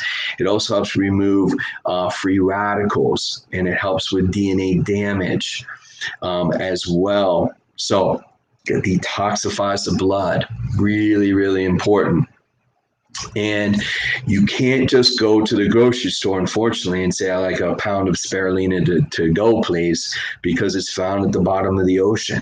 And so, again, it's really hard to find in a supplement, but it is in the greens. In fact, NASA, when they were studying, when they were trying to put astronauts into space, they tested every food, and they wanted the most nutrient-dense food possible because of the space for that initial rocket ship back going to the moon. And they found spirulina was the most nutrient-dense food, called it a superfood. In fact, 1 pound of spirulina is equivalent to 1,000 pounds of other vegetables. Keep that in mind. And again, barley grass there with the benefits there. So this, folks, is our new and improved greens. So how can we make a greens even better? Well, let me go through the list here. So let's start looking at the supplemental facts. The vitamin C now is a natural C. Our full now is called folate. So even somebody with a genetic SNP, that's known MTHFR gene SNP, which is estimated at least half the population has that. They cannot take regular folic acid, but you can take this form, this folate. We also added choline, beta-choline. So this is excellent for the brain. It'll also use this fat for energy as well. So again, extra bonus there. Still has your minerals, still has your green health blend. As we mentioned, the fruit and veggies there. But on the proprietary detox matrix now, we have your spirulina chlorella, as we just mentioned, but we have, and also your DMG, dimethylglycine, which is the beginning of your methylation pathway. It also helps with detoxification. And then we have this very unique form of glutathione, this methionine. This is the latest, greatest. It's the most researched glutathione on the market. It's the most absorbable glutathione on the market. So this S-acetyl-L form of this glutathione has been shown to be up to 45% more absorbable than any other glutathione on the market. And that includes liposomal glutathione, which has always been known as being the best. This is the best now, folks. This form is a patented trademark form. And then we have N-acetylcysteine, and this is a precursor to glutathione. And glutathione, by the way, is your master antioxidant. It not only will help boost your immune, but it will also help with detoxifiers. So we had some advanced practitioners that have requested, can you make a formula that has a natural C, DMG, NAC, and glutathione? And so it's never been done before, folks. And there's a reason. We tried to put it in a capsule, couldn't keep it stable. We tried putting it in a liquid, not the best tasting. But when we put it in this greens, and then we have organic cassia bark, which is organic cinnamon flavor in here, you can actually hide those ingredients, which are typically sulfur-based. You can hide them really nice. And it's actually a very refreshing apple cinnamon flavor to it. In fact, for those who've tried this new greens, we get tremendous positive results. They say it tastes even better than the old greens. So, folks, there's no other greens on the market that has these ingredients in it. Why? Because we've looked, there isn't any. Plus, you have your energy blend, plus you have your alkalinity blend, plus your probiotics, plus your digestive enzymes. So this literally has everything in a kitchen sink. Okay, so you can use this as fruit and veggies, you can use this as detoxifying, but if you take this consistently, you will feel this, you will notice this. It's really amazing. And again, you can't even buy a lot of these things at the grocery market like we talked about with the spirulina and chlorella. So it's tremendous for what the price point is. And here's that trademarked ingredient. Here's a little bit more research on it. As we show, look at comparing it to other forms of glutathione. Dramatic difference. And so this is huge in the nutritional industry. This is the best form of glutathione your body can absorb and take. The beta-choline I mentioned a minute ago, the brain, again, energy, right? It's tremendous. Again, that's it's in certain foods, but you're getting way greater amounts when we're putting it in this formula. Okay, so for those who prefer a pill, the Live Clear 2, this works on all three phases. And again, neutralizing, conjugating, eliminating. So we have the ingredients right here, and you can see the amazing things that we have that help with all three phases here, which is very unique in the industry. You see the trademark patent ingredients here on the right-hand side, and they're all excellent, but I want people to be aware of that second one there, that phytosome. That is, so you can't patent milk thistle because it's an herb, but you can patent a process on how they make it. And so the process that they're using is they're able to shrink the molecule size of the milk thistle, and therefore it's much greater absorbable than regular milk thistle. So again, it takes it on a different level. It actually is like milk thistle squared, right? Or next generation milk thistle that we're using in this formula. Plus also patented trademark form of curcumin or curcumin, which is the the main extract from turmeric. So this trademarked ingredient, curcumin, has been shown to be up to 45% more absorbable than regular turmeric or curcumin on the market. And then you have your Craxel chlorella, also helps with heavy metals as well, toxins, everything that we're talking about here today. So in the past, our old original way we would recommend a detox would be recommending one of our shakes. And this serves with the Live Clear and the greens. And you can do it that way. And we've had great success with that. So is a shake by itself a detox product or formula? No. But when you combine it with the Live Clear and the greens, it is. So we have several different protein options. This is our vegetarian version, Super Shake. It also has fiber and MCTs, medium chain triglycerides, good fats as well for energy. Or if you prefer whey, whey is the most absorbable form, protein, very popular in the bodybuilding world, but not all whey is created equal. We are using grass-fed whey, and that is grass-fed cow. That's a really unique distinction from organic farms. So when the cows eat the grass, they actually get additional immune enhancers. And these are extremely, we call them immunoglobulins, very, very important. In fact, we have more than any other immunoglobulins that we've seen on any other whey protein. Plus, we don't use any artificial sweeteners, no artificial colors, things like that. So this is as clean as you can make it, and it's concentrate as well. It's not isolate. People have been deceived in the industry, in the muscle mags. They always promote whey isolate. Folks, there's a chemical process that needs to be used when they do that. The reason why isolate is so popular is cheaper. And that's the bottom line. We are using concentrate that's the closest to nature that you can use. So again, 2 flavors on this one, chocolate and vanilla. But now we put it all together in a kit.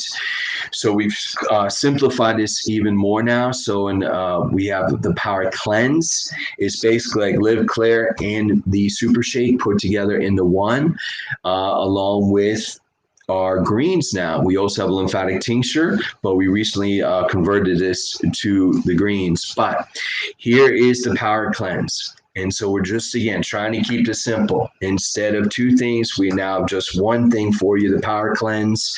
Again, this is vegetarian. We have now 2 amazing flavors in it. Vanilla was the original, but a brand new pineapple coconut. We've had fantastic results with this new flavor. It's very light, very refreshing. To me, it's the best tasting detox powder on the market. So again, give this a chance.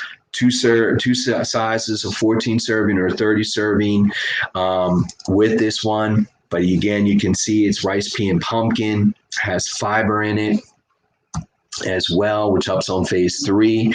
It has vitamins and minerals in this as well. It has that quadrifolate. So again, people with genetic SNP can take this. It has the best of the best minerals in this, Albion track minerals, the real amino acid chelators in this as well. And it has your key aminos that help with detox as well as milk thistle. Okay, so it is that is like this one, because it is really like 5 supplements in one. It's a meal replacement. It has multivitamins in it. It has minerals in it. It has fiber in it, and your detox matrix in it, like Live Clear. So it's really all in one. If you just do Power Cleanse, you're going to see a huge benefit.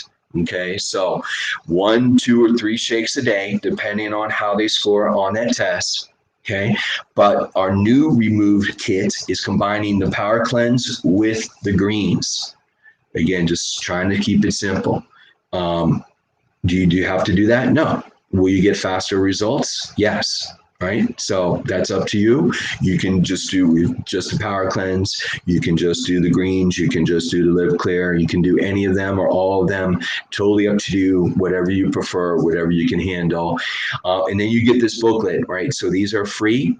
You can also download them off our website, nutritionalfrontiers.com. They're free right here at Dr. Weiner's Wellness Center. Wine Wellness Center.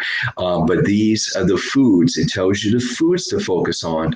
The yes foods are a lot of the foods we talked about. Again, know your sources. Always try to make it organic as much as possible, right? Local farmers. And then we have foods to avoid. All right, don't get hung up on those foods. Let's focus on the yes side. Let's not dwell on the no side. One thing that I do want to mention regarding the foods is caffeine. Now, again, caffeine, it puts a lot of stress on your liver. And so if you are drinking more than 2 cups of coffee or caffeinated beverages a day right now, I wouldn't go cold turkey. I would just gradually try to lower your caffeine beverages over a daily period of time. And then, to try to reduce that down to 0. Okay. If you still can go without coffee, you can try, decaf.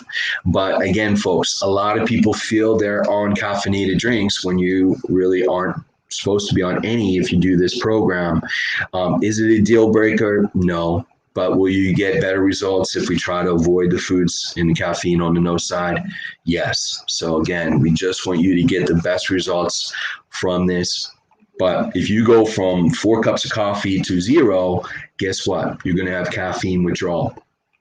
And again, you want to try to blame the supplements. It's not the supplements, it's your body trying, it's used to that drug. Caffeine is a drug. So gradually, if you're going to do this, gradually over a week's period of time, that's what I always encourage if you're trying to avoid the caffeine. But again, that's totally up to you as far as that goes. But that's as simple as we can make the detox program.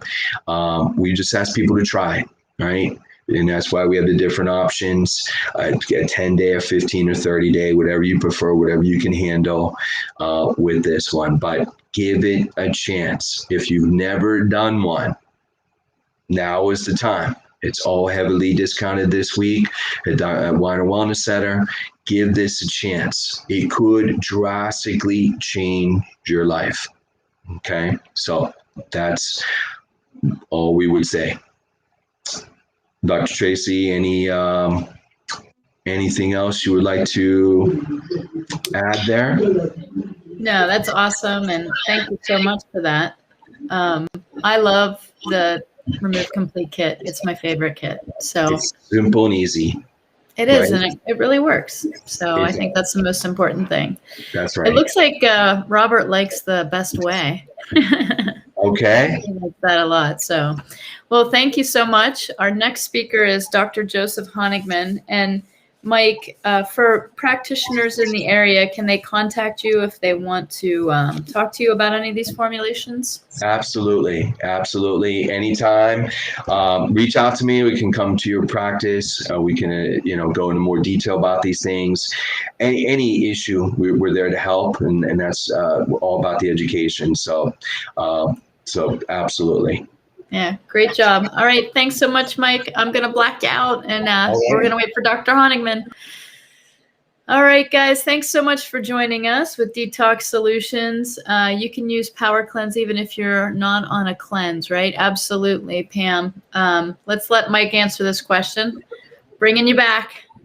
Okay. Go ahead, Mike. I'm going to let you answer that. Yes. In fact, I get asked that question. People who try to remove kit, and they ask, can I stay on the Power Cleanse? They feel so good that they stick with it. Absolutely. You can take that for the rest of your life. No problem at all. It is a meal. It is a food. Yeah, and I think they should be on it anyway. We live in a really toxic world. That's what I tell people all the time. Like, this can be your everyday shake. You don't have to replace a meal. You can just add it to your life. Yeah, and I think, again, people know somewhat, like they know, but they don't really know. So all those scary statistics that we laid out at the beginning, we just want people to realize what is really going on and how we can help. Yeah, and since it's full macro, micro, and detoxification, it's not going to do anything but help. So awesome stuff. Thanks so much. So you can get the Power Cleanse and the Lean Greens. The Remove Complete kit is available at the Weiner Wellness Center. You just simply need to call them, place your order, and they will help get that to your doorstep, or you can pick it up curbside, or you can come in and shop with us. So thank you, Mike. Have a great day. Thank you. And we're getting ready for our next lecture. Okay, everybody, thanks so much for tuning in. We have one more live stream to go, and I'm very excited about this one because it's Dr. Joseph Honigman. He is a great practitioner at the Weiner Wellness Center. He's going to be talking about losing weight. One size does not fit all. So I think this is very relevant today since we've probably all gained the quarantine 15 or quarantine 20. So stay tuned. We'll be back shortly, and thanks for joining us today.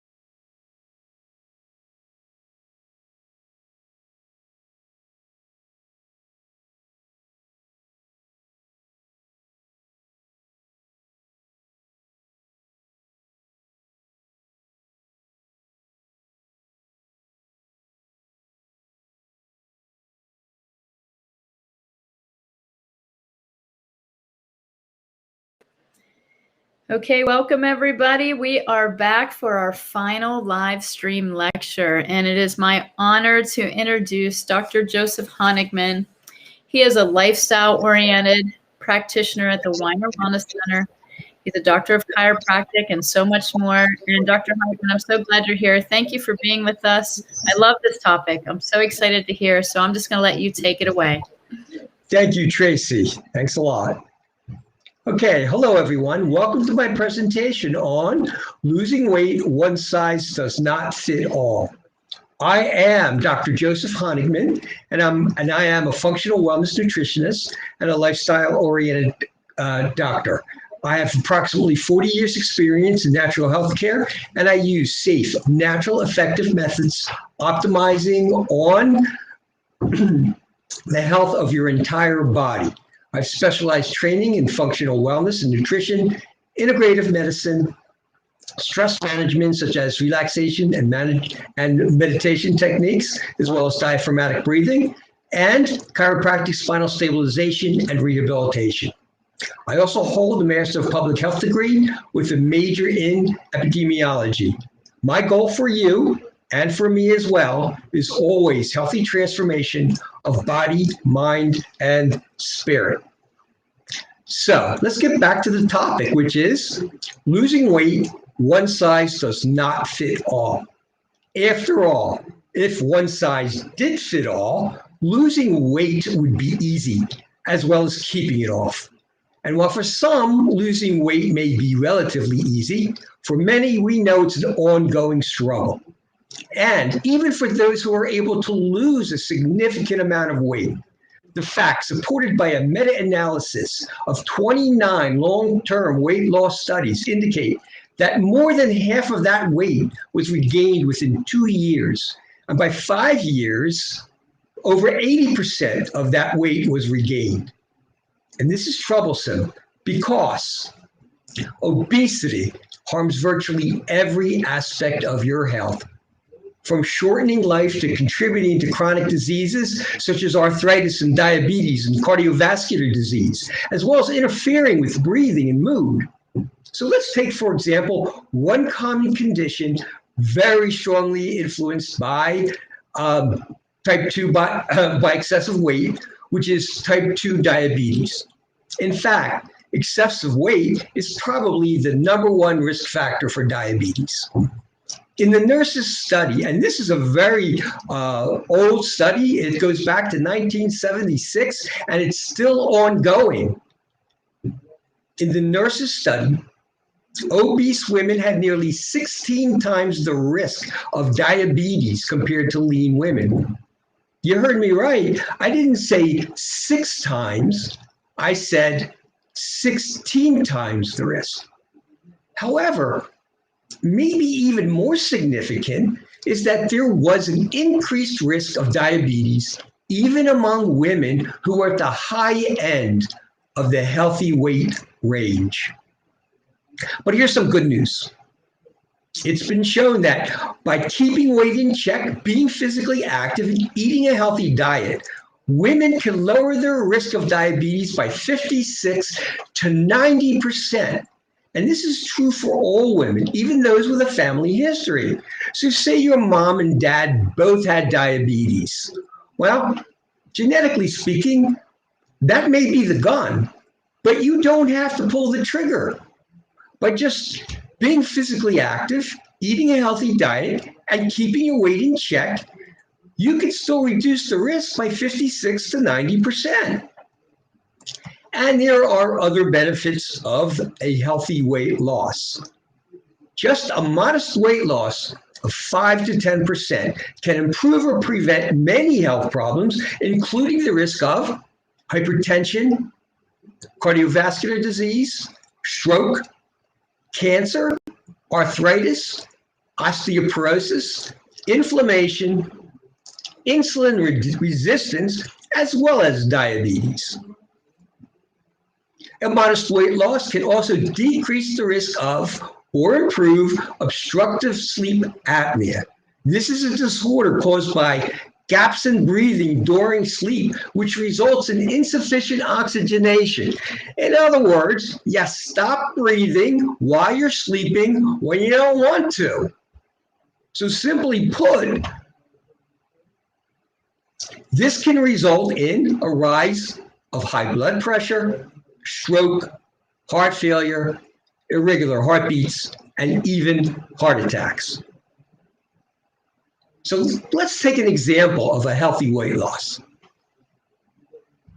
Let's say you're a man or a woman and you're 5'7" tall and you're overweight at approximately 200 pounds. Just losing 14 pounds, that's a 7% weight loss. So 14 pounds off of 200, what's that come out to? 186 pounds. You go from 200 to 186 pounds. This can significantly decrease your risks associated with obesity and improve your overall health and wellness profile. So let's go back to the example of diabetes. The diabetes prevention program showed that by losing 7% of your body weight and with really very modest exercise at 30 minutes per day, you could decrease your risk of diabetes by 56%. However, body composition is actually more important than actual pounds that you weigh or lose. Now, body composition refers to the proportion of fat you have relative to lean tissues, such as your muscle. And we know that muscle weighs more than fat. Therefore, a fit woman or man may weigh the same or even more than someone who is of less weight, and yet be at a decreased risk of chronic disease, while the person of a normal weight but with additional body fat will be at an increased risk of many chronic diseases. So I actually worked with a fit muscular man who was 5'8" and weighed about 185 pounds, and he would have been considered at the high end of being overweight according to statistics. But actually, he was at a decreased risk for many chronic conditions compared to others with a normal weight, but who were unfit with an excess of body fat. So how can you tell what your body composition is? Well, look, there's lots of fancy ways of being able to figure that out. There's something called hydrostatic underwater weighing, where you sit on this on scales. I actually did this. You sit on these scales and it dumps you over water and you get a weight underwater. And that's because muscle is denser than water, so it records a weight and fat doesn't. And so if you have more muscle, you're going to weigh more underwater, and then that's put into some fancy calculation with your land weight, and you get a very accurate assessment of your lean tissue, of your body composition and percent body weight. Do I think you need to do that or even do body impedance? No, I don't. If we're honest with ourselves, we can just measure our waists and then look in the mirror and we get a pretty good idea of what category we fit in. So, I purchased this cloth measuring tape for, I don't know, $4 or less. That's all it is. Okay. And look, I can even wind it up. You measure your waist between the top of your hip bone and the bottom of your rib cage, right in between. And it should be firm, but it shouldn't be tight. Definitely not tight. And then when you exhale, you measure your waist size. Keep track of that and be honest with yourself. You don't have to look in the mirror all the time. I mean, you're beautiful no matter what. But, if we're going to be examining whether we're making improvement on our weight loss program, we need to get a pretty good idea of what we look like to begin with and, compared to where we want to go. And so what about your waist size? Well, waist size is a major risk factor for diabetes and heart disease if you're a woman with a 35-inch or greater waist. And for a man, it's 40 inches or greater. In fact, an increase in waistline of this magnitude is approximately the same risk as being obese in terms of becoming a diabetic. So let's take the example again. What if you're 5 foot, 7 inches tall, and you're 200 pounds, and you're probably obese at that weight, 210. And we'll take that same another person, 5 foot 7 inches tall, who's 190 pounds, a man who has a 41 inch or 40 inch waist. Well, the man with the 40 inch waist, who's at 190 pounds, is at just as great a risk of becoming a diabetic as that 5 foot 7 man who's at, say, 210 pounds.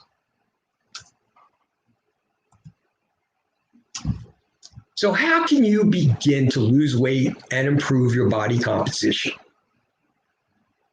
So the key concept is that we want to burn more energy in the form of calories than you take in. So, 1 pound equals approximately 3,500 calories.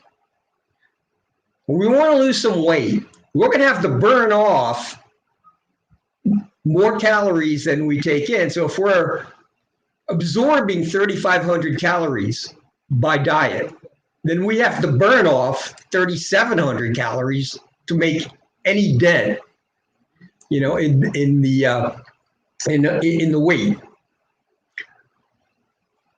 But in reality, one size does not fit all. It's not even that easy as burning more energy in the form of calories than you take in. See, it's easy to say, all you need to do is eat less and exercise more. And yes, while it may work for some, there are many with additional problems, such as hypothyroidism and adrenal dysfunction, and those who are taking certain drugs that make losing weight more difficult. And not even all food calories are created equal. For example, the body uses more of its own energy to extract 120 calories from nuts than it does from consuming oils, which means eating the same amount of calories from oils will actually result in more calories being stored. And even the types of bacteria that predominate in your gut, as well as the chemicals that you are exposed to, called obesogens, can have an influence on whether you gain or lose weight.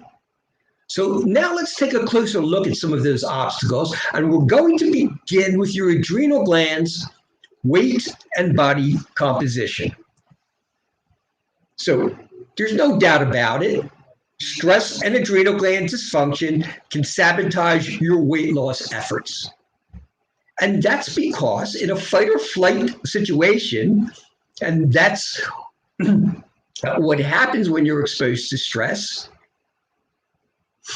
you get into a fight or flight mode.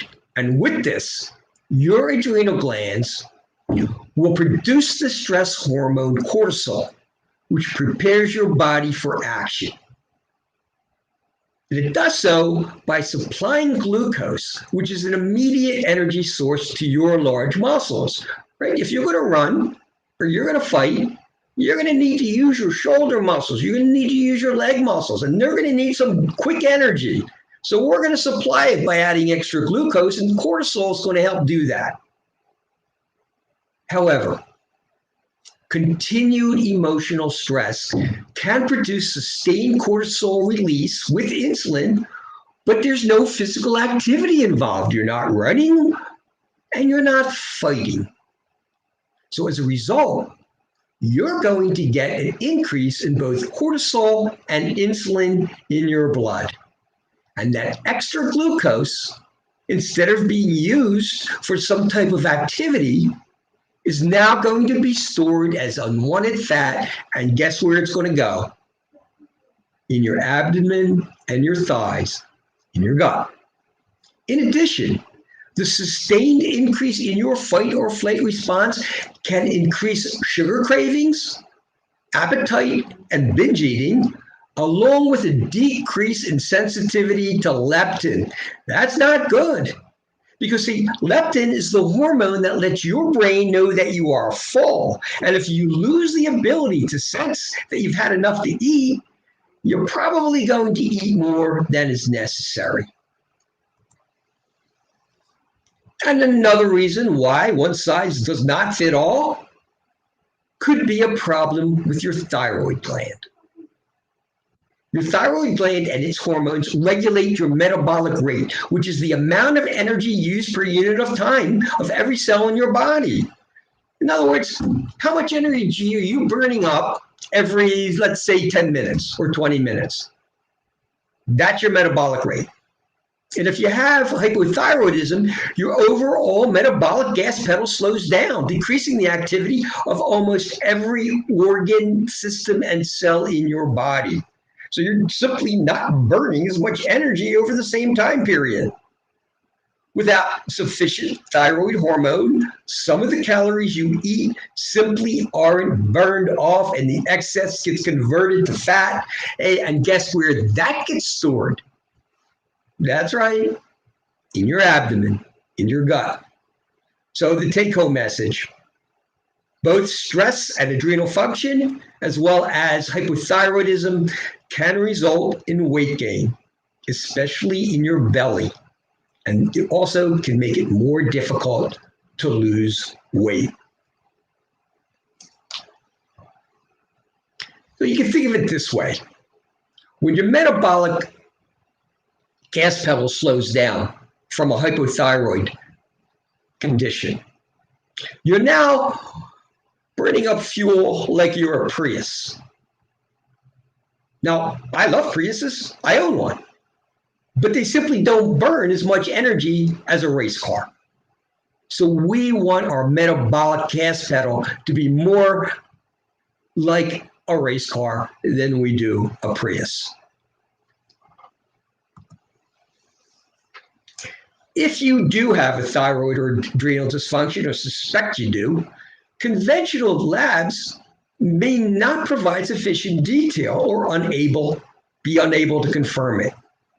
If that's the situation, I can order and interpret the results of some very reasonably priced functional wellness lab tests that will provide a comprehensive assessment.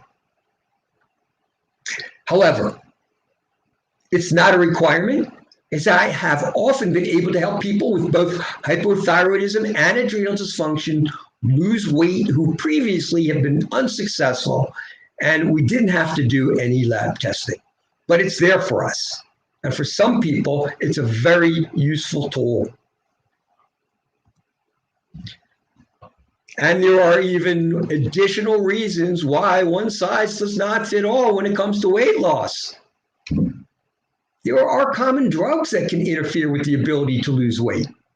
Drugs such as antihistamines, including Benadryl and Zyrtec, blood pressure medications such as metoprolol and atenolol, antidepressant and anti-anxiety medications such as Paxil and Zoloft and Xanax and Valium, and steroids are notorious for that, such as prednisone. Oh, by the way, do you know steroid use, such as prednisone for an extended period of time, I believe is 6 months or longer, is the #1 cause of drug-related osteoporosis as well.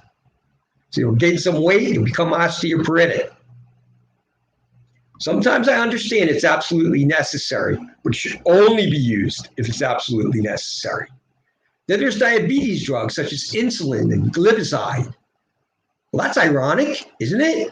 We're taking a diabetic drug like glipizide to control our diabetes, but you gain weight. And what's the number one risk factor for diabetes? Weight gain. Anti-seizure and nerve pain such as Neurontin and Depakote, Lyrica. Opioids such as oxycodone. So all those drugs, it's possible that you can eat the same as you did before without weight gain, and now that can result in unwanted weight gain simply because of the drugs that you're taking. And now let's talk a little bit about obesogens. Once more, Another reason why one size does not fit all. Both your adrenal and thyroid glands are endocrine glands, and recent findings demonstrate that endocrine disrupting chemicals, termed obesogens, can promote cells that store fat and cause weight gain. Whoa. This includes compounds in which many of you are often exposed to in daily life through your use of pesticides and herbicides, industrial and household products, plastics, detergents, flame retardants, and as ingredients in personal care products as well. So let's look at a few common examples.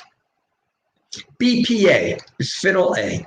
This is a synthetic compound found in many types of products, including baby bottles, plastic water bottles, and plastic containers, as well as your metal food cans, and even receipts. Yes, receipts. Actually, it's been shown that cashiers have a higher level of BPA in their body than people of other professions. So, what can you do? Well, be sure your plastic bottles and containers, as well as your metal containers, are BPA free. They're often marked as so. Phthalates are another example of an obesogen. These chemicals are used to make plastics soft and flexible. They're found in various products, including food containers, toys, beauty products, pharmaceuticals, shower curtains, and paint. These chemicals easily leach out of plastics and contaminate food, and even the very air we breathe. So when you're shopping, especially for your cosmetics, look at the ingredients. Oftentimes, the bottle, if it doesn't have it, is going to say so. It's going to say phthalate free. And then there's atrazine. This is an herbicide, an obesogen, so dangerous to both wildlife and people that it's been banned for over a decade by the European Union. However, in the United States, it's one of the most widely used herbicides and a common contaminant of ground surface and drinking water. Well, how dangerous could it possibly be? Well, atrazine has been shown to turn male frogs into female frogs that are able to produce viable eggs. I think I'd rather keep that out of my body. So what's the best way to avoid atrazine and all fungicides for that matter? Eat organic. Absolutely eat organic. Also, atrazine and similar herbicides can be removed from tap water by actually simple carbon filters, including inexpensive countertop pitchers. Not all of them do so, but many do. Oh, by the way, just a quick word on organic. When that label says FDA approved organic, that means that 95% or more of the ingredients within it are organic. So there is room for some of the ingredients not to be organic. I would actually still look at the label to be sure that what's not organic isn't something that could be harmful to us. Like, let's take, for example, an inorganic soybean oil. That would be a highly GMO crop with probably lots of pesticides and insecticides and fungicides in it. Most are pretty good, but I'd still read the label. If it says 100% organic and has the label, then you know you're absolutely, definitely in the clear. But most don't have 100% organic.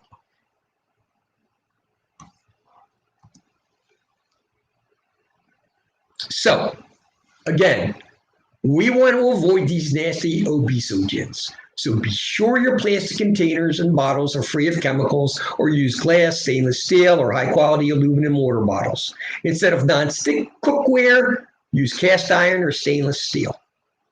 Use organic, natural cosmetics as best you can.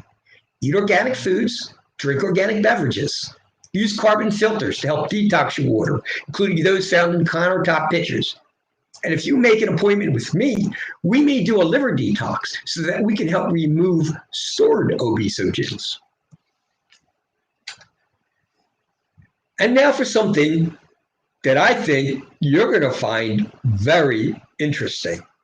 And that's the association between your gut bacteria and weight gain.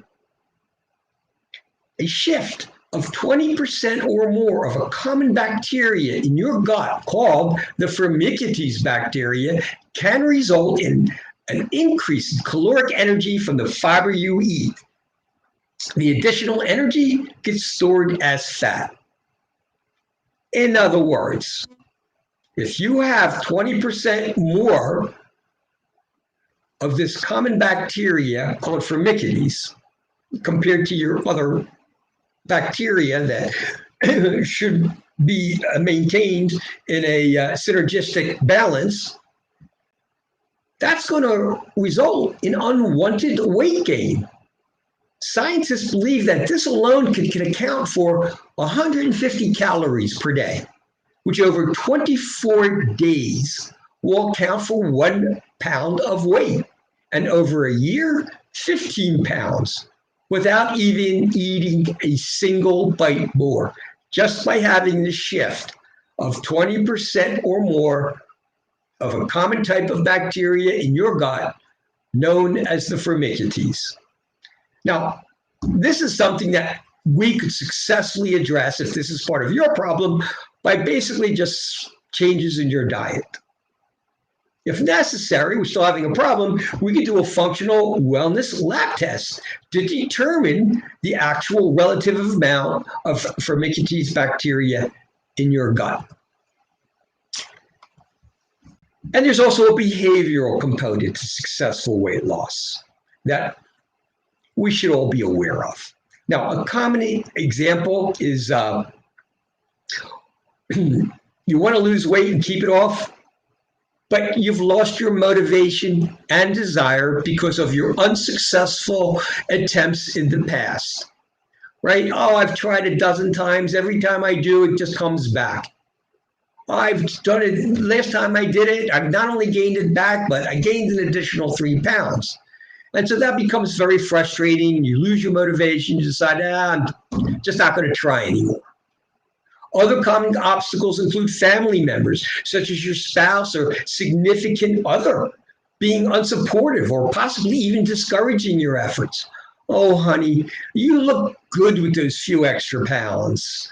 And you're like, well, I got a family history of diabetes and heart disease, and I'd like to lose a few extra pounds. Oh, you're just fine. Don't worry about it. Here, have another piece of cake. That's sabotage, as far as I'm concerned. So emotional eating can certainly sabotage your weight loss too. You're stressed out. Where's the money coming from? I got bills to pay. Oh my God, my parents all of a sudden can't take care of themselves anymore. This can result in emotional eating. Therefore, you need to address your limiting behavioral obstacles to achieve weight loss. And this can be done by finding practical solutions to your obstacles. And I can help you do that as well if you're having a difficult time doing it on your own. And finally, yes, this is another reason why one size does not fit all when it comes to weight loss.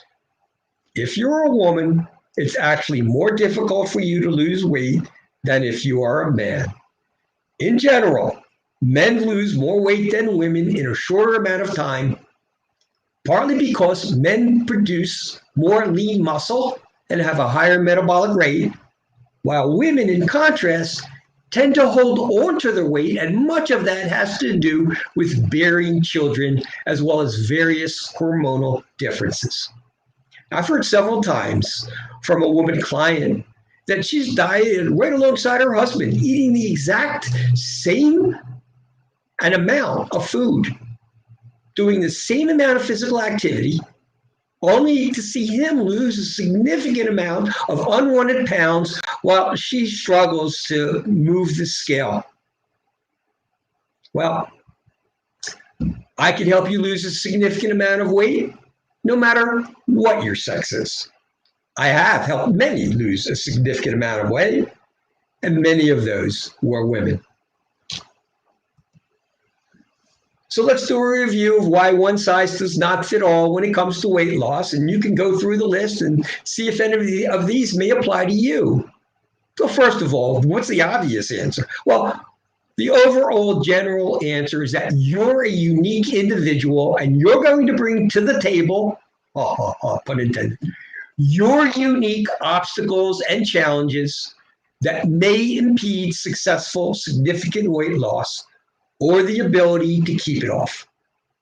And some of these obstacles include stress in the stress and adrenal gland dysfunction, which could result in weight gain, especially belly weight gain, hypothyroidism, which will slow down your metabolic rate. Maybe you were a race car at one time, but now you're burning energy like a Prius.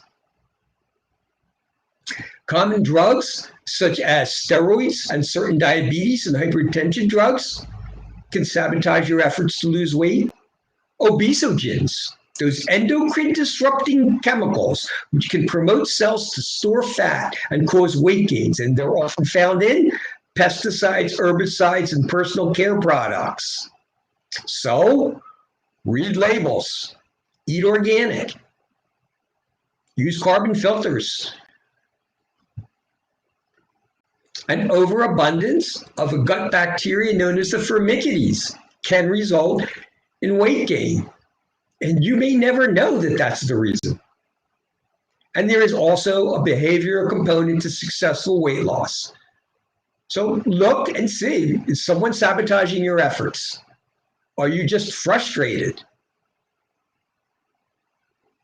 And finally, when it comes to one size does not fit all, losing weight is actually more difficult for a woman than a man. Now, I've helped many people with a variety of weight loss challenges. My patients typically lose between 2 to 4 pounds per week, and for many, even more.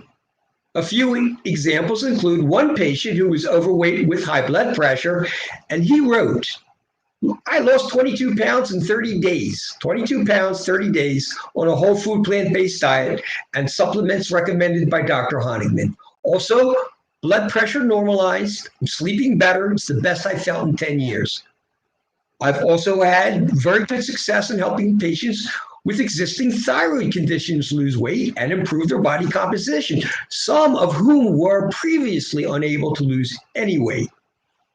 An example is a patient who wrote, I've had a hypothyroid condition for over 40 years. I've been treated by numerous medical specialists with disappointing results.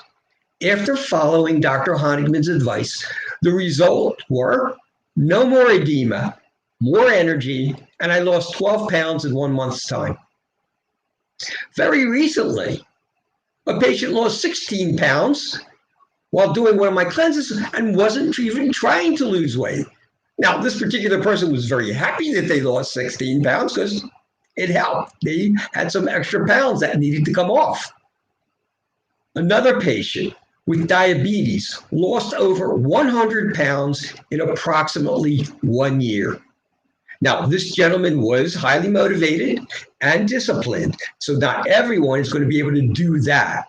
But it does speak to the potential of extreme weight loss done in a healthy manner in a relatively short amount of time. So where can you begin? Right now, no matter what your obstacles, no matter what you're bringing to the table, how can you get started? So of course, there's no single best answer to that question. However, for a starting point, I'm going to suggest that you set your weight loss intentions in the morning, and a great way to do that is through some weight loss affirmations.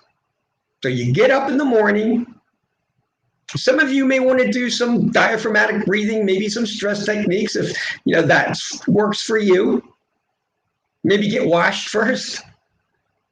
And then after that, let's say some weight loss affirmations. You could read them, but I recommend that you actually say them aloud. I believe it gives them more power. So let's try these few. I'm attaining my desired weight and improving my health. I'm losing weight, and I will not let anything or anybody get in my way. I like that, right? You get up in the morning before you eat. Maybe you do some diaphragmatic breathing, a few deep breaths.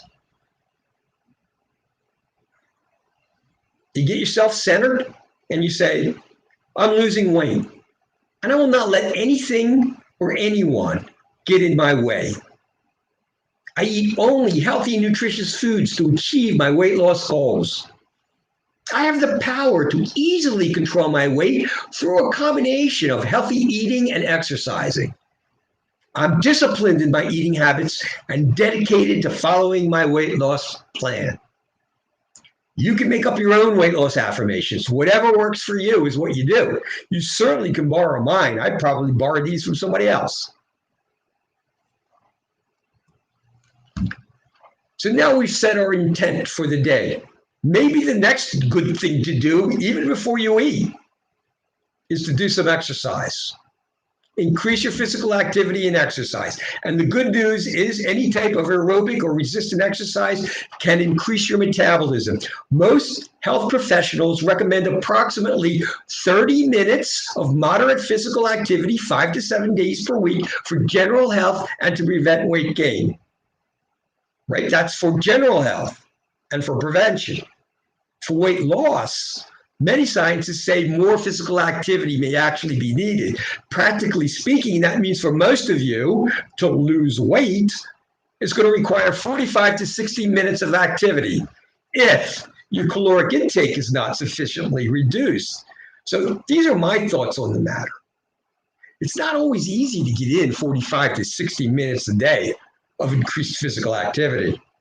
So what I actually recommend is reduce your caloric intake and stick with the 30 minutes a day of physical activity, right? Just choose healthy, low-calorie foods, exercise for 30 minutes of moderate physical activity, 5 to 7 days per week.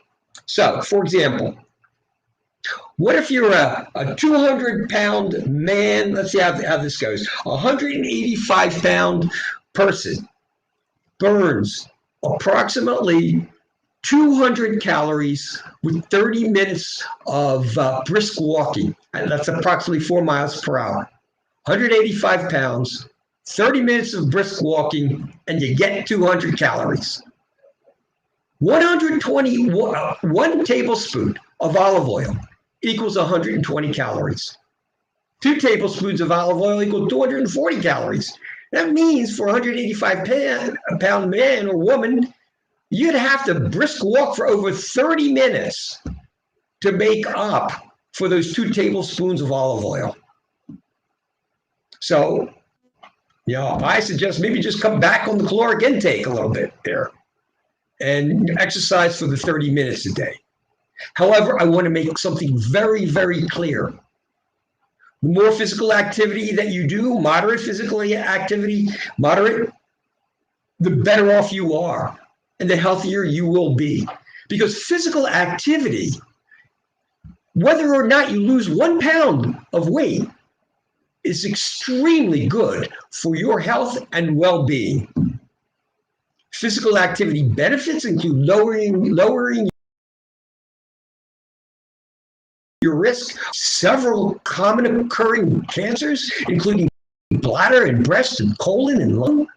Physical activity also strengthens your bones and muscles, improves your ability to do activities of daily living, and prevent falls, as well as increasing your chances of living longer. And you don't have to lose 1 pound for that to happen. So how can you get started? You've heard it before, now you're going to hear it again. Walking is a great and safe way to get started. Walking is a marvelous way to burn some calories. It's easy on the joints and body. And as a result, there's less risk of injury. You can start light, even with just 5 to 10 minutes if you have not been in the exercise game for a while. And then maybe every week you increase by 5 minutes. Before you know it, you're going to be up to 30, 40, 50, even 60 if you want. but you need to walk fast enough so that it's at a moderate pace and not just a stroll. I've heard it said you need to be able to walk fast enough so that you can talk to another person, but you can't sing. In addition, strength training also helps because muscle burns more calories than fat. Okay, that makes sense.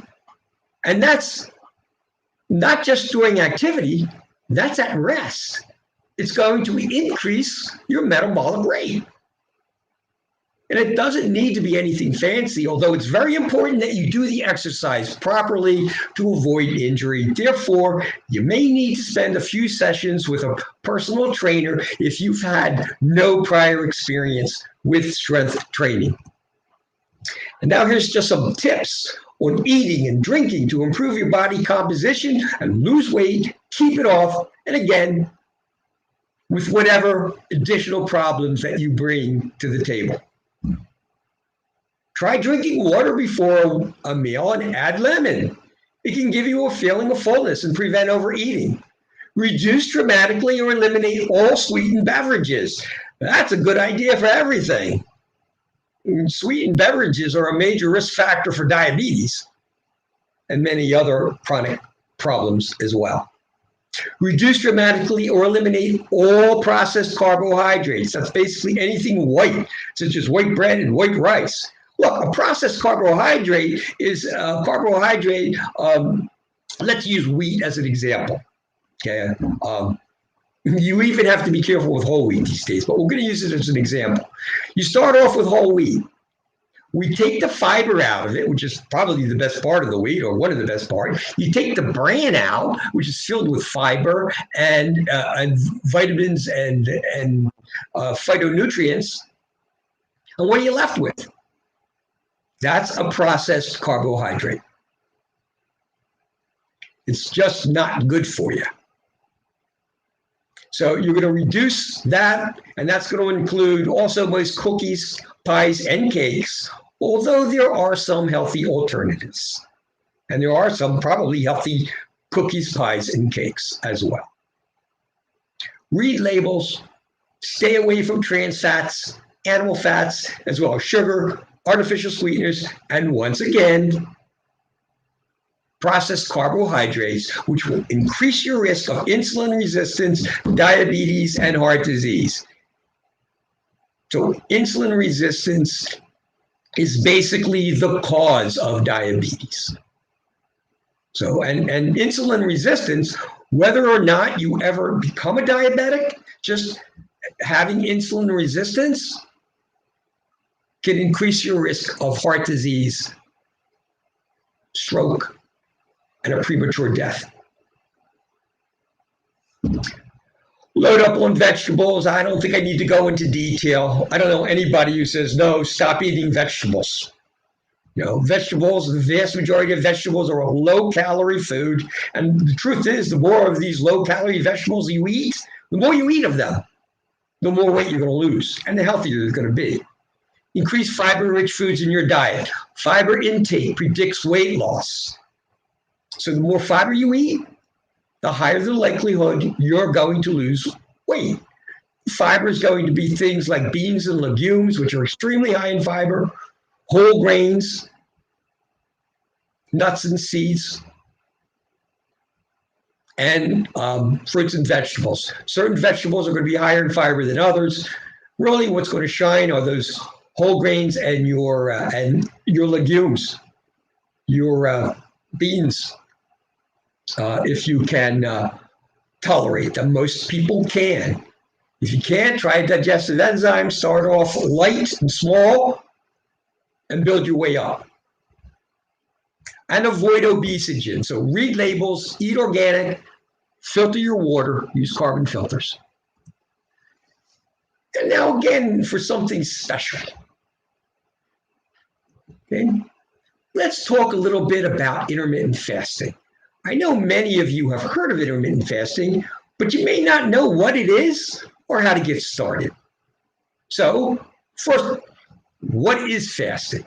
Well, fasting is the voluntary withholding of food for spiritual health or other reasons. In other words, you choose not to eat for whatever reason you choose not to eat for. Intermittent fasting is scheduling time periods between fasting and non-fasting over a given period, so it limits when you eat. Again, that simply means you choose your time. Oh, I think I'm going to eat between 8 and 6, and then I won't eat for the rest of the day. Or it can be achieved by alternate day fasting.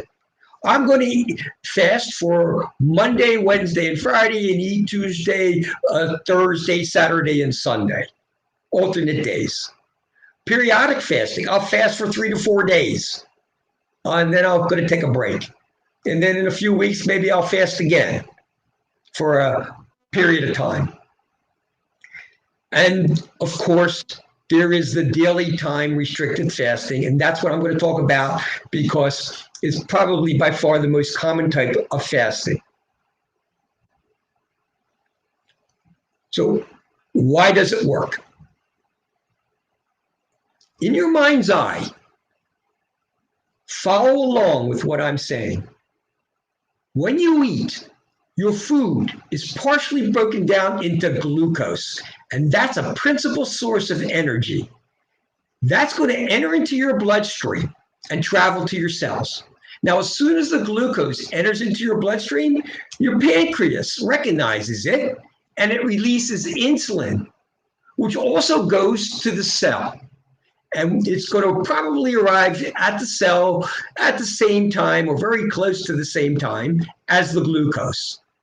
The insulin is going to act like a key. It's going to tell the cell, hey, we got some great energy for you. Open up and allow the glucose in. The cell says, great, I can use some extra energy. It opens up, allows the glucose into the cell, uses it for energy, and any extra energy is now going to be stored in your muscles and in your liver, so that when you don't have energy coming in, you're going to have something to burn. Anything beyond that, guess where it's going? It's getting stored as fat. So here's the key with intermittent fasting. Your insulin levels decrease because there's no more energy coming through food. You're not eating. Glucose isn't entering into your bloodstream. The pancreas has no need to send insulin. So the insulin levels start decreasing. And when this happens, it's going to tell your body to start burning stored energy. On average, you will go through your stored carbohydrate reserves in your liver and your muscles in approximately 12 hours. After that, you're going to tap into stored fat for the energy that you need.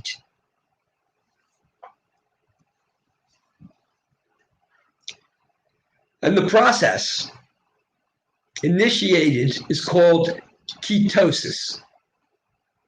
And this happens when your body doesn't have enough carbohydrates to burn for energy.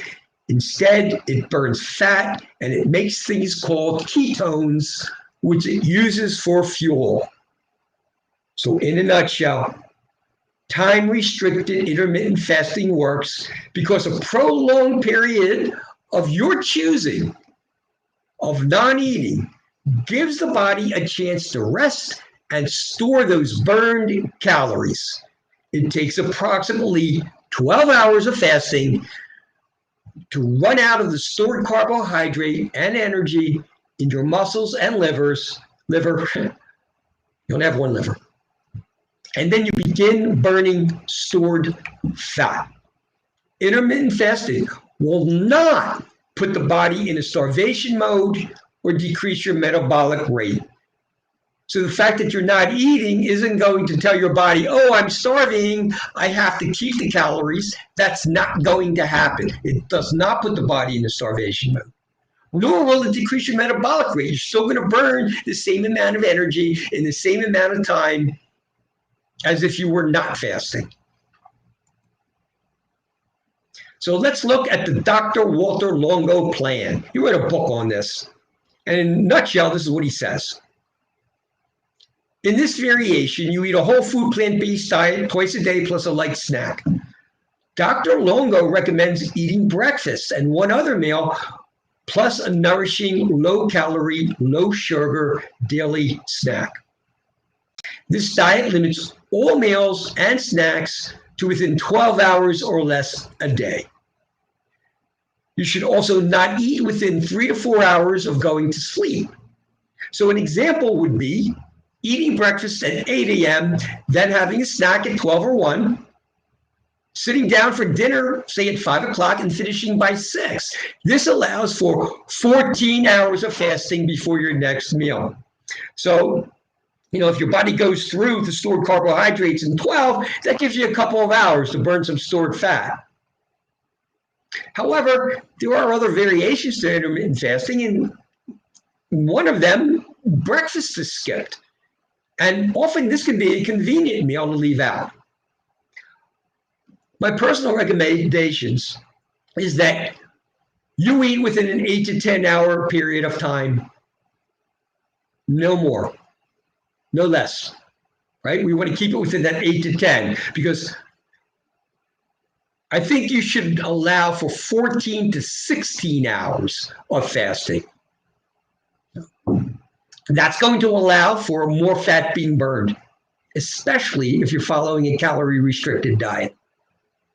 So I'm recommending a 14 to 16 hour fast, the time that you decide not to eat, and then eating either for the 8 hours or 10 hour period within that time period. There's certain people that shouldn't do intermittent fasting. Pregnant women, children, people at risk for hypoglycemia. Your blood sugar is already low. You don't want to make it worse. If you're underweight, not a good idea.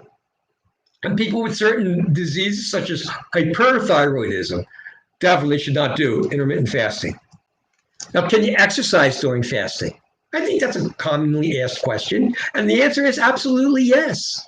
You can continue all your activities of daily living, including exercise.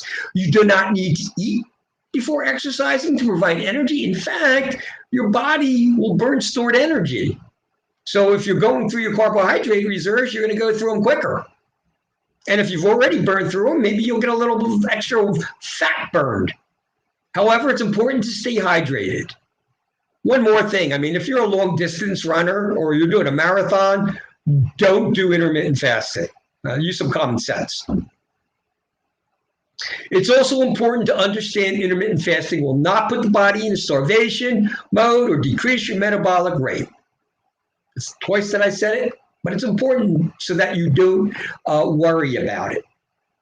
Do not overeat during the time you choose to eat. That's a self-sabotage.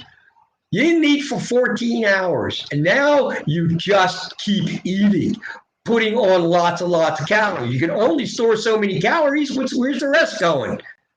Fat. So when you do your intermittent fasting, maybe you're burning the fat that you just put on. Also, there are no set rules to intermittent fasting. You can choose the days that work for you. You can choose to make it a 7-day-a-week program, a 3-day-a-week program of intermittent fasting. Some of it's just trial and error to figure out, exactly what's best for you. Now, in addition to losing weight, intermittent fasting can also help lower cholesterol, improve glucose control, reduce liver fat, prevent fatty liver, improve blood pressure, and more. I'm going to go over just 2 supplements. There are others that can help you lose weight. But for time's sake, I'm going to go over 2 of my favorite. The first, I don't even consider to be a supplement. I actually consider it to be a meal replacement, a healthy meal replacement. And that's Nutritional Frontiers Super Shake. I think it's a great option for both a breakfast or lunch. There are several studies showing that drinking a low-calorie, high-protein shake as a meal replacement can help you feel full while consuming fewer calories and result in greater weight loss. Now, Nutritional Frontiers Super Shake. This is a high-protein, low-carbohydrate meal replacement, free from most common food allergens, including gluten, dairy, and soy, and it ranges between 120 to 140 calories per day. That's not a lot.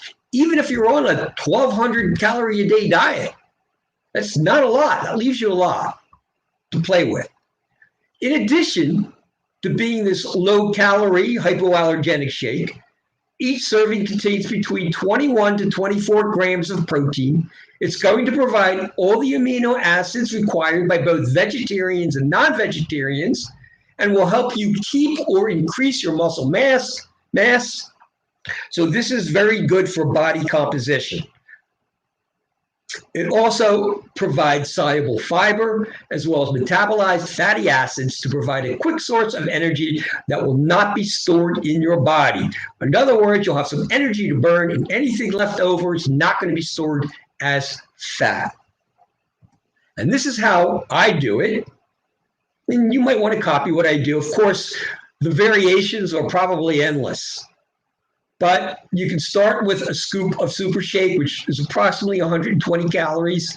I actually recommend adding some berries to it because they're going to be filled with antioxidants and phytonutrients and goodness. And they're not high calorie. They're also like low glycemic index, which means it's definitely not going to raise your blood glucose. I like to add half of a banana. It gives it like a creamy feeling, and that's approximately 53 calories. And then a cup of unsweetened organic almond or cashew milk. You could use other non-dairy milks as well. And altogether, that's only 283 calories. If you have some extra calories that you can use, then I recommend adding some ground flax for their omega-3 fatty acids, or maybe hemp seeds, or ground hemp, or chia, which altogether is still only approximately 330 calories. And what's more, if you don't eat the banana or the flax seeds, it's going to be under 300 calories, approximately 280. So for that 280 to 330 calories, you can have a quick and easy, highly nutritious meal that's going to be packed with protein, whole foods, fiber, vitamins, phytonutrients, and antioxidants. That's also gluten, dairy, and soy-free, and suitable for just about everyone, no matter what their special needs to be. And what's more, I want to remind you, whether you use the shake or you don't use the shake, studies have shown that having a low-calorie, high-protein shake as a meal replacement is an effective way to lose weight, no matter, again, what type of additional conditions or problems you bring to the table. I think it's a great way to start the day, replace lunch for those who want to lose weight and keep or improve their muscle mass. And I want to point out that during our March Mayhem event, which is taking place right now, you can get it at a 30% discount, along with the vast majority of our other high-quality supplements. And the number to call is 412-922-9355. The number is on the screen. And now the next supplement, the last one that I'm recommending for today, is Nutritional Frontiers Tone and Lean CLA, which is conjugated linoleic acid. I'm going to call it CLA. So Tone and Lean CLA is designed to be effective in increasing lean muscle mass and decreasing fat. So once more, I'm kind of emphasizing body composition, in addition to losing the weight. CLA is a fatty acid that increases the burning of fats and reduces the storing of fats in your body. To get the most benefit from CLA, most experts agree that it should be taken about 30 minutes before you eat or during your meals 3 times a day. As a dietary supplement, take 1 soft gel with a meal 3 times a day. And again, during our March Mayhem event, which is taking place right now, it's available at that 30% discount. 412-922-9355. And one more suggestion For those of you who are finding that one size does not fit all and that you're having difficulty in losing weight, call, make an appointment with me. I know that it may be overwhelming for the average person to figure out the best weight loss plan for them. So it may significantly benefit you to make that appointment. I am Dr. Honigman, and we will work together as a team, designing a plan that you can follow. And remember, there's lots of flexibility in the design. We will make it work, but I understand that the only plan that will work is one that you will follow. So call the office at 412-922-9355. You can make an in-office or a telehealth office, and we can get started on how you can achieve your weight loss goals and improve your body composition. My approach is not dogmatic. In other words, I can work with you no matter what your food preferences are. My goal is always to help you make the healthiest choices with whatever weight loss plan you choose to follow. I've helped many, many people with multiple obstacles lose a substantial amount of weight and improve their health by eating a wide variety of healthy food choices. And finally, the disclaimer. This information is provided for educational purposes only. It has not been designed to diagnose, treat, or cure any health conditions. The United States Food and Drug Administration have not evaluated my statements about this health topic or any suggested supplement or recommendations. So thank you all for tuning in. It's been my pleasure. Have a great weekend. God bless. Well, that was fabulous, Dr. Honigman. Thank you so much. Wonderful. So I have put the number up on the screen for them to call you, and we appreciate your time and your knowledge. Thank you for sharing today. Thank you, Tracy, and bearing with me for the overtime. No, you did great. That was awesome. Excellent. All right, guys. Thank you, Dr. Honigman. Thank you, everybody, for joining us. And remember, we're coming back on Monday for more education. We're so excited to keep sharing. Remember to stop in, call, curbside pickup, get your packages delivered. Call the Weiner Wellness Center today so that they can help you embrace your health. Everyone have a blessed day, and thank you.